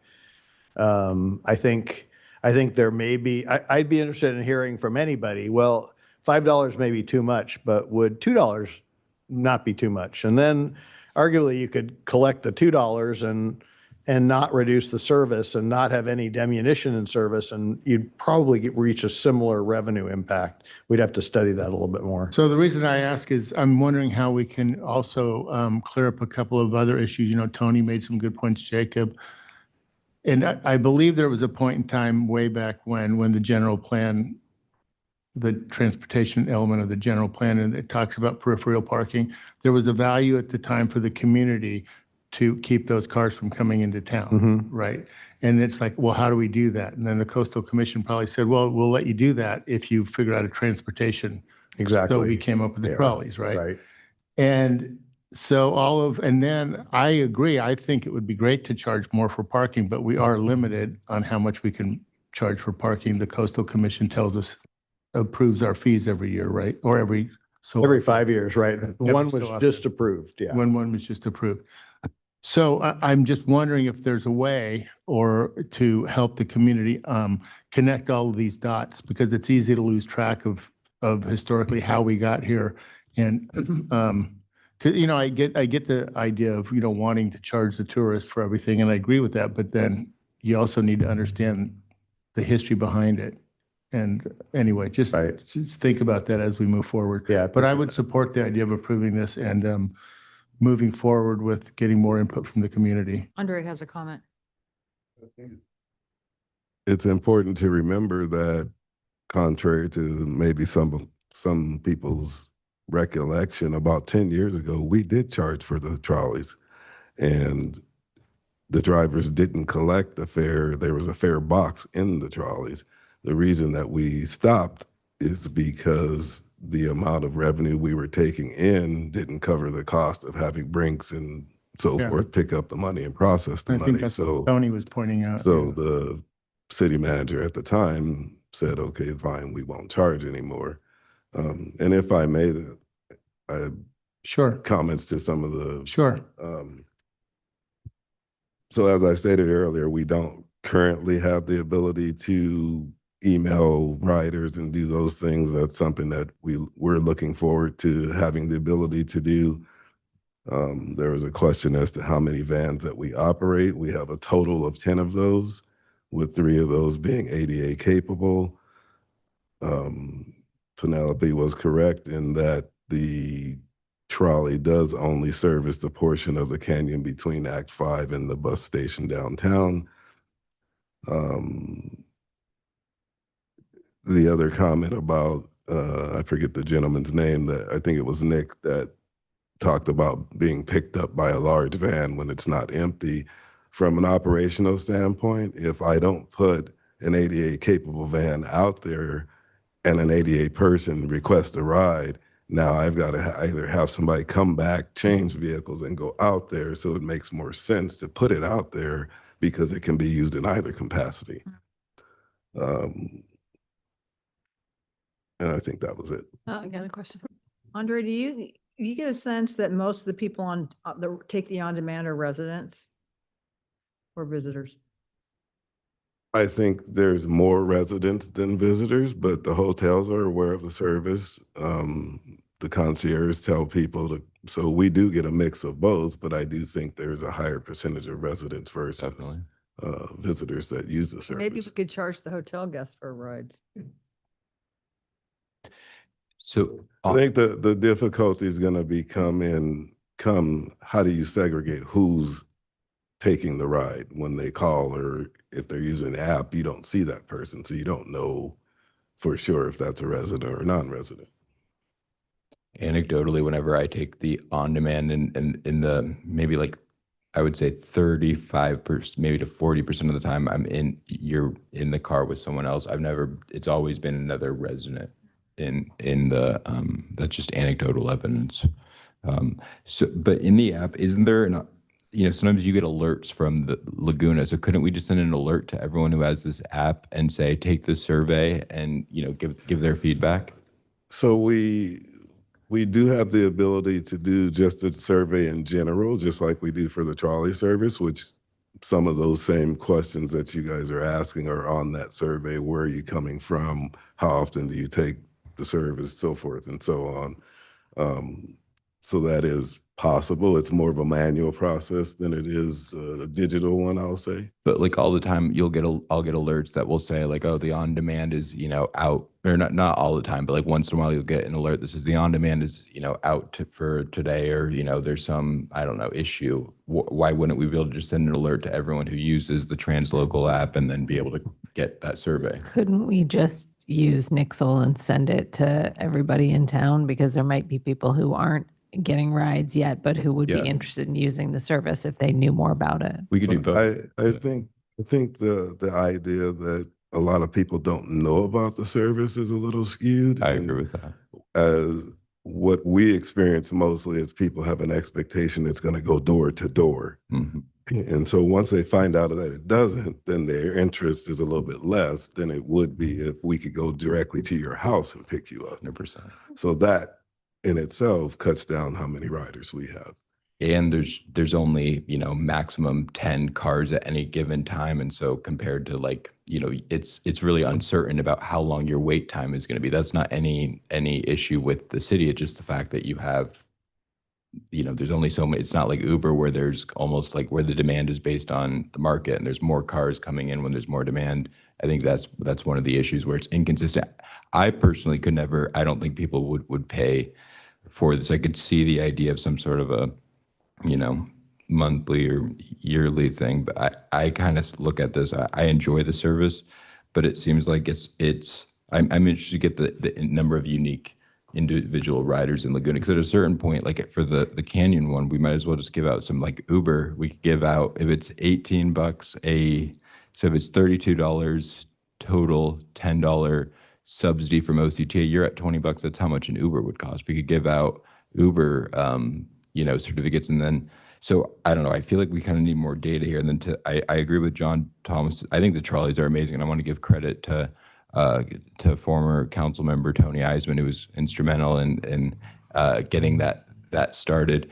And I mean, I was on the trolley on Sunday and it couldn't have been more packed. I mean, I think that the trolley is a great thing. We should never charge people for it for the operational reasons, but also because our goal is to get people out of their cars, reduce traffic and reduce parking impacts. And that really is an efficient way to do that, especially compared to the on-demand. So I'm curious about, do we have like all the data of the times when, as John Thomas described, because I agree with this, where like the trolley's just going around empty and looked at, or not all the time, but typically, like, have we looked at those trends and kind of come up with a data-driven approach of how we could really right-size this service? Because it seems like that's sort of the missing piece here, and then involving the community through surveys to get feedback, and especially from riders, because I think we do need to understand who the riders are. I think there's, you know, Sally's Fund, for example, plays a big role with seniors and their needs, and then I think the Thurston high school kids,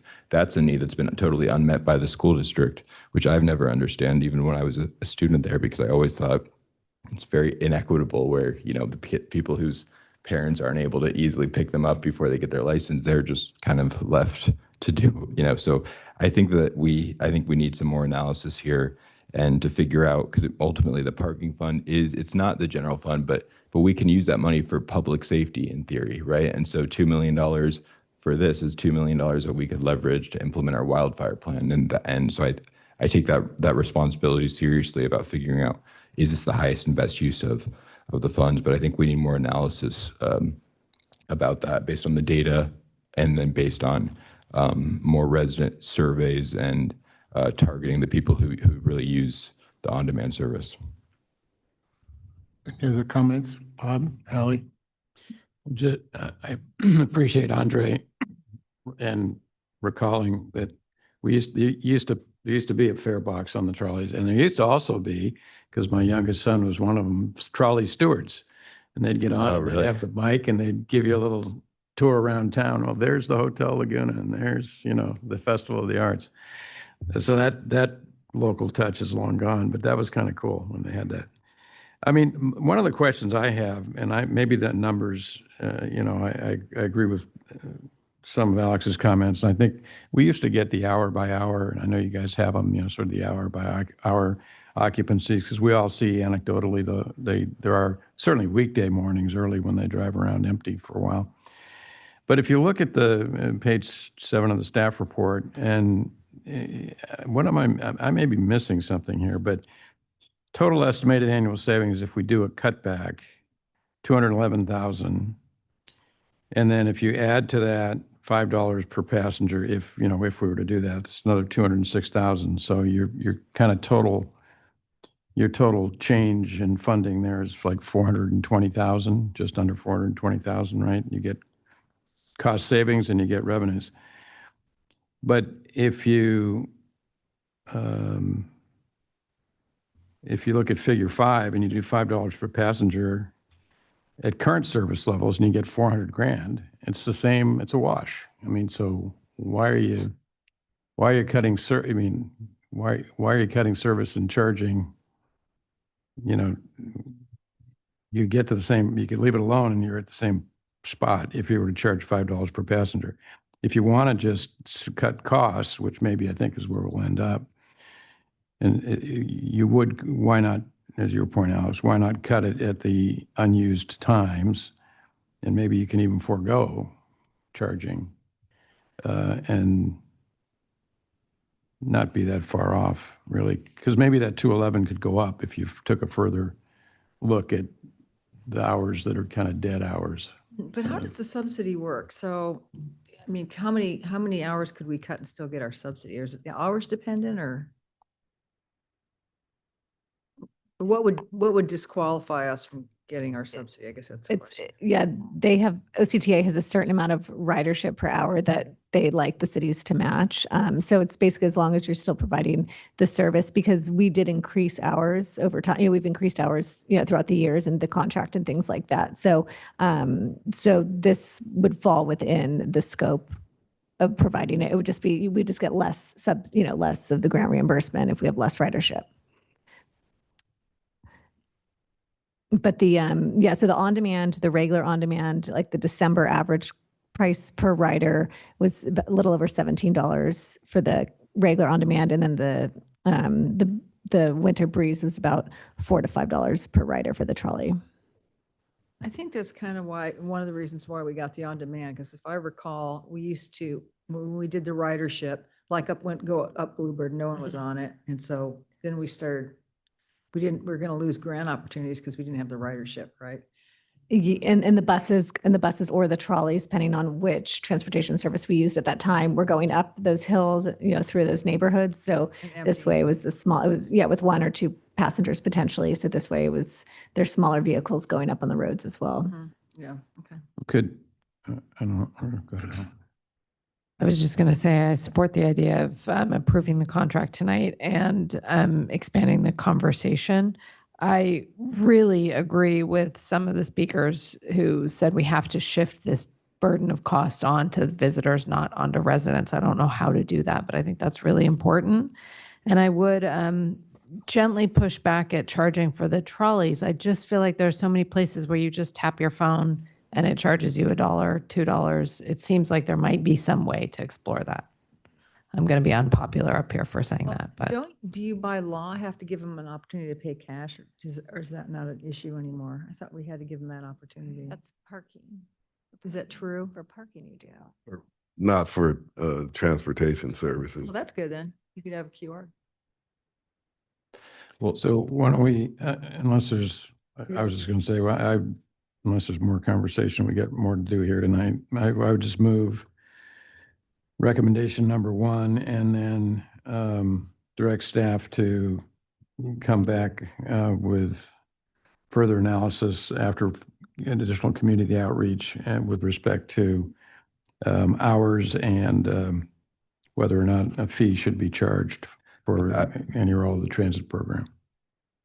I agree with that. I don't think we should really have, I'm open to feedback, but I think we should just take the fee off the table. Because I mean, at the end of the day, we don't want to turn into Uber, right? Like we're providing a public service here. And if we want to do that, we should do that. But I think there's value in looking at how we could cut this back in the most efficient way possible. I just don't see people putting,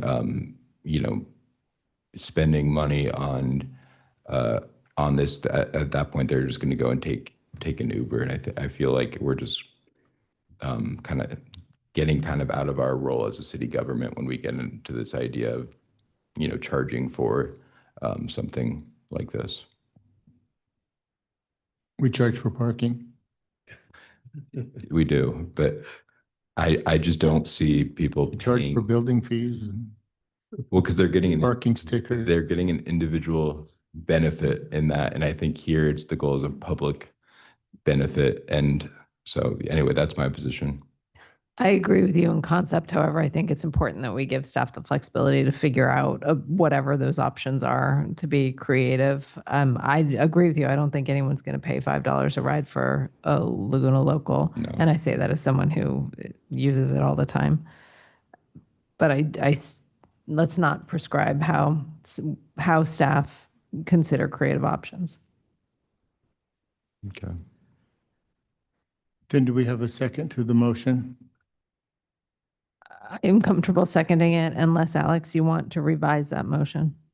I would take off at charging people. That would be my preference. I mean, I try to convince people to take the Laguna Local all the time. I'm always talking about the Laguna Local. I think it's a great program that we have.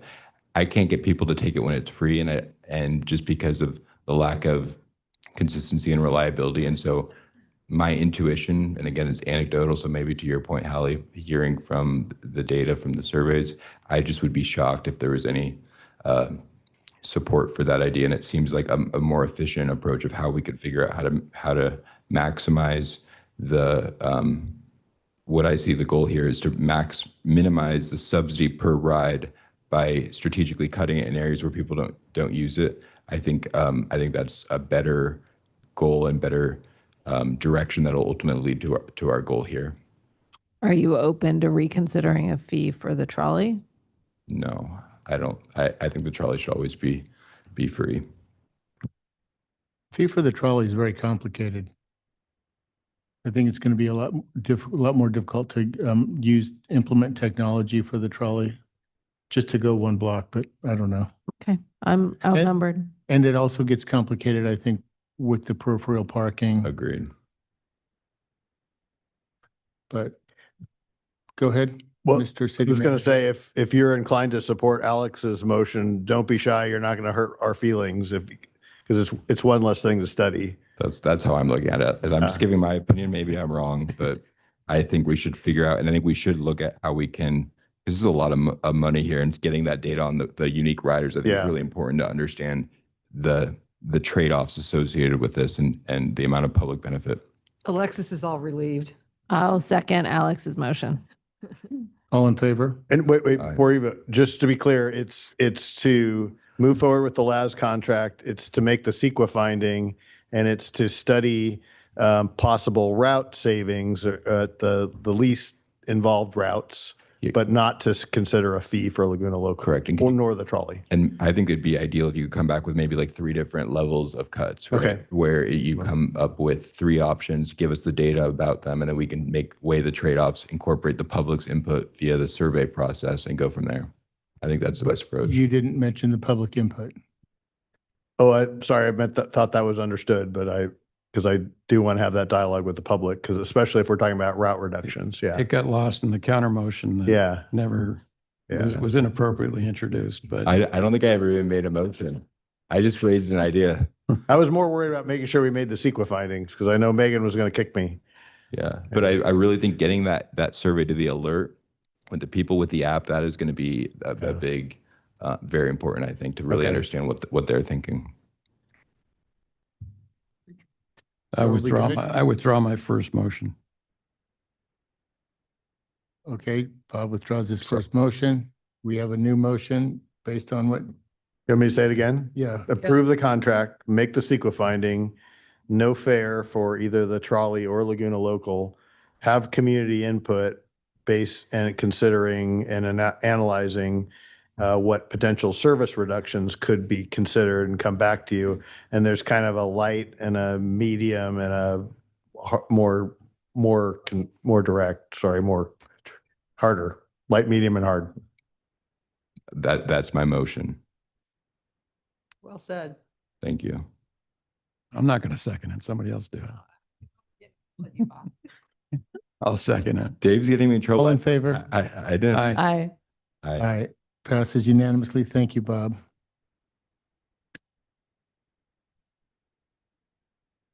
I'm not going to second. Thank you, Alexis and Andre. Appreciate all the good information.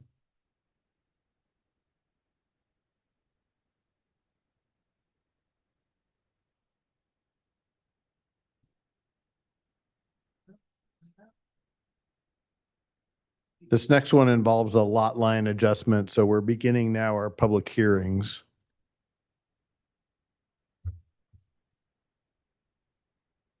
Sorry, is this a public hearing? Yeah, It is, good. the public Okay. hearing. It's getting late. Good evening, Mayor and members of the City Council. One of the joys of my job is to introduce this council to a new face. Claire Park is one of our assistant planners. She's new to you, but not so new to me. She started off with us as a planning technician 2.5 years ago, has been doing a lot of great work for the department, staffing the front counter, providing good customer service, and has been more recently carrying a heavier lift on our entitlement applications. And with that, I will turn it over to Claire for a brief presentation. Thank you. Good evening. Good evening. Item 19 is a request for a lot line adjustment and a coastal development permit to reconfigure a common lot line at 675 Buena Vista Way and 620 Temple Hills.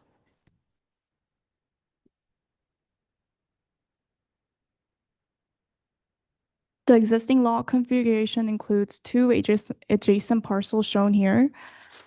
These lots are improved with a single-family dwelling on each lot. Both lots are owned by the same property owners. The current request for lot line adjustment involves reconfiguration of a common lot line dashed in orange that serve as a rear lot line for 620 Temple Hills Drive and a side and rear lot lines for 675 Buena Vista. From this adjustment, approximately 1,181 square feet of yard area will be added to 675 Buena Vista from 620 Temple Hills. Staff recommends that the City Council find the project to comply with lot line review criteria as noted in the agenda report. The project is eligible for a lot line adjustment and that it does not create additional building sites. The project complies with the general plan and the adjustment does not create any new non-conforming conditions or increase the extent of existing non-conformities. Please note that the ADU that is currently under review by the city is not part of this project and will go through its separate coastal development permit process. The project is just limited to a lot line adjustment. No physical improvements are being made. The lot line adjustment requires a coastal development permit. The draft resolution presented for your consideration includes the required CDP findings. The project has been found to comply with the city's LCP. Staff recommends the City Council find the project exempt from CEQA under section 15061B3. In conclusion, as indicated in the agenda report, staff finds that all findings can be made. Staff's recommendation this evening is to approve the project by adopting the resolution attached to your agenda report. This concludes staff's presentation. I'm happy to answer any questions. Thank you. Thank you very much. Are there any questions of staff from council? I might None? just make one point, emphasize one point Sure. that Claire had made, which is that there is a separate ADU application that is in process for one of the two subject parcels. It will require a CDP, however, it is not germane to tonight's hearing. This hearing wasn't noticed for that application. The application before you requires certain findings, and that is specific to the requested adjustment of land between these two adjacent properties. Great, thank you very much. All open public testimony. You can go first. Applicant first. Hi, good evening, city council members and city staff. Just going to make it brief. It's getting a little bit late. I'm Horst Knoppenberger, the architect, working with Karen Huber and Nathan Rosenberg. I had the pleasure of designing their home about 25 years ago. And since then, things have changed somewhat in their life, grandkids, families growing. So, the intent behind this lot line adjustment is to give them in their primary residence some more room in the backyard so that we can develop a small ADU and, possibly some other, exterior amenities that we're still, sort of mapping out. Thank you. Thank you. Any other testimony on this? I'm Robin Ray Coben. I am a resident in the Temple Hills. Can you pull the mic down? Thank you. I appreciate being able to present today, and one thing I do want to share is that the members of the building committee or the buildings department have been very helpful and pleasant to work with in trying to get some information. I'm here to respectfully request that a geochemical study be completed before the adjustment to the plot in question. I base this request on 2 points. The first one, according to public available information, including online sources and general AI research, a geotechnical study is highly likely to be requested for plot line changes in the area due to our steep hillsides, our known geological hazards, and coastal zone regulations. It also appears that part of the area under consideration for the change may have already been altered without proper permitting. As a nearby property owner, I am deeply concerned about the potential for hillside instability and the risk for adjacent properties, including my own. Actually, I sometimes have nightmares of the whole hill sliding down. I ask that the city require a full geotechnical analysis to ensure both public safety and compliance with the local regulations before any boundary adjustments are approved. Thank you for your consideration. Thank you. Other testimony on this matter? Good evening, Council. I am also a Voskin Gordican resident on Temple Hills Drive. I echo the sentiment from my neighbor Robin here.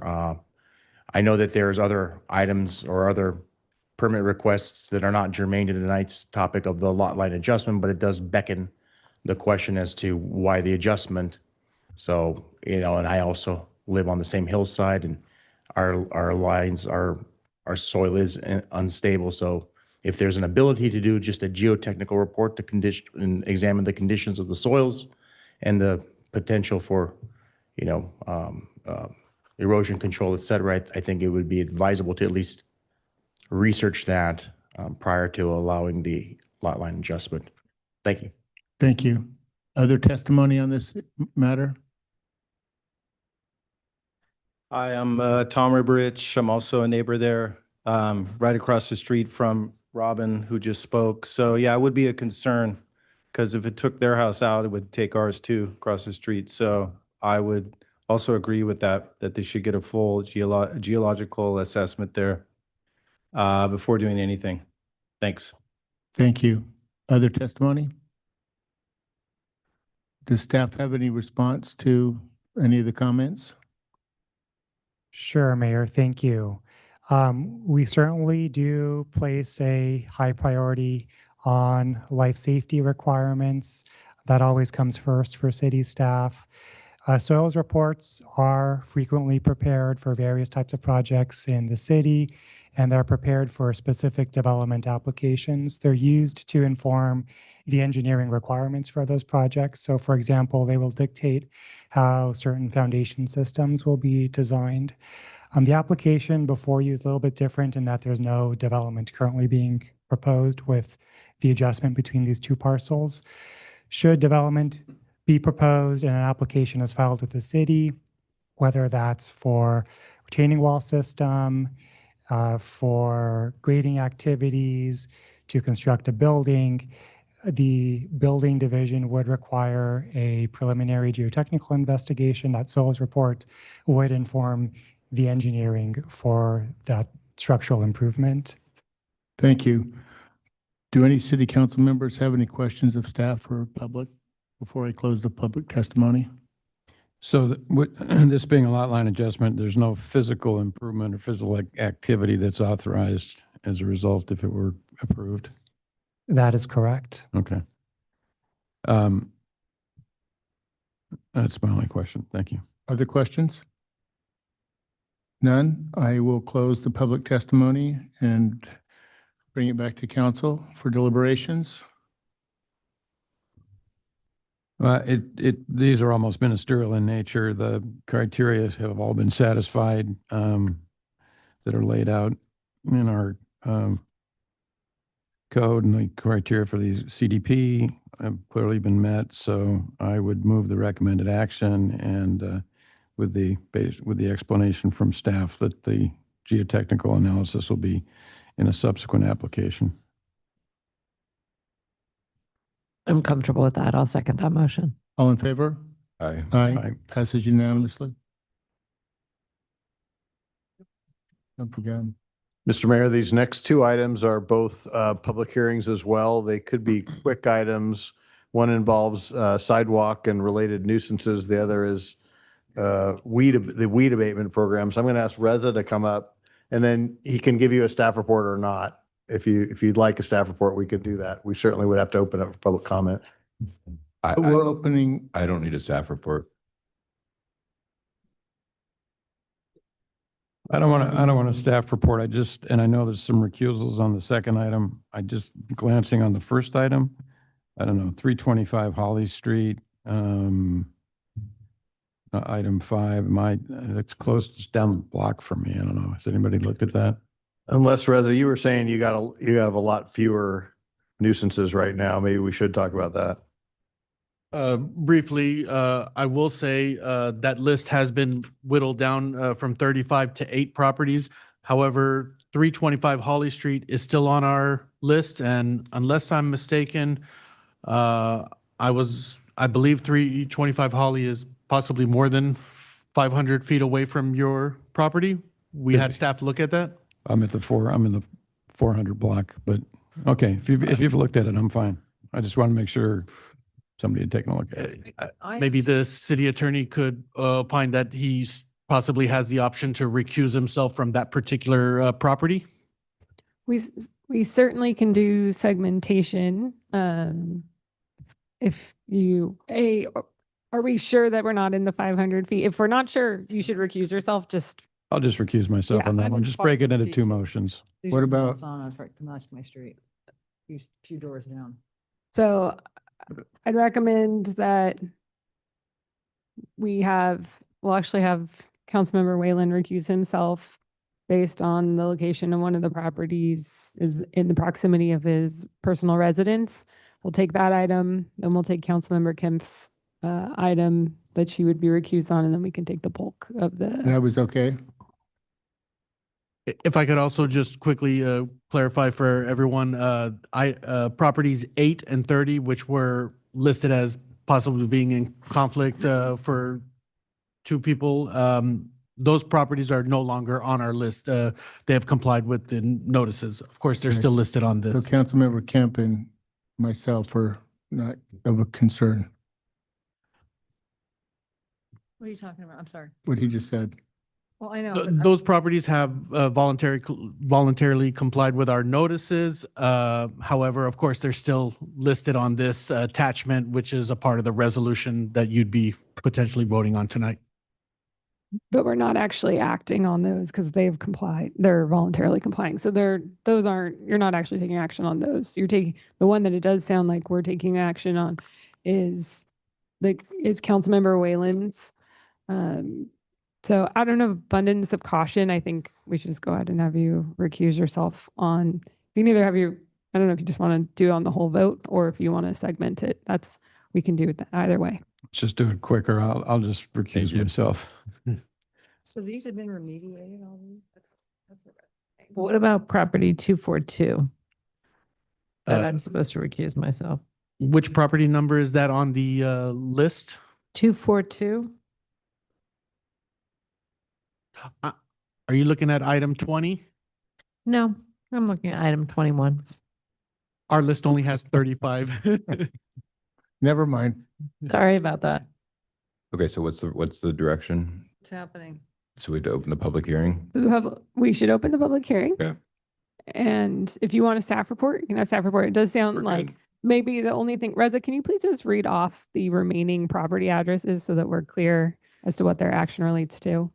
Yes, as of this morning, staff advises me that 8 properties remain. Those would be listed on your attached Exhibit A revised list.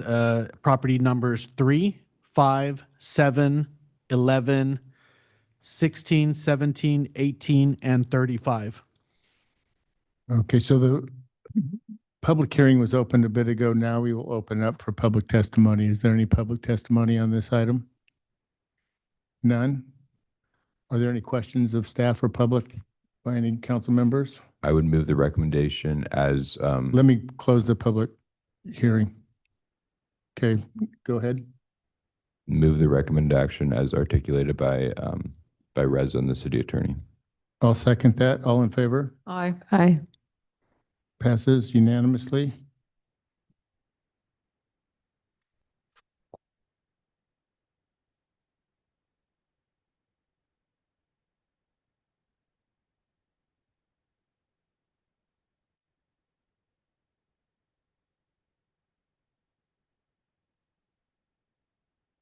Sorry, didn't want to take your job.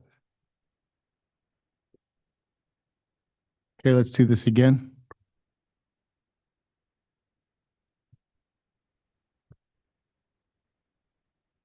Would you like a staff report or just go dive in right into recusals? So now let's flesh out the recusals first.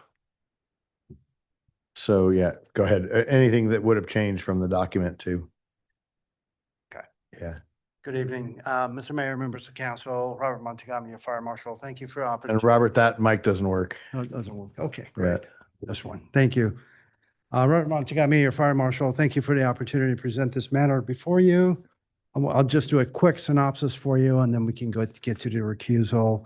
As you're aware, this is the weed abatement program. It's a three-part program for our one of our fuel modification or fuel hazardous reduction that we have, programs that we have within the city. And it's a three-part program, as I mentioned, and initially on March 24th of this year, council approved a resolution which declared weeds and rubbish and refuse on city properties or private properties as a nuisance.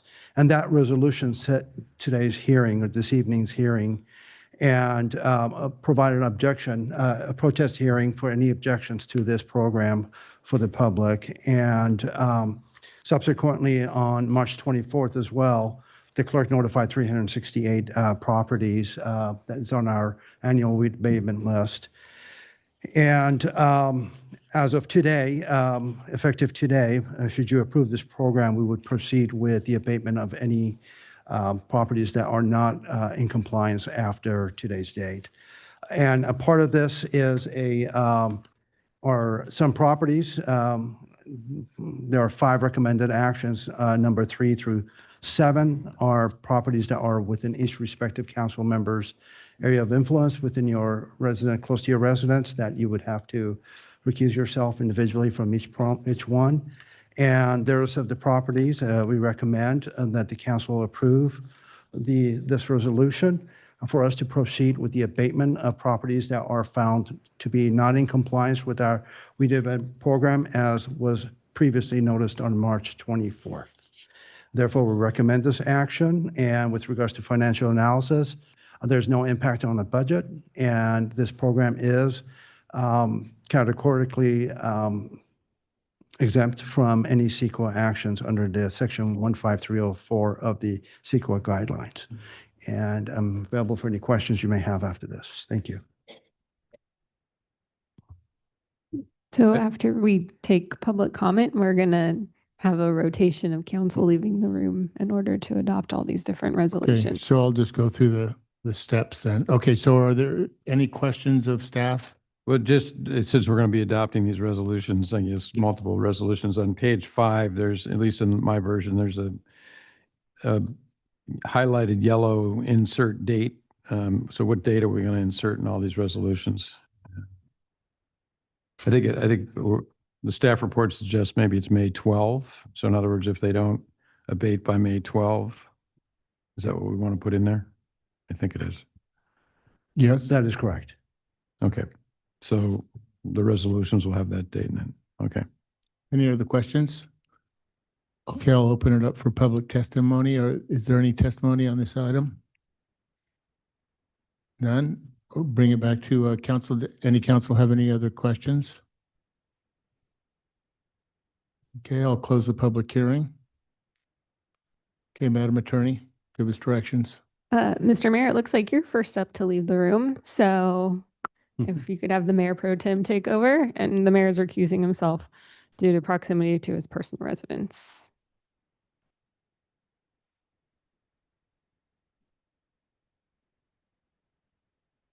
You have to speak really softly too.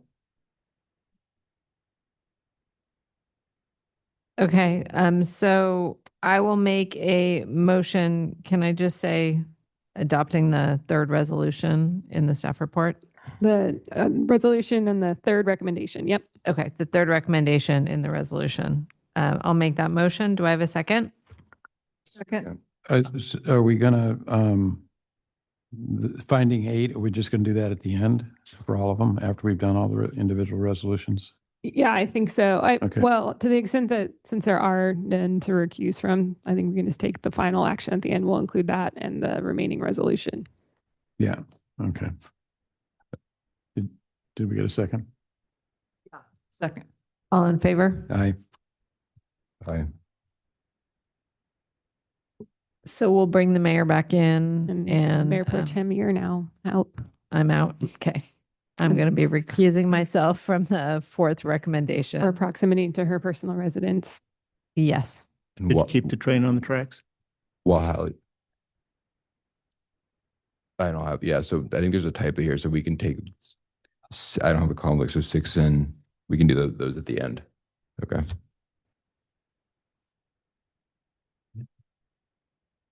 So I would move that we adopt recommendation number 4, the resolution listed in recommendation number 4. Second. Okay. All in favor? Aye. Aye. Passes unanimously. Councilmember Kempf. Councilmember Kempf is recusing herself due to proximity to her personal residence.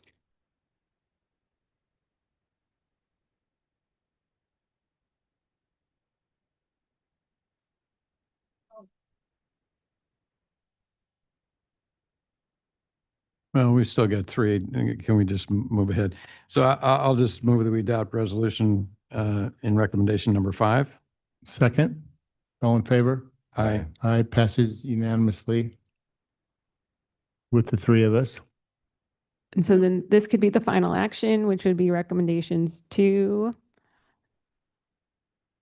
6, 7, and 8.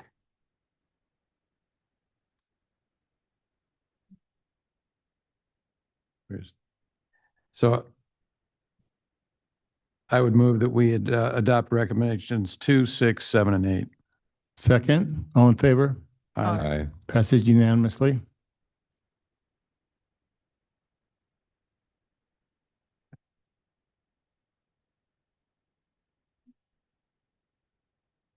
That takes us to item 22. Does anybody need a break? Should we take a break and go find Hallie?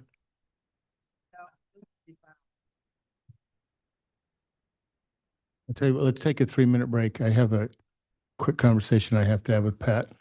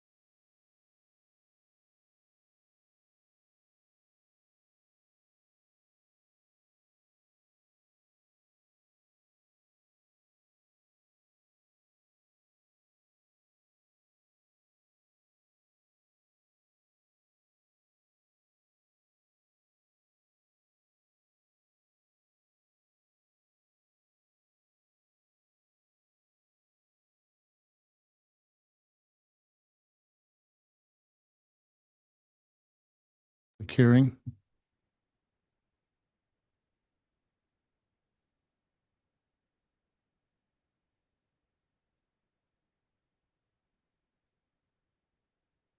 So this is the first reading of design review efficiency ordinance and efficiency ordinance and efficiency ordinance. Anthony will explain. Okay. Thank you, I thought I had Mayor, double members vision. of the City Council. My name is Anthony Vieira, Deputy Director, and joining me for this presentation is Jane Abzug, Assistant City Attorney. This is a presentation on two draft ordinances. One is related to Title 25 of our zoning code and also Title 21, and that we have titled the Design Review Efficiency Ordinance. And there is a second ordinance that does not affect the city's local coastal program, which we have referred to as the Efficiency Ordinance. And now we'll go ahead and get us started on this presentation. And I do want the council to bear with me just to indulge in a couple of minutes. Wanted to give a quick overview on the purpose of this item and perhaps get on a bit of a soapbox about it. The Design Review Efficiency Ordinance and Efficiency Ordinance are intended to do four things. First, we worked really hard to get out of the planning application backlog, and we don't want to find ourselves falling back behind once again. That's hard on staff and also hard on applicants. Second, improve how we process planning applications. Third, we have a talented and committed planning staff, and we want them to focus most of their attention on those projects where their expertise truly makes a difference. On the administrative side, we've already made significant improvements. We created from the ground up a comprehensive plan check review checklist for city staff, which helps planners progress through a plan check more efficiently. We've published detailed application submittal checklists and handouts for the public. We've also updated our templates to better use standardized language where appropriate, and we've leveraged technology, most notably by launching the online permit portal in January of last year. Today, planning applications are processed digitally, and our planners have the tools and training to complete thorough reviews as efficiently as possible. We've also streamlined certain administrative functions, such as how we prepare real property disclosures. Even with those process improvements, the workload remains very high, and the job has become more complex over time, especially with ongoing changes in state law, including ADU requirements. I've been with the city for over 11 years now, and I can tell you that the planner's job has never been harder. The volume is also a challenge. For the month of April, we received an average of 8 new planning applications per week. Many of these ultimately require discretionary entitlements, and that often means preparing staff reports, typically after at least 2 rounds of plan review and sometimes more. As of this week, we have 261 active planning applications, and we as a division produce an average of 30 to 40 staff reports each month. The purpose of this ordinance is to make sure our code supports a more efficient process so we can keep pace with demand while maintaining the city's design expectations and safeguarding the community and its residents. We want to be strategic and thoughtful with the projects that require design review, as well as the level of design review that's required for those projects. We have limited resources, and it's important that we preserve the bandwidth that's necessary to give our most impactful projects the attention they deserve. Unlike the private sector, we don't have the luxury of telling customers that we're too busy to take on new work, and so that makes finding the right balance for design review difficult. It's been an iterative process that's taken place over many public meetings, as we will discuss, but I'm content with where we landed and think it preserves the government oversight that's critical for regulating development. Lastly, staff is concerned about our ability to maintain compliance with state housing laws, which are continually evolving while also remaining protective of community character despite decreasing local control. We do think that these ordinances help to address that issue too. And with that, I will turn it over to Jane for the next part of the presentation. Good evening, Mayor and members of the City Council. I'm Jane Abzug, Assistant City Attorney. I'm here to present on the changes in the Design Review Efficiency Ordinance. There are 4 buckets of changes. The first bucket consists of common practices not yet in the code. The second bucket consists of reduction in the level of design review and findings and criteria for design review. The third bucket consists of other miscellaneous changes, and the fourth bucket consists of changes to Public Works project review. With respect to the first bucket, about 2 years ago, in working with city staff, it became apparent that there were certain common practices utilized by city staff that were not yet in the code. And so to create an equal playing field for both developers and members of the public and city staff, such that it'd be easier to train city staff on how to perform their jobs, city staff created the Design Review Efficiency Ordinance to input these common practices into the code. Some examples of these approaches would be the entire concept of zone clearance and also staking for coastal development permits. The second bucket of changes includes reductions in the triggers for design review. So inverting the DR relationship. Currently in the city's design review ordinance, everything is subject to design review unless it's specifically exempted or accepted.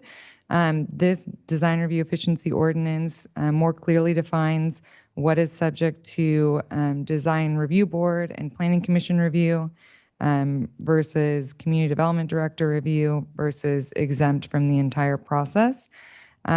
For administrative design review, there's also a process whereby city staff can provide public notice to waive the public hearing on an administrative design review application. If a member of the public requests a public hearing, that public hearing will be held, and if not, it will be deemed approved. Slide.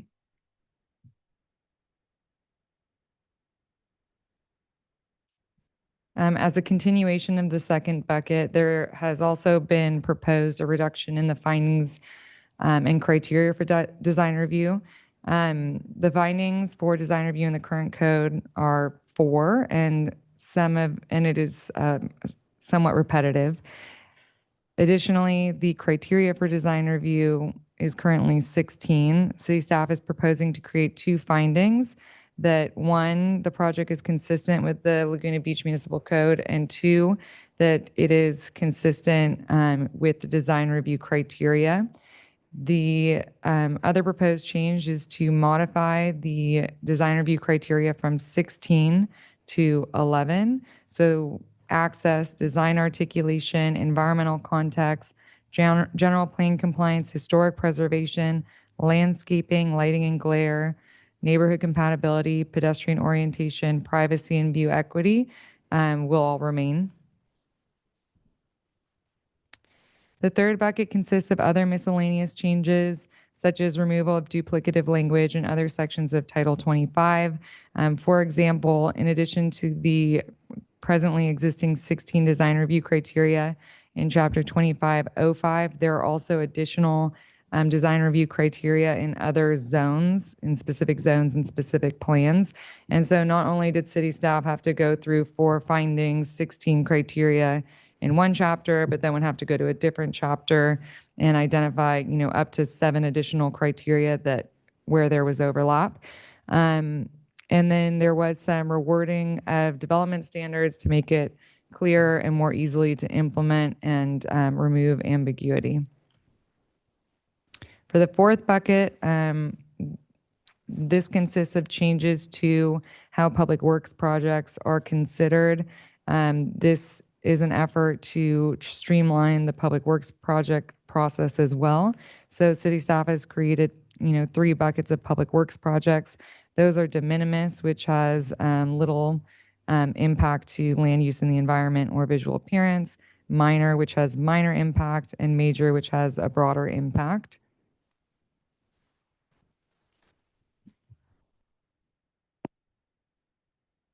I wanted to touch on the last public hearing on this item, which was the Planning Commission's March 18th review of the draft ordinance. At that meeting, the Planning Commission held a public hearing and did provide their recommendation to the City Council for adoption. The Planning Commission's recommendation did include certain suggested changes to the draft ordinance, which has been implemented by staff and is incorporated into the draft ordinance as attached to your agenda report this evening.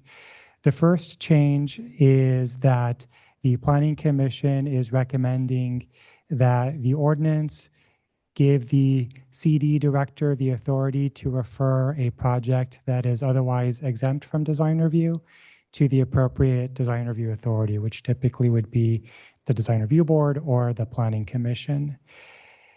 Additionally, the design review requirements for certain building and landscape improvements that were previously proposed to trigger when their heights exceeded 16 feet now has been dropped down to set that threshold at a 15-foot height. Third, the Planning Commission proposed to create a new design review trigger. This is specifically an administrative DR trigger, and that is for certain roof alterations that would change either the roof dimensions or roof pitch. And fourth, the Planning Commission recommended that the ordinance omit any new allowances for luminous tube signs. Luminous tube signs are essentially the city's term for neon signs. Today, you don't really see gas-filled traditional neon signs, but there is a modern-day equivalent just with the advancement of technology. Typically, these are LED lit signs that are meant to look like more traditional neon signs.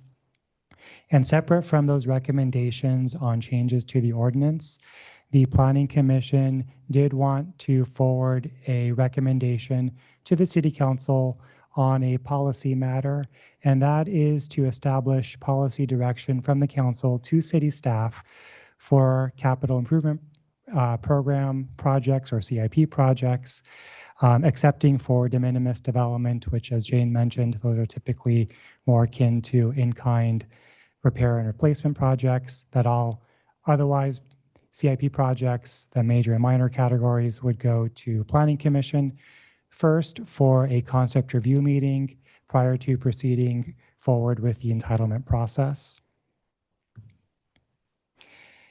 Now, I did want to touch on one of the proposed design review exemptions that's proposed with the DR efficiency ordinance. I do know that we received quite a few comments on this one, so just wanted to add some clarity to this. So this is a DR exemption that applies to new primary dwelling units that meet certain specified criteria.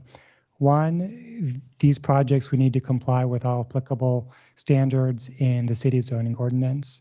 And two, these projects would be further restricted to a max height of 15 feet, which, just for comparison purposes, that's 1 foot less than the 16-foot default height that we see for detached ADU projects in accordance with state law.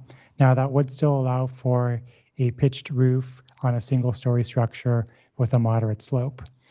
These projects would also be limited to a single-story height, and they would also be subject to a greater setback requirement. The front, sides, and rear would have to exceed the minimum required by the underlying zone by 20%.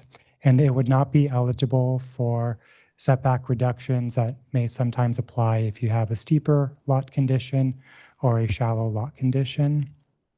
Additionally, to track with this max building height, staff also proposes to limit the height of the landscaping on the property to 15 feet within the buildable envelope, which is defined essentially as outside of the setback areas, and would be further restricted to your max fence height in your setback areas, which typically ranges from 3 to 6 feet in height. All exterior lighting would be required to be fully shielded, and roof decks would not be allowed. This is the first phase of a two-phase approach to establishing objective design standards that are essentially intended to address requirements in certain state housing laws that are reducing local control over certain projects. This phase one that's incorporated into the DR efficiency ordinance is what we've referred to as this box within the box concept. It's more rudimentary. It's really just establishing a more restrictive building envelope. Through past experience, city staff knows that the biggest issues that we see on development applications is when you're building up vertically, typically 2 stories or more. That's when you have the greatest potential for view equity issues and privacy issues. Phase 2, which is just around the corner, is a separate effort, but that is going to be layered onto this phase 1. And what that would do is it would establish objective design standards for 1 and 2 family projects specifically, and would incorporate articulation standards and architectural detailing requirements. And these are broken down into 4 different architectural style groupings. Phase 2 is going to be presented to the City Council in a study session format on May 26th. That's the presentation of the first admin draft. And we are anticipating that the City Council will be considering adopting the Phase 2 project later this summer. So the council and the public may ask, with Phase 2 just around the corner, why are we proposing to address Phase 1 with the ordinance today? The basic height and bulk restrictions will be there regardless of what architectural and articulation requirements we add in with the Phase 2. City staff believes that it's important to advance Phase 1 as soon as possible so that we can be as protective of the city, again, in response to state housing laws. And this is just a sneak preview on generally what that Phase 2 project will consist of. Again, we have standards that are organized by style. Here's just a snapshot of one of those, which is a hybrid of Spanish Revival and Mediterranean. We have another grouping that's more reminiscent of cottage style architecture, for example. And each style grouping will address standards such as building articulation. We do want very well articulated building appearances. We don't want boxes being proposed. They would also regulate roof pitches, and these would all be objective standards. Also, building materials and window design requirements would be addressed. Moving on to capital improvement program projects, the concept review policy consideration before the City Council. Again, the Planning Commission is recommending that all major and minor CIP projects be subject to concept review. Major projects are quite significant. These are typically major new buildings and substantial changes to streets. This might include the Promenade Project, for example, which converts a street shared by both vehicles and pedestrians to create a fully pedestrian plaza. An example of a new building is the new Fire Station 4 project. Planning Commission recently heard a concept review for some transformational changes on Ocean Avenue and Beach Street that are pedestrian improvements that include bulb outs and new landscaping enhancements. And another example of a major project is replacing the raised lifeguard chairs with enclosed lifeguard towers. Those are all very significant, and staff certainly appreciates the importance and also benefit of starting with a concept review. Where we think things get more nuanced is with the minor projects. And just to frame up possible discussion by the City Council, we wanted to give a few examples of this category. These are more surgical enhancements compared to the major category. So one example is the Mermaid parking lot, where the city is proposing to replace in-ground planters with raised planters. These would be low brick planters, and those planting areas would be generally re-landscaped while maintaining large mature trees in those planters. So that's more of a beautification project. Another example is a park refresh of Jarvis Park. The scope of work includes hardscape repairs, general landscape maintenance with some new landscape materials incorporated. There would be accessibility improvements that are being constructed, new lighting in the form of bollard pedestrian style landscape lighting, and then also one new bulb out would be created. And then there's a more utilitarian project, which is the Bluebird Sewer lift station replacement.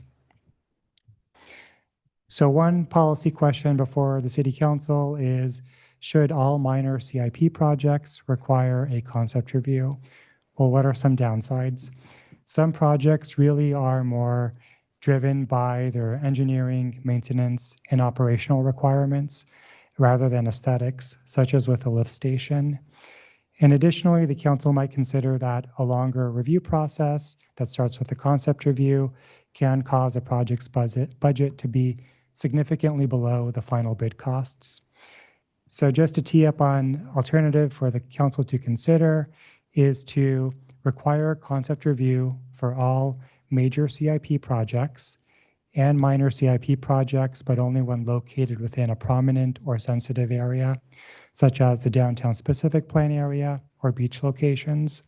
And then additionally, staff would retain the ability to exercise some discretion and judgment in bringing additional projects that fall into that minor category to the Planning Commission for concept review. We might do that if, for example, there's no community interest in such a project.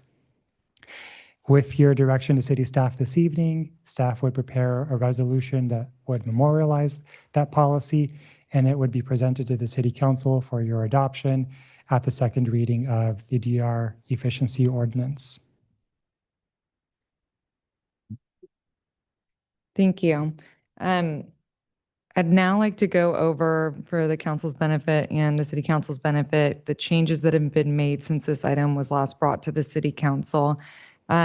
So at a high level, one, this was based on Planning Commission feedback. The Community Development Director is now authorized to refer projects that are exempt from design review to the appropriate DRB or DR authority, whether that's to a hearing before the Community Development Director designee or the Design Review Board or Planning Commission. City staff added to the list of DR exempt projects portable spas not exceeding 600 gallons that are on grade or elevated.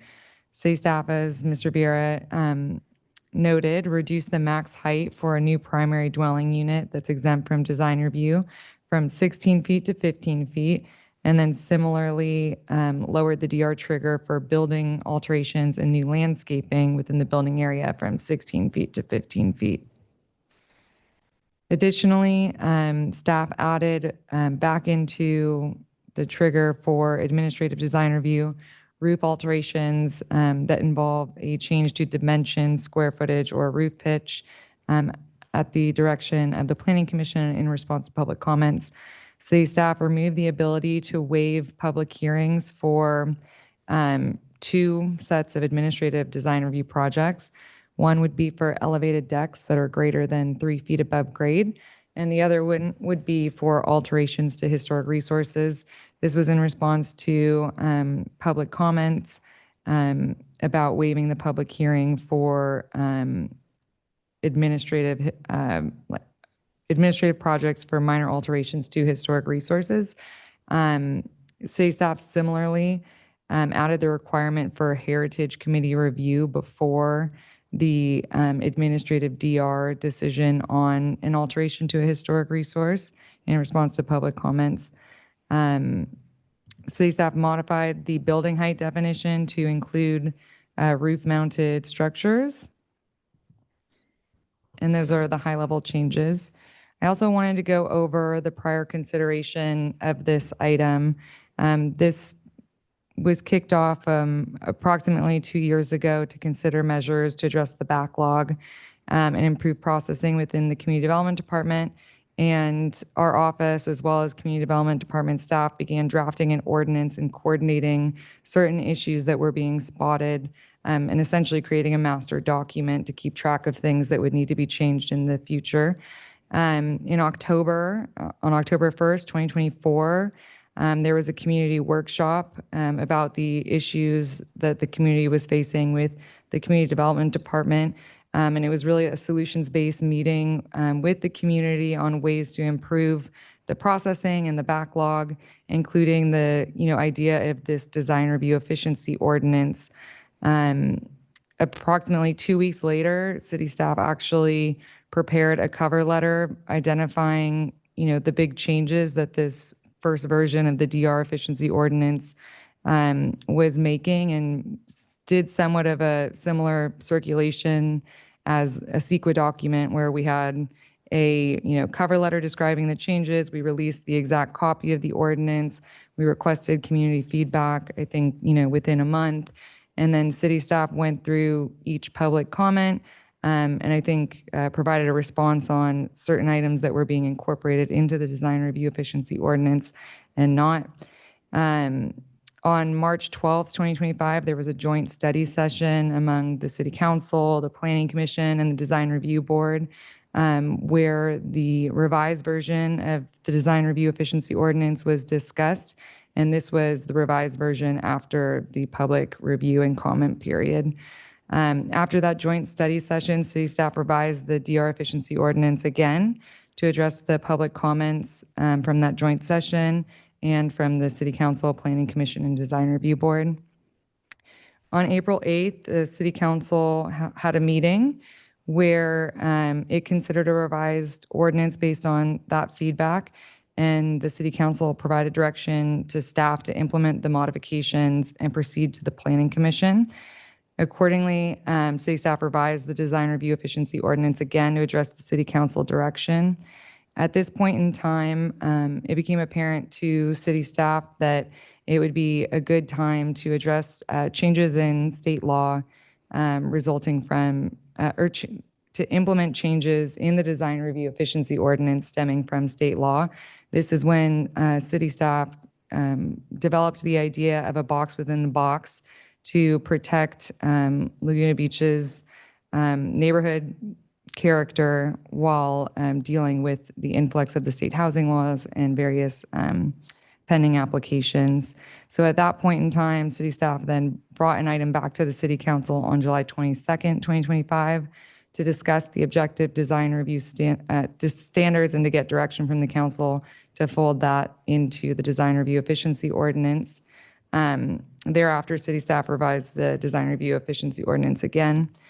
On November 18th, 2025, city staff went back to the City Council where the City Council considered a revised ordinance and provided additional direction to implement modifications, to present the revised ordinance to Coastal Commission staff and get feedback, and then proceed to the Planning Commission.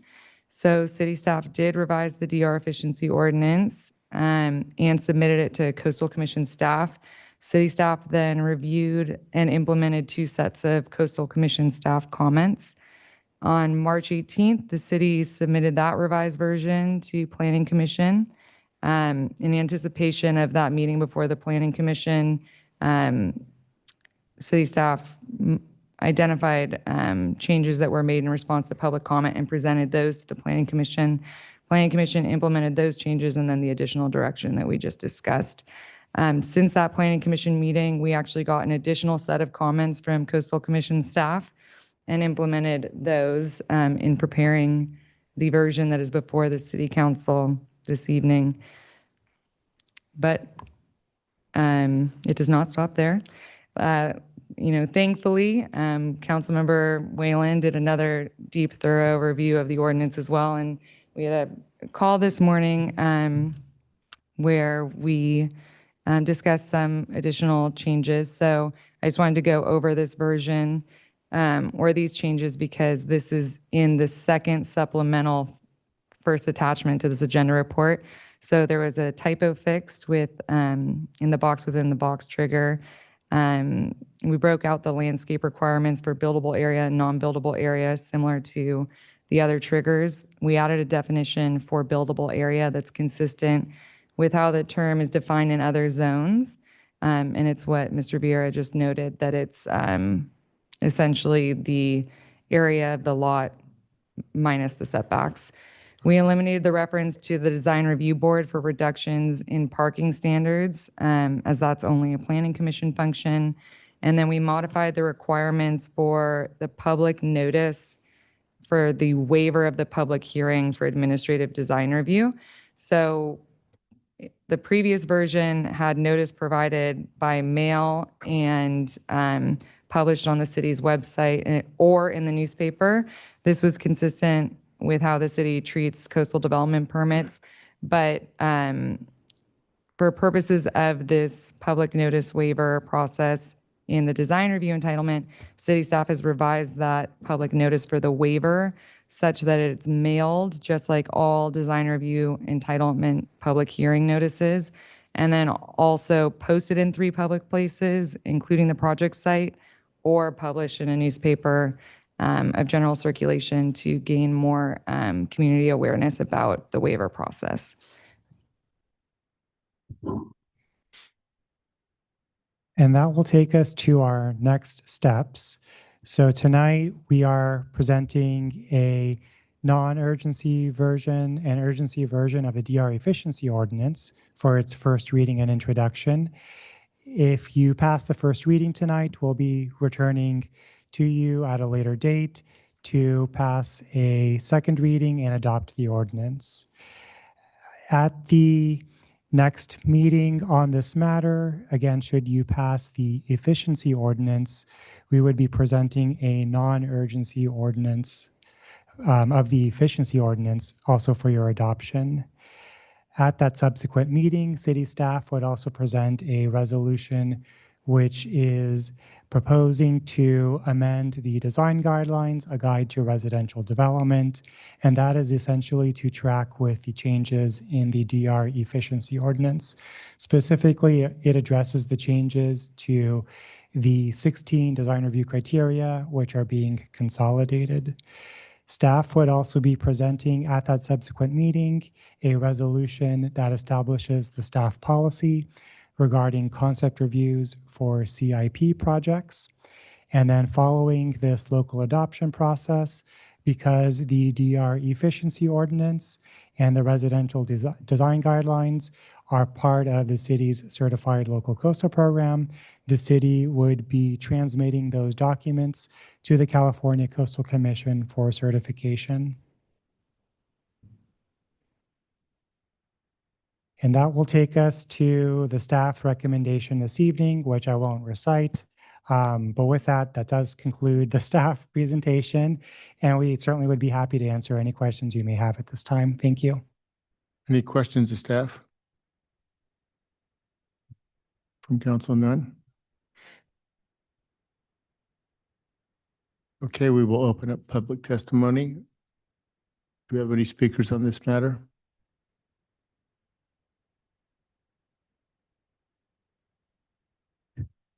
Hi, Hello. my name's Helen Shirley. I live on Roosevelt Lane in Sarah Thurston Park.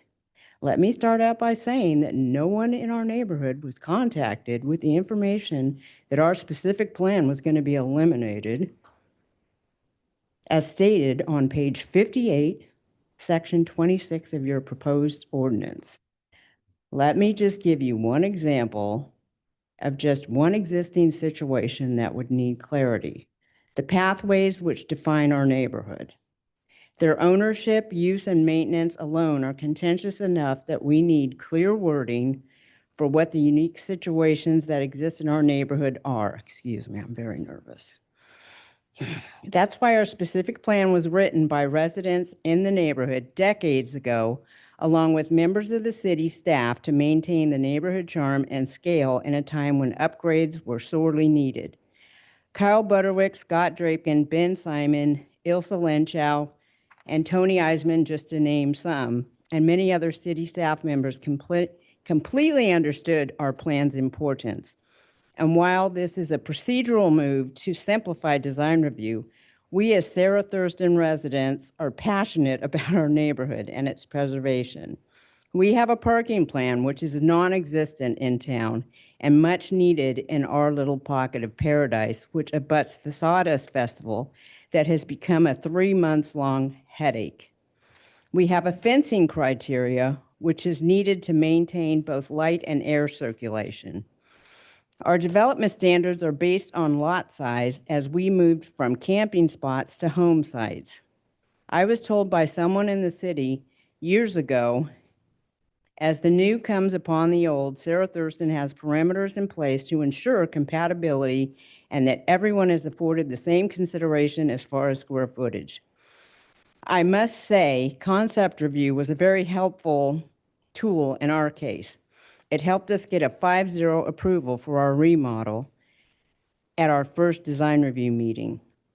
If you would hold applicants to that standard instead of having them come here asking for the sun, the moon, and the stars, and then staff and design review has to whittle away at everything that they want that they're not entitled to. Sorry.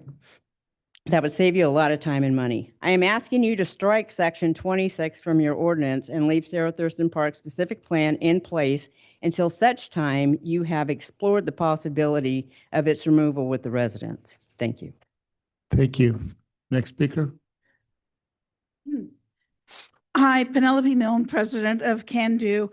I'm going to just address a few very specific things instead of the sort of huge conceptual things. And that is, as Helen was talking about, section 26 of the ordinance strips the Sarah Thurston Park specific plan of its design standards without any discussion with the Sarah Thurston Park residents.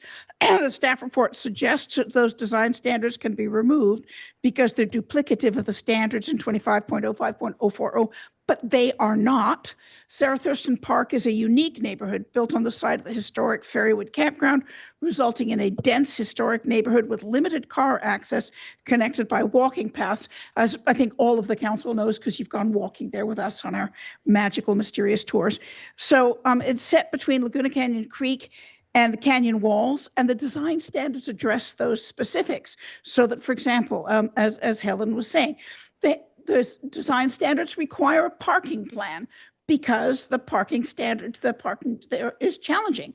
And the landlocked lots have specific parking sites assigned to them at a distance.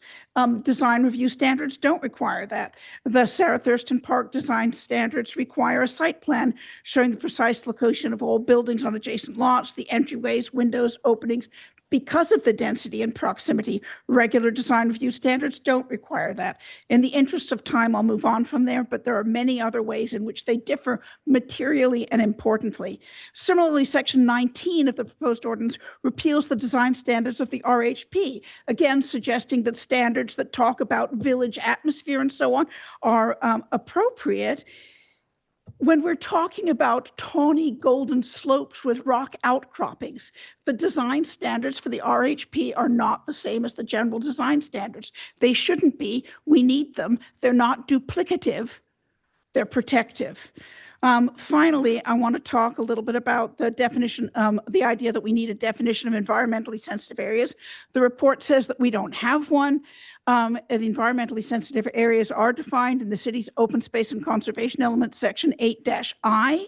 The new definition leaves out many of the things that are in there, like a reference to the very high habitat and high habitat maps and the major watersheds and drainage courses map. Additionally, it says sort of an odd thing that the environmentally sensitive areas would include areas mapped by city council. Obviously, the city council is not out there mapping things. So what does that even mean? All of the maps are approved by you. None of them are done by you. What does areas mapped by city council mean? So it's also critical that any definition of environmentally sensitive areas include wildlife linkages, wildlife corridors.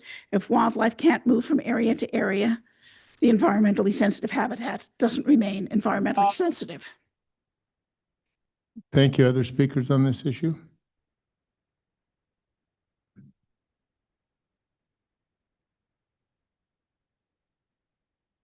Ann Christo, Village Laguna sent a 4-page letter about detailed critiques on the design efficiency ordinance, and I'll just go over some of them. One of them is the box within a box concept. And I think we need to have staff develop some case studies of how this could apply to different kinds of lots. I folded the page because the detailed stuff is on the inside, starts on the inside. Just looking at this shop-off property north of the West Street stairs, if we applied the box within a box concept, we would be in big trouble. It would be easy for them to increase all their setbacks, very big lot. But they could also build a 15-foot high building that would completely block views from Coast Highway. And because of design review, we got to have that whole building below the level of the curb of Coast Highway. So I don't want to have something be adopted that would allow that kind of a loophole to happen to some very important views and important properties. So I suggest, the little example they showed with the cute little cottage with the trees in the background is not what we would get with this necessarily. We might in the very prototypical small flat lot, but many other lots exist where things could go haywire. Also, in that sketch, it showed all these beautiful trees in the background, which would not also be allowed under this without a landscape plan. So they're saying that the height of the plantings can only be as high as the buildings, which of course is anathema to village character and having some more beautiful, taller trees as well. And also plantings of that particular height could be blocking views that we don't know about. Also talks about swimming pools that are no more than 3 feet above grade. That is kind of a faulty criteria for understanding whether swimming pools are impactful. It's not how far they are above grade that would affect the neighbors. It would be the shape, the size, the noise relationships, where they're placed, all those things. And so that would be also a problem for neighborhoods. The idea of not having a hearing if someone doesn't ask for one is pretty unfair as well, because what if, they allow 15 days for you to respond? Could I get a little extra time? Thank 15 you. seconds. 30. What if someone's on vacation for 2 weeks and they come home and here's this notice and the time is expired and the thing gets approved because no one asked for a hearing? I don't think this is realistic. And then if they do ask for a hearing, it's got to be renoticed anyway. So just give them the regular notice. If nobody shows up, you approve it. Simple. I don't think we need to have this. Eliminating, I had to echo what they said about Sarah Thurston Park. Other neighborhoods have also had their detailed standards suggested to be repealed, and without checking with those neighborhoods. South Laguna Village Commercial Zone, they want to eliminate our performance standards, which relate very much to how that commercial area relates to the adjacent residential character and to the historic character of the buildings in that zone.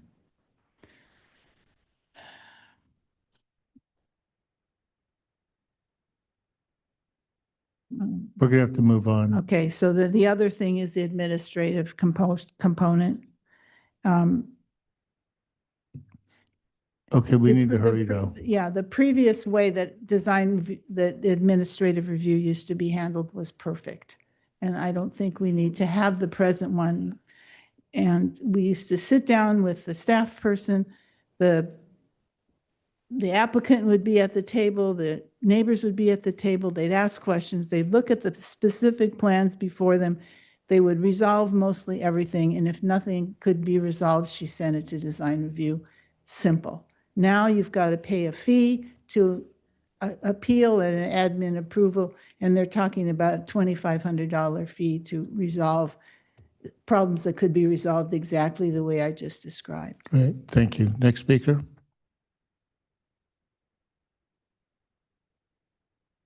Yes, good evening. Name is Merrill Anderson, resident of North Laguna, and also speaking on behalf of Village Laguna. We agree that it's important to periodically review work processes to continuously improve efficiency and effectiveness. The proposed changes to the design review process attempt to address chronic delays and slow pacing of project approvals. Our letter to you, and this was the one that Ann was just referencing, points out that the proposal does offer some workable solutions. There are also some items that could potentially threaten residents' views, architectural compatibility, and property values. Moreover, we believe that more consideration should be given to unintended consequences. One of the hallmarks of Dave Kiff's tenure as city manager has been his engagement of residents to weigh in on important issues for the city. Indeed, there have been such sessions held for this issue. We suggest that he does so again to vet this proposal with residents and other stakeholders so that we can balance increasing efficiency with preserving what brought us to live in this city in the first place. So we ask that you delay the vote on this issue for 60 days or until such time that the city has conducted a stakeholder workshop and incorporated this input into the proposed ordinance. Postponing the vote will also give the city time to fully evaluate how AI can create significant efficiencies in the DRB process. The city is currently evaluating an AI vendor with very promising early results. Thank you very much. Thank you. Next speaker. Oh, sorry, Kathy, I gave your time to Ann. Hilarious. Good evening. I'm Kathy Yerka. I want to say that was a great presentation. I really appreciated it. And I also very much appreciate the improvements that have been made to the ordinance based on public comments. And I agree with the Planning Commission additions. If I understand correctly, and that's a big if at this point, I believe that minor alterations to historic resources will always go to the Heritage Committee and then through the ADR process, which I think is a very, very good change. I share the concerns about the now you see it, now you don't ADR hearing. I think it's possible for it's the idea that there's a waiver. And on the one hand, it's framed as if neighbors object, there will be a public hearing. But then elsewhere, it's any member of the public objects, there'll be a public hearing. And so, and I have page numbers here somewhere. And so that seems a little bit contradictory. I think the idea is that the focus of the public notices are on the neighbors, that they will get mailed copies, which is totally appropriate. But for it to really be a kind of public process and to, I think, have the goals of transparency that I think you guys are working toward, they have to be posted on, oh, next slide. They have to be posted on the city's website. And as loath as I am to ever point to Glendale as an example of how these things should be done, they actually handle it really well. They have a community development public notices, administrative design review. Next slide. I can't even remember what it is at this point. And it has a link to the public notice. The idea that you are not going to post them on a website, but you are going to put them in a general circulation newspaper, what does that even mean in Laguna Beach? I don't know what that would be. This is not 1985, right? We do not go to the newspaper to see what projects are happening in our city. If you do it on the web page, if someone is out of town for 2 weeks, at least they have the opportunity to regularly check if they're concerned about projects that might affect them. I think this change is absolutely essential for this to really be a kind of public review process, not just a within 300 feet neighbor review process. And it's not even really neighbors. Neighbors are people who live there. This is property owners. So I really think that this needs to be public. The other thing I wanted to say is that I don't think that projects in environmentally sensitive areas should get out of a public hearing, even if a licensed professional has determined, subject to peer review, that the proposed development does not impact the environmentally sensitive area. There are bad consultants and crummy peer reviews. And at the very least, the public has to know. And the way to do that is through a website like they use in the good city of Glendale. Okay, thank you. Thank you.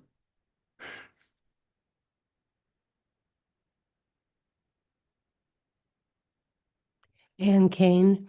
I just wanted to sort of echo what Meryl said about getting a little bit more community input, perhaps something with developers and architects and more of a conversation before we move too fast with this. And I would appreciate having a little more time as well. Thank you.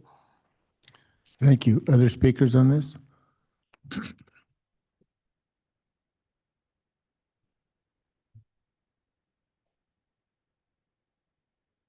Hello again. This is an important night for these kinds of things and that have been on the agenda. So one thing I want to say is that it doesn't matter how difficult it is to raise revenue in the town, they deserve 2 microphones.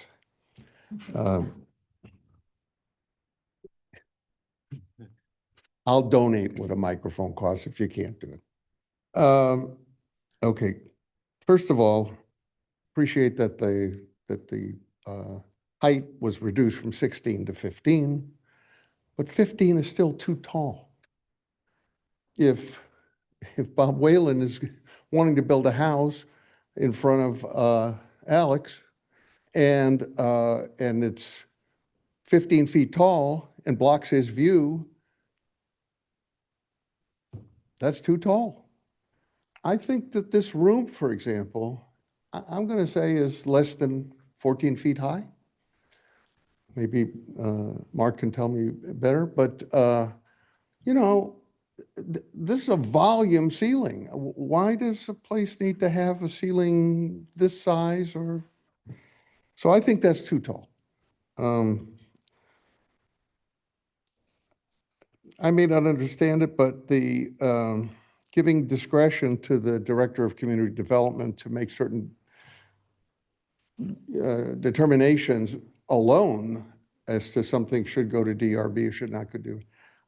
I don't understand everything that's here, but it seems to me that's too much power to put in the hands of one individual. I like the expression asking for the sun, the moon, and the stars that the previous person said, because, you know, the problems in our efficiency are not necessarily just standardization. We've had, over the recent years, beginning with COVID and so on, we've had massive turnover with people in the planning department. And that is a big problem. There was a workshop that I went to. That's what the architects that were giving testimony were saying, is that they do a plan, they have 25, through plan check, get 25 corrections. They do the 25 corrections, they come back in. That person's not there anymore. So now the new person says, yeah, that's well and good, but I think there's 11 more that I think you should do. And that starts to compound and all that. So that's a problem that is not going to be solved by this kind of a change. And I think the noticing has to be affirmative. Return receipt requested, something that the neighbor would have the ability, thank you, would have the ability to affirmatively report that they've been given notice so they can decide, I don't want to go. But I think it's possible that there's going to be many, many problems of people that's just, you know, out of town, what have you. That could be a nightmare, you know, for people. Great, thank you. Any other speakers? None. How about council? Do we have any questions of public or staff? I have some questions of staff, but maybe Does staff have any, you want to respond? Those are going to be my first questions. Just go ahead. So with respect to the Sarah Thurston plan, I just wanted to briefly respond that the zoning ordinance amends that chapter of the zoning code to remove one section only that addresses design review being required for projects in accordance with 2505040, which is the current section on design review or design review, and then has like certain application materials that are embedded within that ordinance. But in the actual PDF of the Sarah Thurston specific plan, which is, available online and part of the local coastal program. All of the provisions remain in that document. And so this is a cleanup of the zoning code provisions, but I think that to address some of the concerns by members of the public, I think we can keep that section and just include and keep the first sentence, which is all new building structures and physical improvements and relocations, additions, extensions, and exterior changes of or to existing building structures and site improvements shall be subject to design review, and design review shall be governed by section 250504 of this code. And I think that would address the concerns. In tandem with this effort to do the design review efficiency ordinance, city staff also redid all of its entitlement applications. So now there's a separate entitlement application for design review and coastal development permits and conditional use permits. And so in the comprehensive new application for design review, it includes certain things like when a geological report is required and when certain grading and drainage plans are required and when a parking plan is required. And so I think that really that is the appropriate place for those things. But nevertheless, it's in the PDF version that's part of the local coastal program. So nothing is being lost and it is duplicative. We sure do appreciate the comments. I did want to respond to a few more. I'll perhaps start with one of Penny Milne's comments. She pointed out that this ordinance references this ESA map that's adopted by the City Council. I think this is just one of the quirks of Laguna Beach. Such a map already exists and it's referenced in one section of our zoning code today. So there's a 1976 ESA map that constitutes the city's environmentally sensitive areas. It includes mapped open space preserve, major landslide areas, earthquake faults, and oceanfront properties. And that is being carried forward and folded into the city's definition of an ESA. But additionally, what we've done is we've taken a step beyond that and have also incorporated the definition that the Coastal Act uses. That's important for us because almost the entirety of the city is within the coastal zone. So having that consistency rather than divergent definitions is better, more transparent, easier for city staff to implement and implement correctly. Regarding Ann Christoph's comments, the box within the box concept, wanted to point out that 15-foot height is a measurement that's taken from grade. Typically, the oceanfront lots that are being referred to, awfully high property values, as we all know. And while the proposed development may maintain a single-story appearance at Coast Highway, they typically are proposed to be multi-story as they proceed down towards in the direction of the ocean. Now, one reason why those buildings do maintain a single-story appearance at Coast Highway is because all new buildings in Laguna Beach, with very limited exceptions, and this is not the case on Coast Highway, they require a CDP. And as part of that application process, the decision-making authority needs to make certain findings, including findings that there are no significant adverse impacts to public views of coastal scenic resources. Regarding the RHP, Residential Hillside Protection Zone, regarding the redundancy that we came across, and this is basically a reflection of city staff experience in preparing these staff reports for our different zones and specific plans. We do find that we often are repeating ourselves as we're preparing these staff reports. Just to use the RHP zone as one example, there's a strong emphasis on protecting natural resources, that natural setting.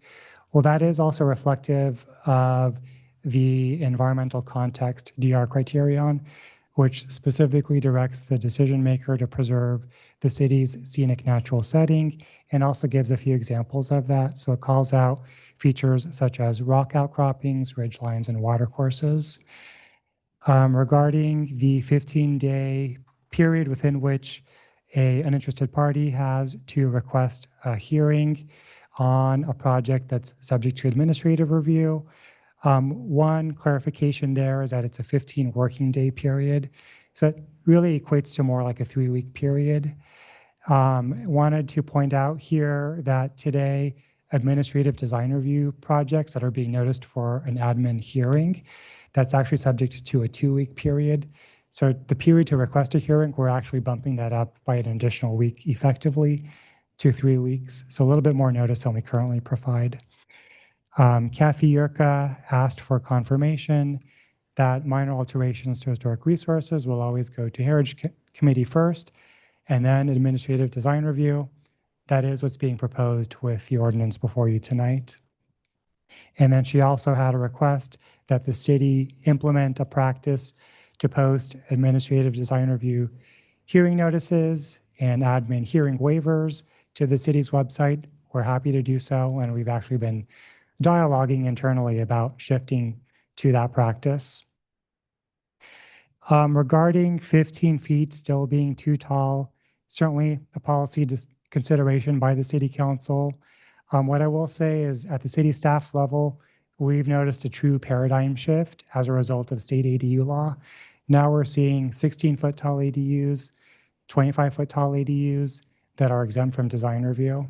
They may still require a CDP, but they don't require a design review. And ADUs are a significant application in terms of volume that we're processing in the planning and building divisions. In 2025, we deemed approximately 100 planning applications for ADUs complete, meaning that they're cleared for a CDP if a CDP is required, and also issued 85 building permits for the same. And so that's why we decided to initially propose a 16-foot height, but in response to Planning Commission feedback, that's now proposed to be capped at 15 feet in height. Thank you. Mr. Mayor, if I could respond to a couple more comments, I would note on the box within a box concept that we've been talking about. The concept is a bit counterintuitive, I appreciate, but part of the reason that that is being proposed is because as a result of state housing laws, we find that to actually be protective of Laguna. And the reason that is because many state housing laws have ministerial pathways with objective standards, and our lack of objective standards in our code opens the door to not having control. And so the proposal by creating objective standards is to actually regain some of that local control. And to complicate matters, I think as these housing laws evolve, and we've seen this very recently, is that it used to be that there was an effort to make objective standards relative to those specific housing laws. And that has also been cut out of some of these bills. You cannot have objective standards for a specific type of housing project. So you have to have across the board objective standards. And so I appreciate the comments about a little bit more time, but I would just sort of, as we've experienced and as we've seen through the applications that have come to the city, I worry that delay will leave open that opportunity for people to come in and build projects that you have less control over. And so I certainly hear the question. We obviously always appreciate the community feedback, but I want to caution against the risk of continuing if you don't take action soon. Thank you. Are there any other questions from council, of staff, or the public? Mayor I have a quick question. Sorry, Alex. That's okay. I was just letting her go first. Thank you. My senior officer. And this might be a question best for you, Matt. One of the things that I've heard from members of the public is this 30-day window to deem an application complete, and the sense, whether accurate or just perceived, that staff don't get the chance to look at that application until day 29 to deem if it's complete or not. So can you talk a little bit about steps you guys might be taking to shorten that window? I mean, in an ideal world, I know that you feel the same as I do. It would be great if staff could look at those applications on day one. So it's going to be a moment for us to get there. Great question, and there is a lot of confusion on that topic. So Typical process, I'll use an online example. Someone will submit an application online. Within 2 business days, it's being processed by one of our planners. They're basically looking to see that it has all the submission requirements so that when it gets assigned to a project planner, it has all the information it needs. So the 30-day shot clock doesn't really officially start until we've accepted the submittal, and that's signified by the payment of the permit fee. We do have occasions where there's back and forth because the submittal requirements aren't there. We keep trying to educate as much as we can, and we're going to continue to do that. In terms of when a planner actually looks at it, we actually have 2 checkpoints for all our projects. The week a project comes in, that planner schedules it for what we call design review team.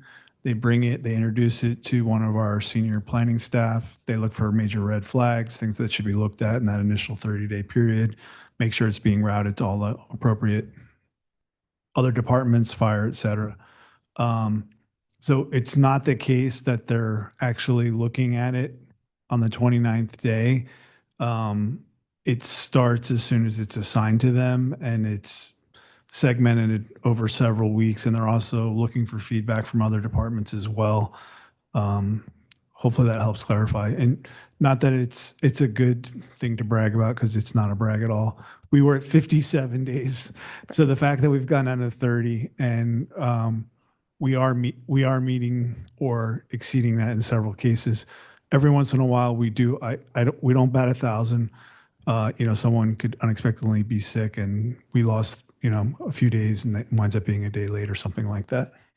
So just to clarify, the way the process works is that, somebody submits their application, within 2 days, that's being looked at by somebody. And then over that 30-day period, there's a lot of behind the scenes work that's going on with you guys reviewing it internally within your own department, flagging things that need to be flagged, routing it through other departments. So there's a lot of that kind of work that then goes into that determination of the application being complete or incomplete. That's correct. And then I will say, which maybe causes some of the confusion, the final product, the final comment letter is typically assembled, I would say, sometime day 28 or 29. And it's purely a indication of the volume we deal with and the number of things we have to review. Okay, thank you. But the clock doesn't start ticking until a planner has deemed the application complete. It's an important semantics. The submittal. Yeah, the submittal is complete, right? And then that starts, and they pay the fee. We start the 30-day shot clock. Yeah. Did you have a question, Alex? Yeah, just a couple questions. First of all, I really appreciate what a thoughtful presentation this has been, and I think this is, the amount of meetings that we've had in the stakeholder engagement that we've had, and it feels like this process really started, Dave, when you got here, and so it feels like it's been a long process and kind of, there's always going to be, it's a long and complicated ordinance, and I appreciate the issues that were flagged here. So I just want to commend staff, because I think you guys just have a very difficult job, and the presentation and the thoughtfulness and has been really impressive to watch. With respect to the Planning Commission's recommendations, I think I understand number 4, and I don't have an issue with it. For number 3 is, can you help me understand sort of the legislative history there with the Planning Commission and kind of why staff didn't initially include that? And then, and sorry, I'm saying number 3 because I'm looking at it on page 3 at the top of page 3. There's the 4 items, and number 3 is incorporating a design review requirement for roof alterations that change the roof dimensions or roof pitch. So if you're below 15 feet and you have any change in like the pitch, that would subject you to admin design review or to design review? Appreciate that question. So that would be an administrative design review trigger. And initially, staff's thinking was that if you could propose a new primary dwelling unit under 15 feet in height, then a roof alteration within that same envelope should be okay. But since then, we've received a lot of great community input, which the Planning Commission in turn took into consideration and put forward this recommendation before you, which city staff supports. I think we have a lot of existing conditions, and we just due to the natural topography of the city, we have these terracing of streets down towards the ocean, and a roof alteration downslope of a homeowner could create an impact to views. And so that's why that trigger was added. Even if it was under the 15 feet? Correct. And then, do you see a lot of like the changes to roof pitch? Like if someone wanted, I know solar is ministerial. If you wanted to do solar, you might need to change the roof pitches. Do you see that a lot for these types of proposals? I wouldn't say we see a large volume of those types of projects. Where they occur most commonly, I would say they're typically part of a larger scope of work. Got it. For a property. But sometimes we do have these one-offs and they go through admin DR today. Okay, and then the final kind of, I guess, sort of question and kind of and comment is, as I look at the different items for the Planning Commission's involvement, potential involvement for a concept review, like, you know, the Bluebird, they don't need to be involved in a typical lift station. Maybe there's some lift station where there's special circumstances. With the enclosed lifeguard tower, going back to our conversation at 3 o'clock that Councilmember Whalen brought up, you know, the idea of, let's say that we're going and we're entitling, you know, we're trying to get all of our lifeguard towers enclosed, and I could see maybe there'd be value in them being involved in figuring out the design of what that would look like. But then I don't know that we would need them necessarily to be involved in every single application. So maybe my suggestion for that would be, when we do our CIP, could staff include the recommendations about which items, you know, should, because I understand that the recommendation would be that, like, staff has the discretion about which items at varying levels go to the Planning Commission. And I think a lot of the answer is it depends. And so could that be a thoughtful approach to this, so that the City Council can, you know, get staff's recommendation and kind of weigh in about which items is it appropriate where we want to get the Planning Commission involved? Because I think a lot of these you would want to get them involved, but we don't want to create, if there's no need to, we don't want to create unnecessary layers. Is that a fair approach? And so I guess that's my idea, and I'm interested to hear what staff and my colleagues think about that. Did I understand you correctly earlier that there was a carve out for public spaces? You mentioned the downtown area and beach areas. Yes, so that would be one alternative or a twist on what the Planning Commission had recommended. The Planning Commission's recommendation, just to briefly recap, is to require concept review for all major and minor CIP projects. I think city staff agrees that the major projects should always go to a concept review hearing first. We get very valuable input from Planning Commission as well as members of the public, and that saves us time in the long run on those large projects. For minor projects, I think it's a little bit more mixed. And so one proposal for you to consider is to, for that minor category, require the concept review only in certain specified areas that are more prominent, more sensitive. That could include the downtown specific plan and the beach locations. Yeah, and I guess I kind of like, because I saw that part of it, and I think that there could be situations beyond those areas where it would make sense for them to be involved. And the alternative there is that there could be situations, you know, the lifeguard tower example that I mentioned, right? If we're trying to get lifeguard towers enclosed, we don't want every single one to have to go through. So I kind of like the approach of a general guidelines, which could be what you outlined, but then we just have, during the CIP process, we could provide a recommendation of how to proceed. I think that makes sense. So. That's a good idea. And other than that, I agree. So you're just, for some clarity, you're just saying they would kind of package that up in one shot? When we do our CIP approvals, staff could include, based on the guidelines Anthony recommended, you know, here's what we think, you know, we think this lift station in particular should go to the Planning Commission, and just give the recommendations, and the council can weigh in instead of being like overly prescriptive about a standard that might not apply in certain circumstances. I think that could save everyone time in the long run. and ensure that they're involved where it makes sense for them to be involved. Got it. I'd be supportive of that too. I think that's a good proposal. Are there any other questions of staff or public? Well, a couple things. You know, we heard some commentary on the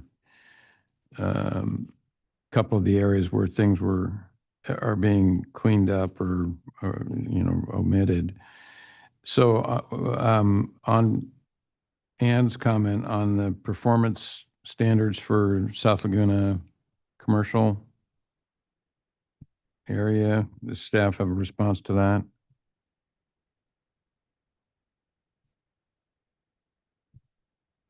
We could pull them up here in just a moment, but it was staff's opinion when we were reviewing those standards that those considerations are essentially also taken into consideration as we're applying the design review criteria. But I think it might be helpful for us to take a quick look at those. Because So I sort of had the same question overall. If you, I guess, bigger picture, if you back up and you start with the, I think it's section 18, and then subsequent sections. So section 18 starts revisions to hillside, residential hillside area, and then 19 is more hillside.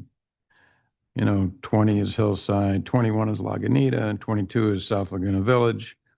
23 is institutional zone, but 24 is Arch Beach Heights, you know, which takes some things out of there. Then we get to the Sarah Thurston Park specific plan. We heard comments on that. Staff responded to. Then we have Three Arch Bay Zone. I raised this with Jane earlier today. You know, we had a lot of back and forth with Three Arch Bay over a couple year period with great sensitivity. And I wanted to know whether we had reached out to them or heard from them. Because a lot of what this does, I guess, is trying to eliminate duplicate sections or sections that, if I understand it correctly, that are addressed in the design review criteria, the condensed list of design review criteria. So the thought was you're not losing substantive determinations that were previously made in these zones because they're going to be addressed in the DR criteria. I mean, is that sort of the conclusion that staff is reaching? Correct. That is staff's conclusion. And do we have any particular feedback one way or the other from Three Arch? No. No input. I don't think that city staff has contacted each individual specific plan zone. But I do know that when we circulated the draft design review ordinance and received public comments, I know that there were individual members from various communities who gave public comments. But I think, as Bob was pointing out, and I think, and both Anthony and Jane were nodding, the intent of this was not to take away anything substantive. It was to make it clear so that when we had to do a staff report, we didn't have to say this over here also meets this over here. We just the same thing in one place. So to avoid us making mistakes. So I don't know, maybe between first reading and second reading, and we should talk about when you want to do second reading, if it's just going to be sequential or later, we could have that discussion with the various communities to make sure that we haven't missed anything and that what you've stated your intention to be is exactly what is the effect of it. I like that idea. Well, and from a practical perspective, so this is going to have to go, so there's basically two paths here, right? We're adopting an urgency ordinance that can go into effect now. I think that one's envisioned for the second reading though. Yeah. Yeah, so Right. okay, so we will do that. And then, but hypothetically, then it's going to go through the permanent update to our zoning code, which is part of our local coastal plan, goes to the Coastal Commission, and that's going to take like a year or something, right? Well, Okay. And so I guess my question is, there would be, if we were if during this period we were seeing a lot of issues, there's no reason why we wouldn't be able to modify that in the kind of the back, because usually it'll go to coastal and then it'll come back to us. And then I guess if we make substantial edits, then it'd probably go back to them. But I guess the point is that there's a period in which there won't be permanent changes. And if we were seeing issues that came up through the implementation of this, those could be addressed. Well, Is that since- I see where you're going with it, but since the urgency ordinance is going to take effect in 2 weeks, right? Why why have this first reading of the permanent one now if you ended up in 2 weeks saying, oh, we're going to change this, that, and the other thing based on further staff analysis or input? What do we lose by just pushing the first reading of the long-term ordinance back to the urgency date, to 2 weeks from now? I think the reason, Councilmember Whalen, that it's recommended just to do the urgency on the second reading is because when there are substantive changes on the first reading, it's getting the urgency in line. We've had some issues then having the final version not match the urgency version. So I think we can do exactly what you're saying. And we could bring both back for first reading next time, and the urgency, just sort of with the understanding that every time we tinker with it, we kind of put into question whether we need to kick the urgency out to the next meeting to make sure that they continue to be lined up. But So we're starting deliberation right now. So are there any other questions of staff or public? And then I'll close the public meeting and then we can bring it back for deliberation. Any other questions? Okay, then I will close the public testimony and now we can deliberate. So Bob, do you want to flesh that out a little bit more? It wouldn't surprise me if I would be, let me say this, I would be surprised if there weren't some further changes in 2 weeks' time. Okay, so given that as an assumption, and I defer to the city attorney on this, I mean, do you want us to proceed to have a first reading on this one tonight? And then what do? We end up having a second, we just throw that out and have a second first reading in 2 weeks? Does 2 weeks leave staff enough time, do you think? Well, I mean, that's when they were going to introduce the urgency. I don't know. That's a staff question. from a noticing perspective, I actually think it might be simpler to not do the first reading tonight, because I think if we do the first reading, we're going to have to, and then there are changes, we have to renotice the first reading, which would actually kick it out. I'm going to look to the community development director and the deputy community development. They probably know the timing better than I do, but I think that what would happen is that we couldn't get a new first reading on the next meeting is the effect. If we continue this, because it's been noticed for tonight, to the next meeting with a first reading, it actually may be more efficient to go that path. That makes sense to me. That makes sense. Let's do that. And then staff can get some of the outreach Dave described and see if there's any further changes. That's a good idea. Between now and the 26th, that we're saying? Okay. Well, I saw heads nodding. Or we could, do you think that if that's not enough time, we could just continue it to the next hearing? Continue it after Or we that. could continue it then, yeah. You guys want to think about this just a little bit before we do anything? No? I think we'll take May 26th. Okay. Thank you. Okay. You'll take it. Okay, so what does the motion need to be here? So Milligan, you want to, Councilmember, Go. I think that we're just going to continue to a date certain here. the entire. So Okay. yeah, we'd continue the entire, so we're going to leave the public hearing open and continue this, continue this entire item for first reading again on the May 26th meeting. Okay, so I'd move we continue this item to leave the public hearing open and continue this item to the May 26th meeting. I'll second that. All in favor? Aye. Passes unanimously.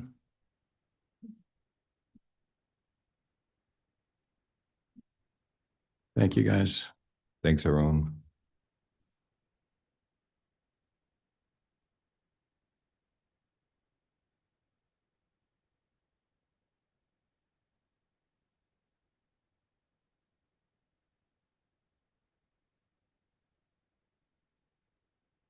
Michelle and Matt are Item coming up. 23 is another public hearing.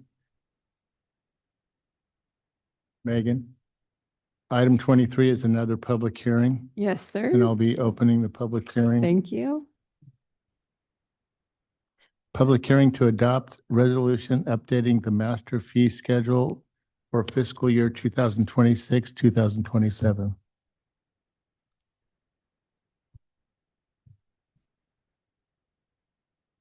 Thank you. Good night. It's almost good morning. This is a continuation. We had a public hearing on, or actually, sorry, we are at a public hearing. We had a study session on April 14th, where we talked about the community development fees. Let me share my screen. Sorry.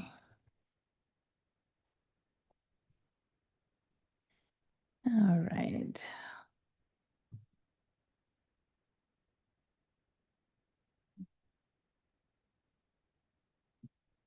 And just really quickly, this is based upon, at that meeting, we talked about a fee study in 2021 that was approved by the City Council in May 2022. And at that time, the City Council approved a resolution that adopted full cost recovery for all the building and fire and public works fees, but did not adopt full cost recovery for community development department fees. And they were at a lower rate, and we've been phasing those in over the last few years. On April 14th, we had a study session to review the planning and zoning fees. And we are coming back with the citywide master fee schedule that would be in effect on July 1st, 2026, except for the development-related fees. There are certain fees that are highlighted in attachment 2 to the staff report that are development-related that would be effective in 60 days. There's a couple of slight changes we've had to some of the planning and zoning fees since the study session. So the appeal of the City Council per application in our PowerPoint, we had a number in our staff report, we had $6,290. And in the PowerPoint, we proposed $4,500. So in the attachment, it's proposed at $4,500. There was public feedback about a new fee called Design Review, Major Design Review Fee. It wasn't a new fee, it was in the fee study, but it wasn't on our schedule. And that number was $21,325. The Community Development Department said this would be a very rare type of fee. It had to be a large development, like a hotel. However, since it wouldn't impact too many projects, we thought the appropriate proposal in the fee schedule would not be a certain fee, but instead to make this a deposit with a minimum deposit required of $10,000. And then we did identify an error in the staff report from April 14th. There was a higher amount of a fee proposed in the 2021 fee schedule. However, the Community Development Department changed how real property report fees are addressed. So we have reestablished the amount would be just $40 per report, which is the current fee. There is no change to that fee schedule. Just an overview of the total citywide fee schedules, all the fees, not just community development, but all departments. There are 19 new fees proposed in here. Many of these are not really new fees. Some of them are the fire inspection fees, which were adopted in the 2022 resolution the City Council approved, but we're just not on our fee schedule. So we're adding them to the actual master fee schedule document. But the fire department has been charging them. We are increasing 133 fees just based on CPI. And there are 87 fees that have no change. The average fee increase is 11.8%, primarily because many of those fees that were adopted in 2022 for building, public works, water quality, and fire have not been adjusted by CPI since that time. And best practice is when there is a fee schedule, you do adjust by CPI every year. Just to highlight a few of the new fees. One is an appeal to the Planning Commission or Design Review Board. That is just a continuation based on the earlier item. One is the fire inspection fees we already talked about, that they weren't new, they're just on the schedule. We had already false alarm fees for those businesses that actually have false alarm permits. The police department has added new fees for unpermitted false alarm fees. So those businesses that don't have a false alarm permit and there's a false alarm, there's a higher fee paid. Special event permit fees based on the ordinance that was approved at the last meeting. The Marine Safety Department has added a fee for their rescue watercraft vessel fee. And then the Community Services Department has a number of new facility fees that I've highlighted here. There's also new charter fees. I guess we're in a new 5-year cycle. So we have charter fees for the next 5 years through July 1, 2030. Michelle, before you go any further, I asked, is what's the charter fee? Oh, yeah, that's a good one. A charter fee is related to the charter of the trolley. Ah, great. Thank you. Sorry. Someone charters the trolley. Ah, perfect. And so there is a 5-year schedule in our fee schedule. So a couple of just highlights. What's our cost recovery? Generally, before adopting this fee schedule is about 30%. And all other departments is about 10% because we haven't been adjusting for CPI. After cost recovery, we still have some sort of a planning division subsidy just because the appeals fees we are not recommending to be full cost recovery for some of the feedback that was discussed at the study session. And all of the other departments, we'd be fully supported by CPI. So the fiscal impact in the proposed budget you saw earlier this afternoon did assume that these fees would be adopted. And so there was about $832,000 of revenue included in the proposed budget you saw earlier this afternoon. And the impact is that the taxpayers are not subsidizing these fees, is that the users of these services are paying for those services. Michelle, before you go any further, I know Michelle and I have been working on a lot today and yesterday. This is one slide. I don't know. We really mean the reverse of the top one, right? Yeah. It's the subsidy is 30%. Cost recovery is actually 70%. For all of the departments, cost recovery is 90%. Okay. All right. Again, it's been a long day. Yeah.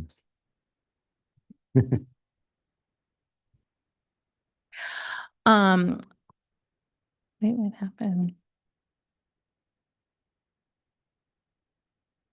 Yeah, a little commercial break. I think we identified a couple of clerical items when we were looking at. More precisely, Councilmember Whalen did. Yes. Yes. The second one I did, but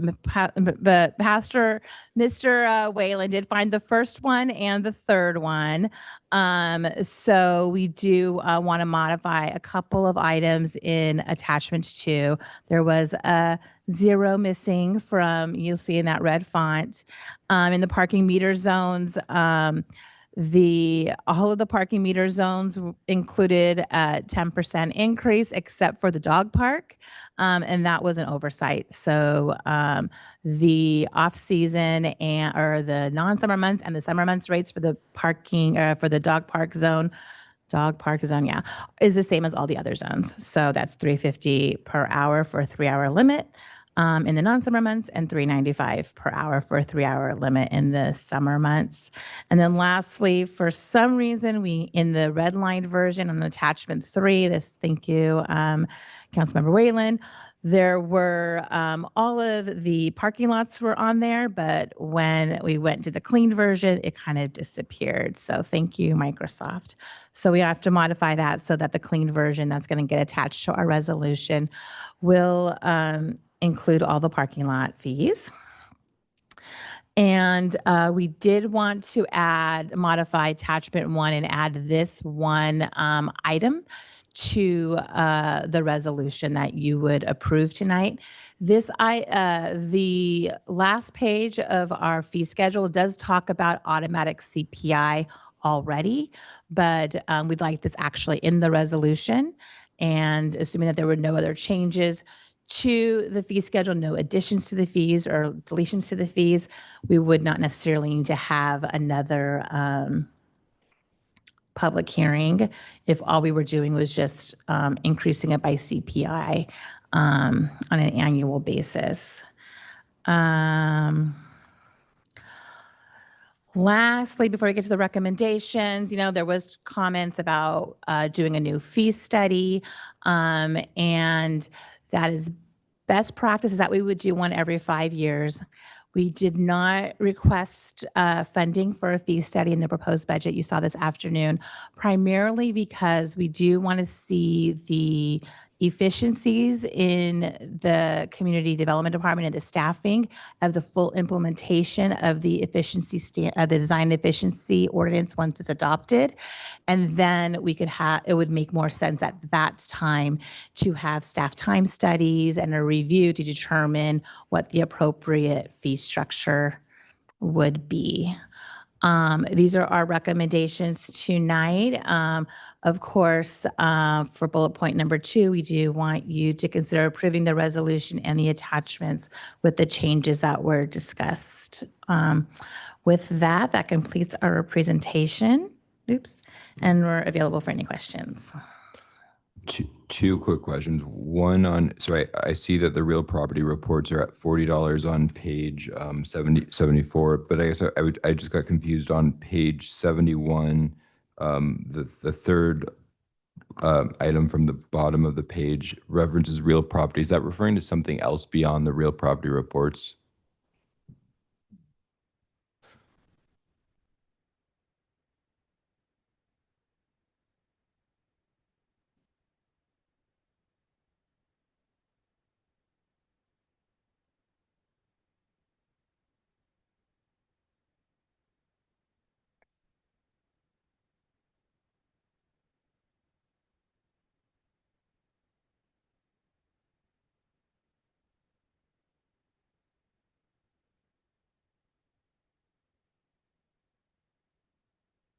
It appears that's a duplicate fee that was in the building schedule. We really classically only apply that in planning, but it should be $40 universally, so we can make that correction. You can just strike that Yeah. right there.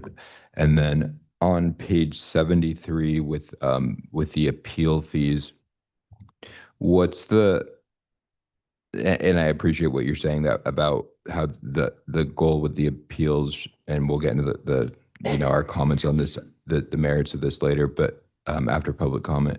But what is the basis for an appeal? So if an appeal to Planning Commission or Design Review Board is $2,500, and then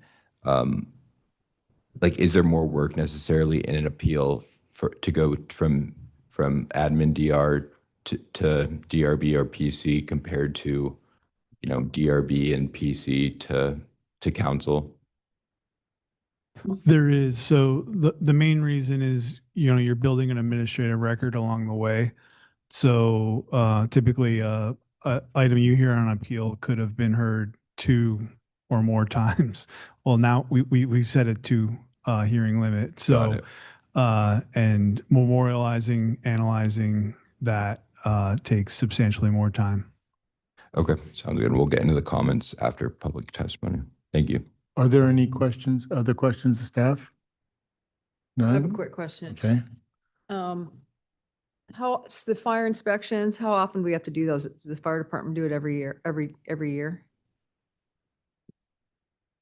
I'm not familiar with their inspection schedule. Okay. The reason I ask is I got a lot of complaints because they started it last year. I think they go and, I don't know, look to see if they have a fire. I don't know what they do, but people were all mad about it, really mad. I got yelled at by a number of people. So I don't know. I'll ask Nico about it. We can certainly follow up. Yeah. Well, yeah, office buildings. And what, just out of It's curiosity? like 100, why am I getting a fire inspection for $175? They're here for 5 minutes. who signed this? Did you council people approve that? I got quite a bit of that.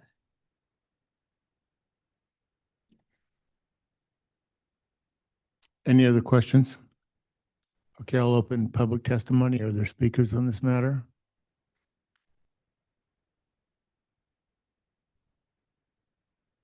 Ann Christoph, I can address my experience with the fire inspection fee. They would come every couple years and look at my office and see if there were any too many plugs in an outlet or whether my extinguisher was up to date. Takes about, like you say, 5 minutes. So this time they came, I think, with either 3 or 4 firefighters, and they had a computer, and they said, well, what's your email address? So I gave it to them. Well, they didn't tell me they were going to send me a bill using my email address, and that's why they wanted it. They didn't tell me there was going to be a charge. It was always free before, and you have no choice, right? If you have a choice, if you know it's going to be $150 or $175, I would say no. I'll go check it myself. You just don't answer the door. Yeah, I mean, it's really unfair. And so I objected to it, and I didn't call you. I should have called you. You could have had another one on your list. I appreciate you didn't call me. So I object, put me down as objecting to that fire inspection fee, please. Thank you.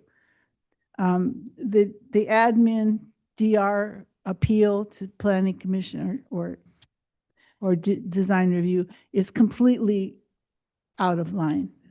I mean, because you have one planning administrator now who makes these design decisions on his own. And even if the neighbors say we want to just send it to DR because this is not being resolved, he can override that. I've had this experience. I've given him a list of things that I thought needed to be addressed. He had something else he needed to address. He adopted what he wanted, and he didn't do any of the things that I asked for, which were, I think, reasonable. And at least some of them were reasonable, and refused to do them. So concluding with, I think you're going to like this project anyway. So, I mean, the system now is arbitrary, it's unsatisfactory, and you should not have to pay $2,500 to take it somewhere else. It's ridiculous, as is $4,500 to appeal to council. Now, I can understand that if there's two neighbors that are disputing, and it's a totally private interest of one neighbor against another, I can understand a fee. But when organizations have to appeal things that are important for the public interest, we should not have to be paying these outrageous fees to try to implement the provisions of our general plan and the goals of our city. I mean, we're not here making money, and we're not here trying to keep someone from blocking our view. We're trying to keep our city on the right track, and we shouldn't have to come up with those kinds of funds. Someone suggested that there be an alternative to demonstrate that it's a public interest appeal by requiring a certain number of signatures of people who agreed with the appeal, and then to have the appeal fee waived. Thank you. Thank you. Next speaker. Hi, Penelope Milne, Can Do. So yeah, I think there is something fundamentally different about appeals, especially appeals that are in the public interest. We distinguish where we think the general public should pay via via taxes and other fees, and where an individual should pay, and it's about where there's individual benefit. And when, for example, the environmental organizations get together to protect a wildlife corridor and appeal a decision, and that benefits everybody, that's a public benefit. There shouldn't have to be private payment for that public benefit. What will wind up happening is the city will lose that benefit. We simply won't be able to do it. One of two things will happen. Either I will come to each of you individually again and again, not that we appeal things that often, and ask you to do the appeal. And it's going to be the same amount of work for staff, and there'll be no fee. Or when we can, we will go directly to Coastal Commission. We don't wanna, but we gotta. A lot of the projects in the canyon, because they're close to the creek, have a coastal development permit. And we can go to Coastal Commission at 0 fee. We don't want to, but we will have to. It will be impossible for us to appeal. It's just not money that public organizations have. So there is not a private interest. There is a public good. We don't charge people for filing a zoning complaint because there is a public good. We shouldn't charge people for filing an appeal when there is a public good. I would also say about the fees, just briefly, that I think we shouldn't put barriers to people doing things we want them to do. We shouldn't charge people for filing for a heritage tree. We shouldn't charge people for fire inspections. That's a public good. We all want that to happen. We all want that to happen. We shouldn't make it harder for people to do it. If the city wants to limit nuisance appeals, and I definitely have read language where people have wanted me to engage with it, where the contentions for the appeal were ridiculous. And I've had minimal influence in commenting on how ridiculous they were. Higher quality appeals or fewer appeals, we should consider putting systems in place for those. For example, a mandatory meeting, right, with sort of threat of appeal hovering, right, over the property owner. Maybe we could work out more things. Also, maybe we could do an educational process for people who are filing appeals. So people would file better appeals to begin with, and staff wouldn't have to spend as long sorting out ridiculous things that don't apply, have nothing to do with the situation, or have already been debunked. Let's do fewer nuisance appeals, but let's recognize the real value that it serves the public. Thank you. Thank you. Next speaker. Good evening again. You must have been very naughty to get this lump of coal agenda in your stocking. Mark did it. I'm Kathy Yurka. I agree with what Anne and Penny were saying about the appeals. I was really surprised when have seen other appeal fees considered for increases and not increases at this scale. There's always been benchmarks, like this is what other communities charge. And so I was really surprised. And in fact, I commented on this however long ago, and I expected maybe there'd be some of that. And I was surprised not. Even $4,500 is quite a lot for an appeal fee. And I was just thinking, back to like, say, the Rivian project, which I think was a good example of a public interest appeal, and it resulted in a better project. I mean, it ended up not going through the appeal because Rivian and the coalition came to an agreement, but that agreement was a much better rehabilitation of the theater. And the appeal was canceled. We sort of won, but we didn't get our money back. I also think just to return the appeal fee for abuse of discretion, it seems to me that if you win on appeal, which is very difficult to do, that's an acknowledgement that there was a problem with the decision-making or the process, and that the appeal fee should be returned regardless of whether it's abuse or discretion. I had, I don't need my PowerPoint. So what you said about the fire fees, I couldn't understand why we suddenly had all these fire fees that we hadn't had before, but that's because I couldn't find them in the schedule and they weren't covered in the fee study. So it looked like they were all new. And I was just really shocked that we charge people if they need an ambulance that's sent by the fire department, or if firefighters, there's a fire and they go to their house. I mean, you say we're charging the people who are involved, not the taxpayers. I think our taxes go to the fire department. And I would be really like, if there's a burglary at your house, you don't charge for a police visit. I'm just really surprised that we expect taxpayers to pay for the fire visits as well. This may not be the opportunity to have this conversation because we've gone down this road, but that just strikes me as a kind of bad policy. But thank you. I will see you tomorrow. It is tomorrow. Well, good morning. We did it. All right. Okay. So My name is Merrill Anderson. I'm speaking on behalf of Village Laguna. And not surprisingly, we strongly oppose a 150% increase in appeals fees. While we recognize the city's need to manage a growing workload and achieve some cost recovery, this specific proposed increase creates a pay-to-play barrier that excludes a significant portion of our residents from the civic process. This increase will essentially silence the community and chip away at our democratic process.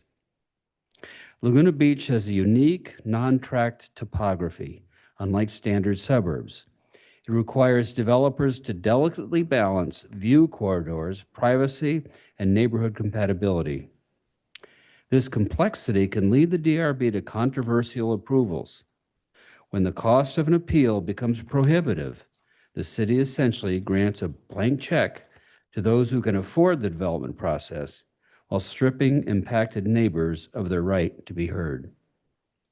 Many of these appeals are in the public interest and provide the benefit of community knowledge and perspectives to public discussion, as we've heard from a couple other speakers. There's also the issue of accountability. Appeals are a critical backstop to holding the city accountable for the recommendations and decisions. Accountability should not be a luxury item. Thank you. Thank you. Next speaker, please.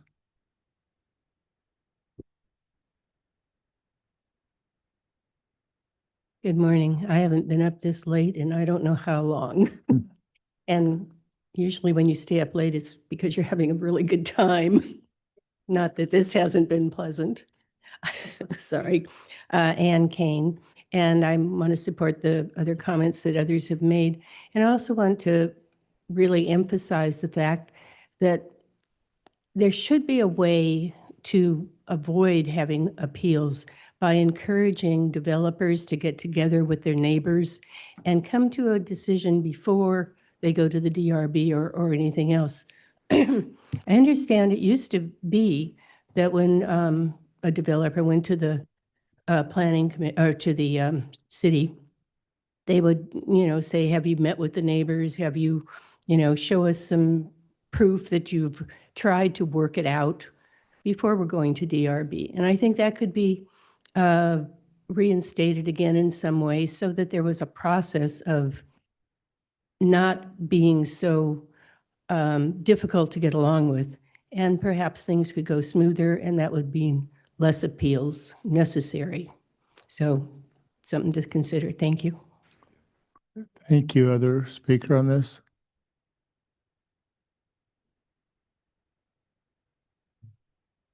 I'm noticing a pattern. Okay, Jacob Cherub, here on the final testimony on the final item.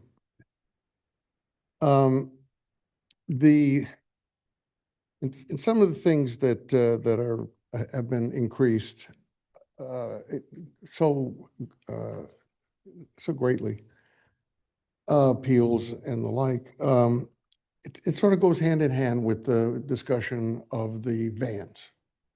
In other words, we have a government, and there are certain things that the government should be responsible. And I know that there are issues of revenue and things that are being expended by the city, and so there's an effort to try to put some balance with that. But to do it in a way of going to someone who is defending, other people are talking about public interest, and I think that is the most important. But it's also important for individuals to be able to defend their properties when a project goes in, and the projects are getting bigger and bigger. They're 4,000 feet and 5,000 feet. And it's terrifying for many people. And if they find that there is something that's a problem, for them to spend this many thousands of dollars, it's almost punitive. It's almost to say, listen, You know, we're busy people in the planning department, we're busy people at the council, you know, maybe you shouldn't do this. But if it's your house, the most important financial asset that everybody really has, you know, we have opportunities to create revenue. And I'll mention again the John Thomas, Jim Danziger effort to put a tax on the restaurants, which mostly are serving out-of-towners. And so they would contribute to these things. And I would challenge the council to be creative about these things, to not put on the shoulders of the residents taking a van to a location, trying to defend their property from developers that are going bigger and bigger. And I'll just say, you know, there's been this pattern that's gone on over the years. I'm sure you're all aware of it. People go in and they put in, the plan they have goes right to the property lines. It goes right to the high. So they come in with these, this is my final point. They come in and they are saying, we want a $5,000 square foot house, knowing that that's not going to pass muster. So when they take 1,000 feet off and they take another 500 feet off, they consider themselves heroes. But that's part of the games that developers play. I was a developer in LA for more than 20 years. We didn't have that kind of things here, but we all see it. So be nice to the residents in circumstances like this. Thank you very much for listening to me. Any other speakers? Okay, we'll close. Would staff like to address any of the issues? I just up want in the to public. clarify that the fire inspection fees were included in the 2021 fee schedule, fee study. It's included in attachment 4 to the staff report. There's a section on the fire inspection fees. These aren't new fees.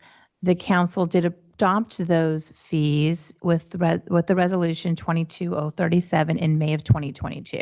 They just weren't on the fee schedule. So when we were updating it, we thought all the fees should be on the fee schedule, but they've been on there. Many of the fees that are fire inspection fees are development related. So there's about a page and a half of fees, and like more than a page is all related to development and that kind of activity. But To Kathy's point too about, we don't literally charge anybody for a fire suppression activity. It was my understanding that these are listed in case we need to go like on a mutual aid and need reimbursement, but those are better questions for Chief King that we can follow up on. yes, I just saw like a fuel modification inspection fee. I was talking about the ones on page ambulance. 22, where we list the hourly rate of lots of different things, including engine companies. But It is nobody gets a bill after their house burns down. No. They do, though, as Kathy is pointing out, we do typically levy a bill if you've received an ambulance transport, and almost always that's paid by your insurance, Yes. including Medicare or Medicaid. Yeah, that's right. But we can have the chief do a memo on those things. Are there any other questions of staff for the public by council? Okay, I will close public. Matt, I don't know if you know off the top of your head, I was guessing maybe it's 20, at the most, 15 to 20 appeals per year to city council. Yeah, it's probably more an average around 15. 15, yeah. Yeah. Thank you.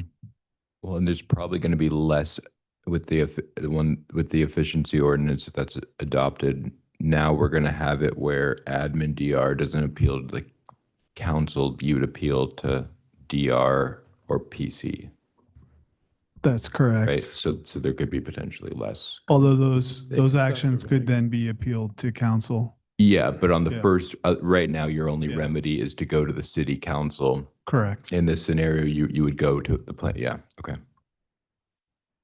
Any other questions? What are we going to do about the appeal fees? We can deliberate on that.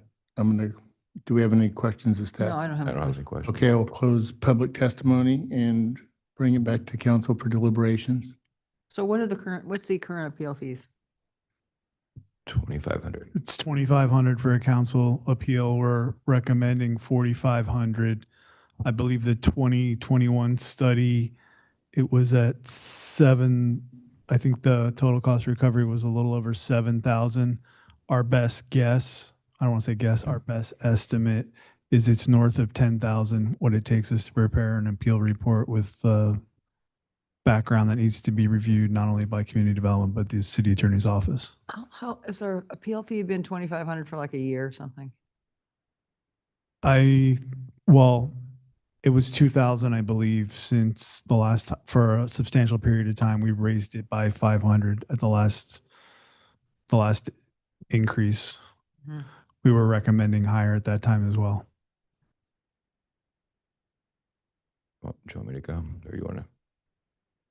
Go ahead. Okay. Yeah, I've thought about the appeal fee question a lot because, and a lot of the public testimony hit on this idea that there are, I would say, a majority of our appeals are, neighbor on neighbor disputes. Both of them have lawyers, and they're probably paying their lawyer more money than they're paying on the appeal fee just to sit through, general public comment and a few of the items. But then, then it comes back to the fundamental questions of due process. And in a perfect world, I love the idea of what Penny was articulating, where you could have, there could be some way to assess, whether an appeal is made in the public interest or whether it's a neighbor on neighbor dispute. I don't know of a good way to do that. And so I think that where I land on this is that from the perspective of, in general, I don't think we should be subsidizing private development. And we shouldn't be subsidized. In general, our goal should not be to subsidize neighbor on neighbor disputes.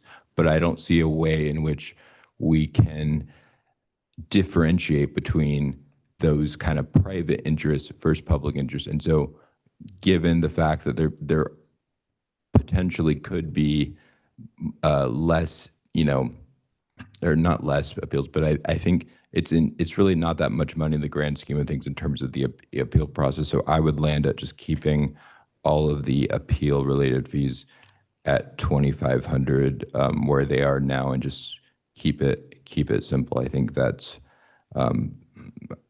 where I felt where I'm leaning towards, just based on the goal of ensuring due process and fairness and giving people making sure that there's not a real deterrent, and also based on analysis of what other cities do. So that's where I'm leaning, but I'm interested to hear what my colleagues think. Yeah, that's why I was asking Matt about his sense of how many total appeals. So I agree, if it's 15 or so appeals, we're not talking about enough money to, fall under Yes, sort. I agree with that. I have a So, quick question for 20. Matt. Do we still do that process where the neighbors are encouraged to talk to other neighbors?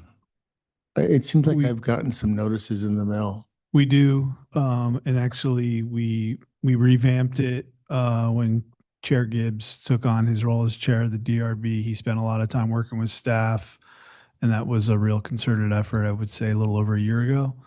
But we very much encourage folks to do that. Okay, thank you. I just have one concern. I'm fine with 2,500, but I don't really, I've never waived an appeal fee for anybody. I don't really like that. And I just feel like, you twist some council member's arm. And then when you're sitting up here, like Mark has waived an appeal fee or something. Well, I'm picking on you, but then I kind of feel like, okay, one council member already has their thumb on the scale. I don't know, even if you may not have that, but it just doesn't, it just doesn't feel right to me. And when everyone else is paying appeal fees and somebody gets a hold of a council member and does that, I just don't love that. I know we probably have to have the right to do that, but Yeah. I don't know. In practice, I don't like I haven't it. ever done it either. I don't, and people have asked me, and I just say, I don't do that. And they say, fine, we'll just gather up the money from the neighbors. So, I don't know if we have to, it's in there, I guess, right? But hopefully it's minimized. I've only done it once, and the applicant didn't ask me to, but it was based on watching a meeting where I saw a clear due process issue. So I don't know. I tend to agree. I don't think that we should be putting our thumb on the scale in these items, but I don't know that it should be removed. I can make one quick clarification. So the recent update to council policies included provision where after the decision is made, you can include a recommendation or refund a fee. And it's not actually part of the fee schedule that's before you, but I think it's actually in the zoning ordinance itself, the provision that allows for a call up by council. So that's something you could direct us to address, perhaps in the efficiency ordinance. Any other comments? Okay, then I will close the public hearing and ask for a motion. I would move the recommended actions with two modifications. One, to delete the real property line item that's duplicative on page 71 of the staff report, 31 of the amended fee schedule. And then I would amend on page 33 of the amended fee schedule and 73 of the staff report, all other appeals, I would make that $2,500. Second.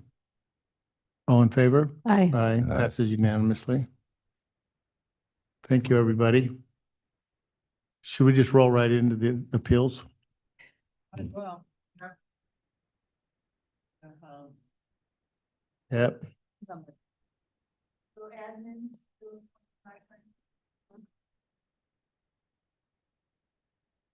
So, yeah. So I wanted to talk to council about this idea of the EIR that we did. You know, I know that we cast a big net for the downtown specific plan, and we just wanted to try to keep it as flexible as possible. And I think that there was some of it was lost on the public as far as our intent and, you know, the inclusion of the art district. And I'm wondering if there's an opportunity for us to revisit that and be a little bit more specific, just to make sure that our intent is clear to the public, to the community. I keep getting asked about it constantly. And I just think that we could use this as an opportunity to provide a little bit more clarity to the public. To study an alternative where we would have, you know, because again, the intent was never to have 700 units. The intent Correct. was, so basically adding an alternative that could be a more limited and focused alternative for Correct. purposes of analysis. I would be supportive of that. Did you have any questions, Bob? No, that's fine. It's fine with me. Okay, that's it. Sorry, are we at 2 or 3 on that? 1, 2, 3, 4. Okay. How about you, Hallie? Sure. 5. It's a record breaker. Great, meeting adjourned. I had one thing. Oh, sorry. I would love for us to consider enrolling our open space lands in the NCC, in the Natural Communities Coalition. I thought we did that. What happened with that before? I'm supportive of that, but I remember we had all these discussions about it, but I don't remember where it led. We talked about it, but I don't think we've ever heard it at city council. I was We looking for haven't, and it's a complicated issue, and there are real trade-offs, I think, as to, you know, what you're getting. Yeah, fire safety for one. So, you know, How well do you understand it, Hallie? I'm a board member for NCC. Oh, so I never mind. understand it pretty well, but I don't understand some of the complications that Bob and Sue were talking about. And I think it's appropriate for us to have staff dive into it, really understand the implications of it, and make a decision one way or the other. In 2027? I don't want to clear the decks and get. Yeah, I'm fine with that. I don't think there's a time pressure, particularly if we can communicate with the environmental community that this is going to be a Q1 2027 issue. I mean, I figured that we were going to get to it sooner or later. I've never completely understood it. All of the details around it. I do hear, you know, from what's his name, that comes to the Coastal Greenbelt Authority meeting. Jim Slentich? Yeah, and he makes a good case for it. But anyway, I would support having staff look into it at some point. and coming back to us. Seems like an item 62. I don't know. I think it seems like a complicated issue. That's not something that would be like a minimal staff resource. So I'm open to the idea, but I'd be supportive of looking at it in the broader context of our strategic planning and goals and deprioritizing something if we want to look at this. Okay, I'm fine with that. I don't think it's going to be that complicated, but I would defer to the city manager and staff obligations and whatever, whenever you think it would be appropriate to bring it forth. It's not a time-sensitive, urgent issue. Do you need a count on that? What was that, an item, or were you saying we would bring that back, Hallie? However, I should handle it. Doesn't matter. I guess I would request that city staff report back with a time frame that they think it would be appropriate to address that. Would that make sense? Could you just talk to like staff offline, figure out what the timing commitment would be, and then maybe it's a 1 hour thing, right? And then we could easily do it, but maybe it's a 30-hour thing, and then. What do you think, Dave? I can see spending 2 hours on it, coming back to you with a summary of the pros and cons, Mhm. and then you're making a decision. I mean, I don't think that would take a lot of effort. So would that be coming to the full council then? Or just to me? What do you Which would you suggesting? prefer? Doesn't matter. to Yeah. me. You can, yeah, Okay. it can just come to me and Okay. then That sounds like a good idea. maybe if I could have one other council person Probably review with me. the mayor, because he's on the coastal greenbelt. Right. Is it? Yeah. Great. George. Thank you. Yeah, Jeremy's done work on this. Yeah, but- I Yeah, remember. he has. I have deja vu right now. Okay, now you can adjourn the meeting, sorry. Now meeting adjourned. Meeting adjourned. See you tomorrow. You're up, Pellet. What? You said you're up.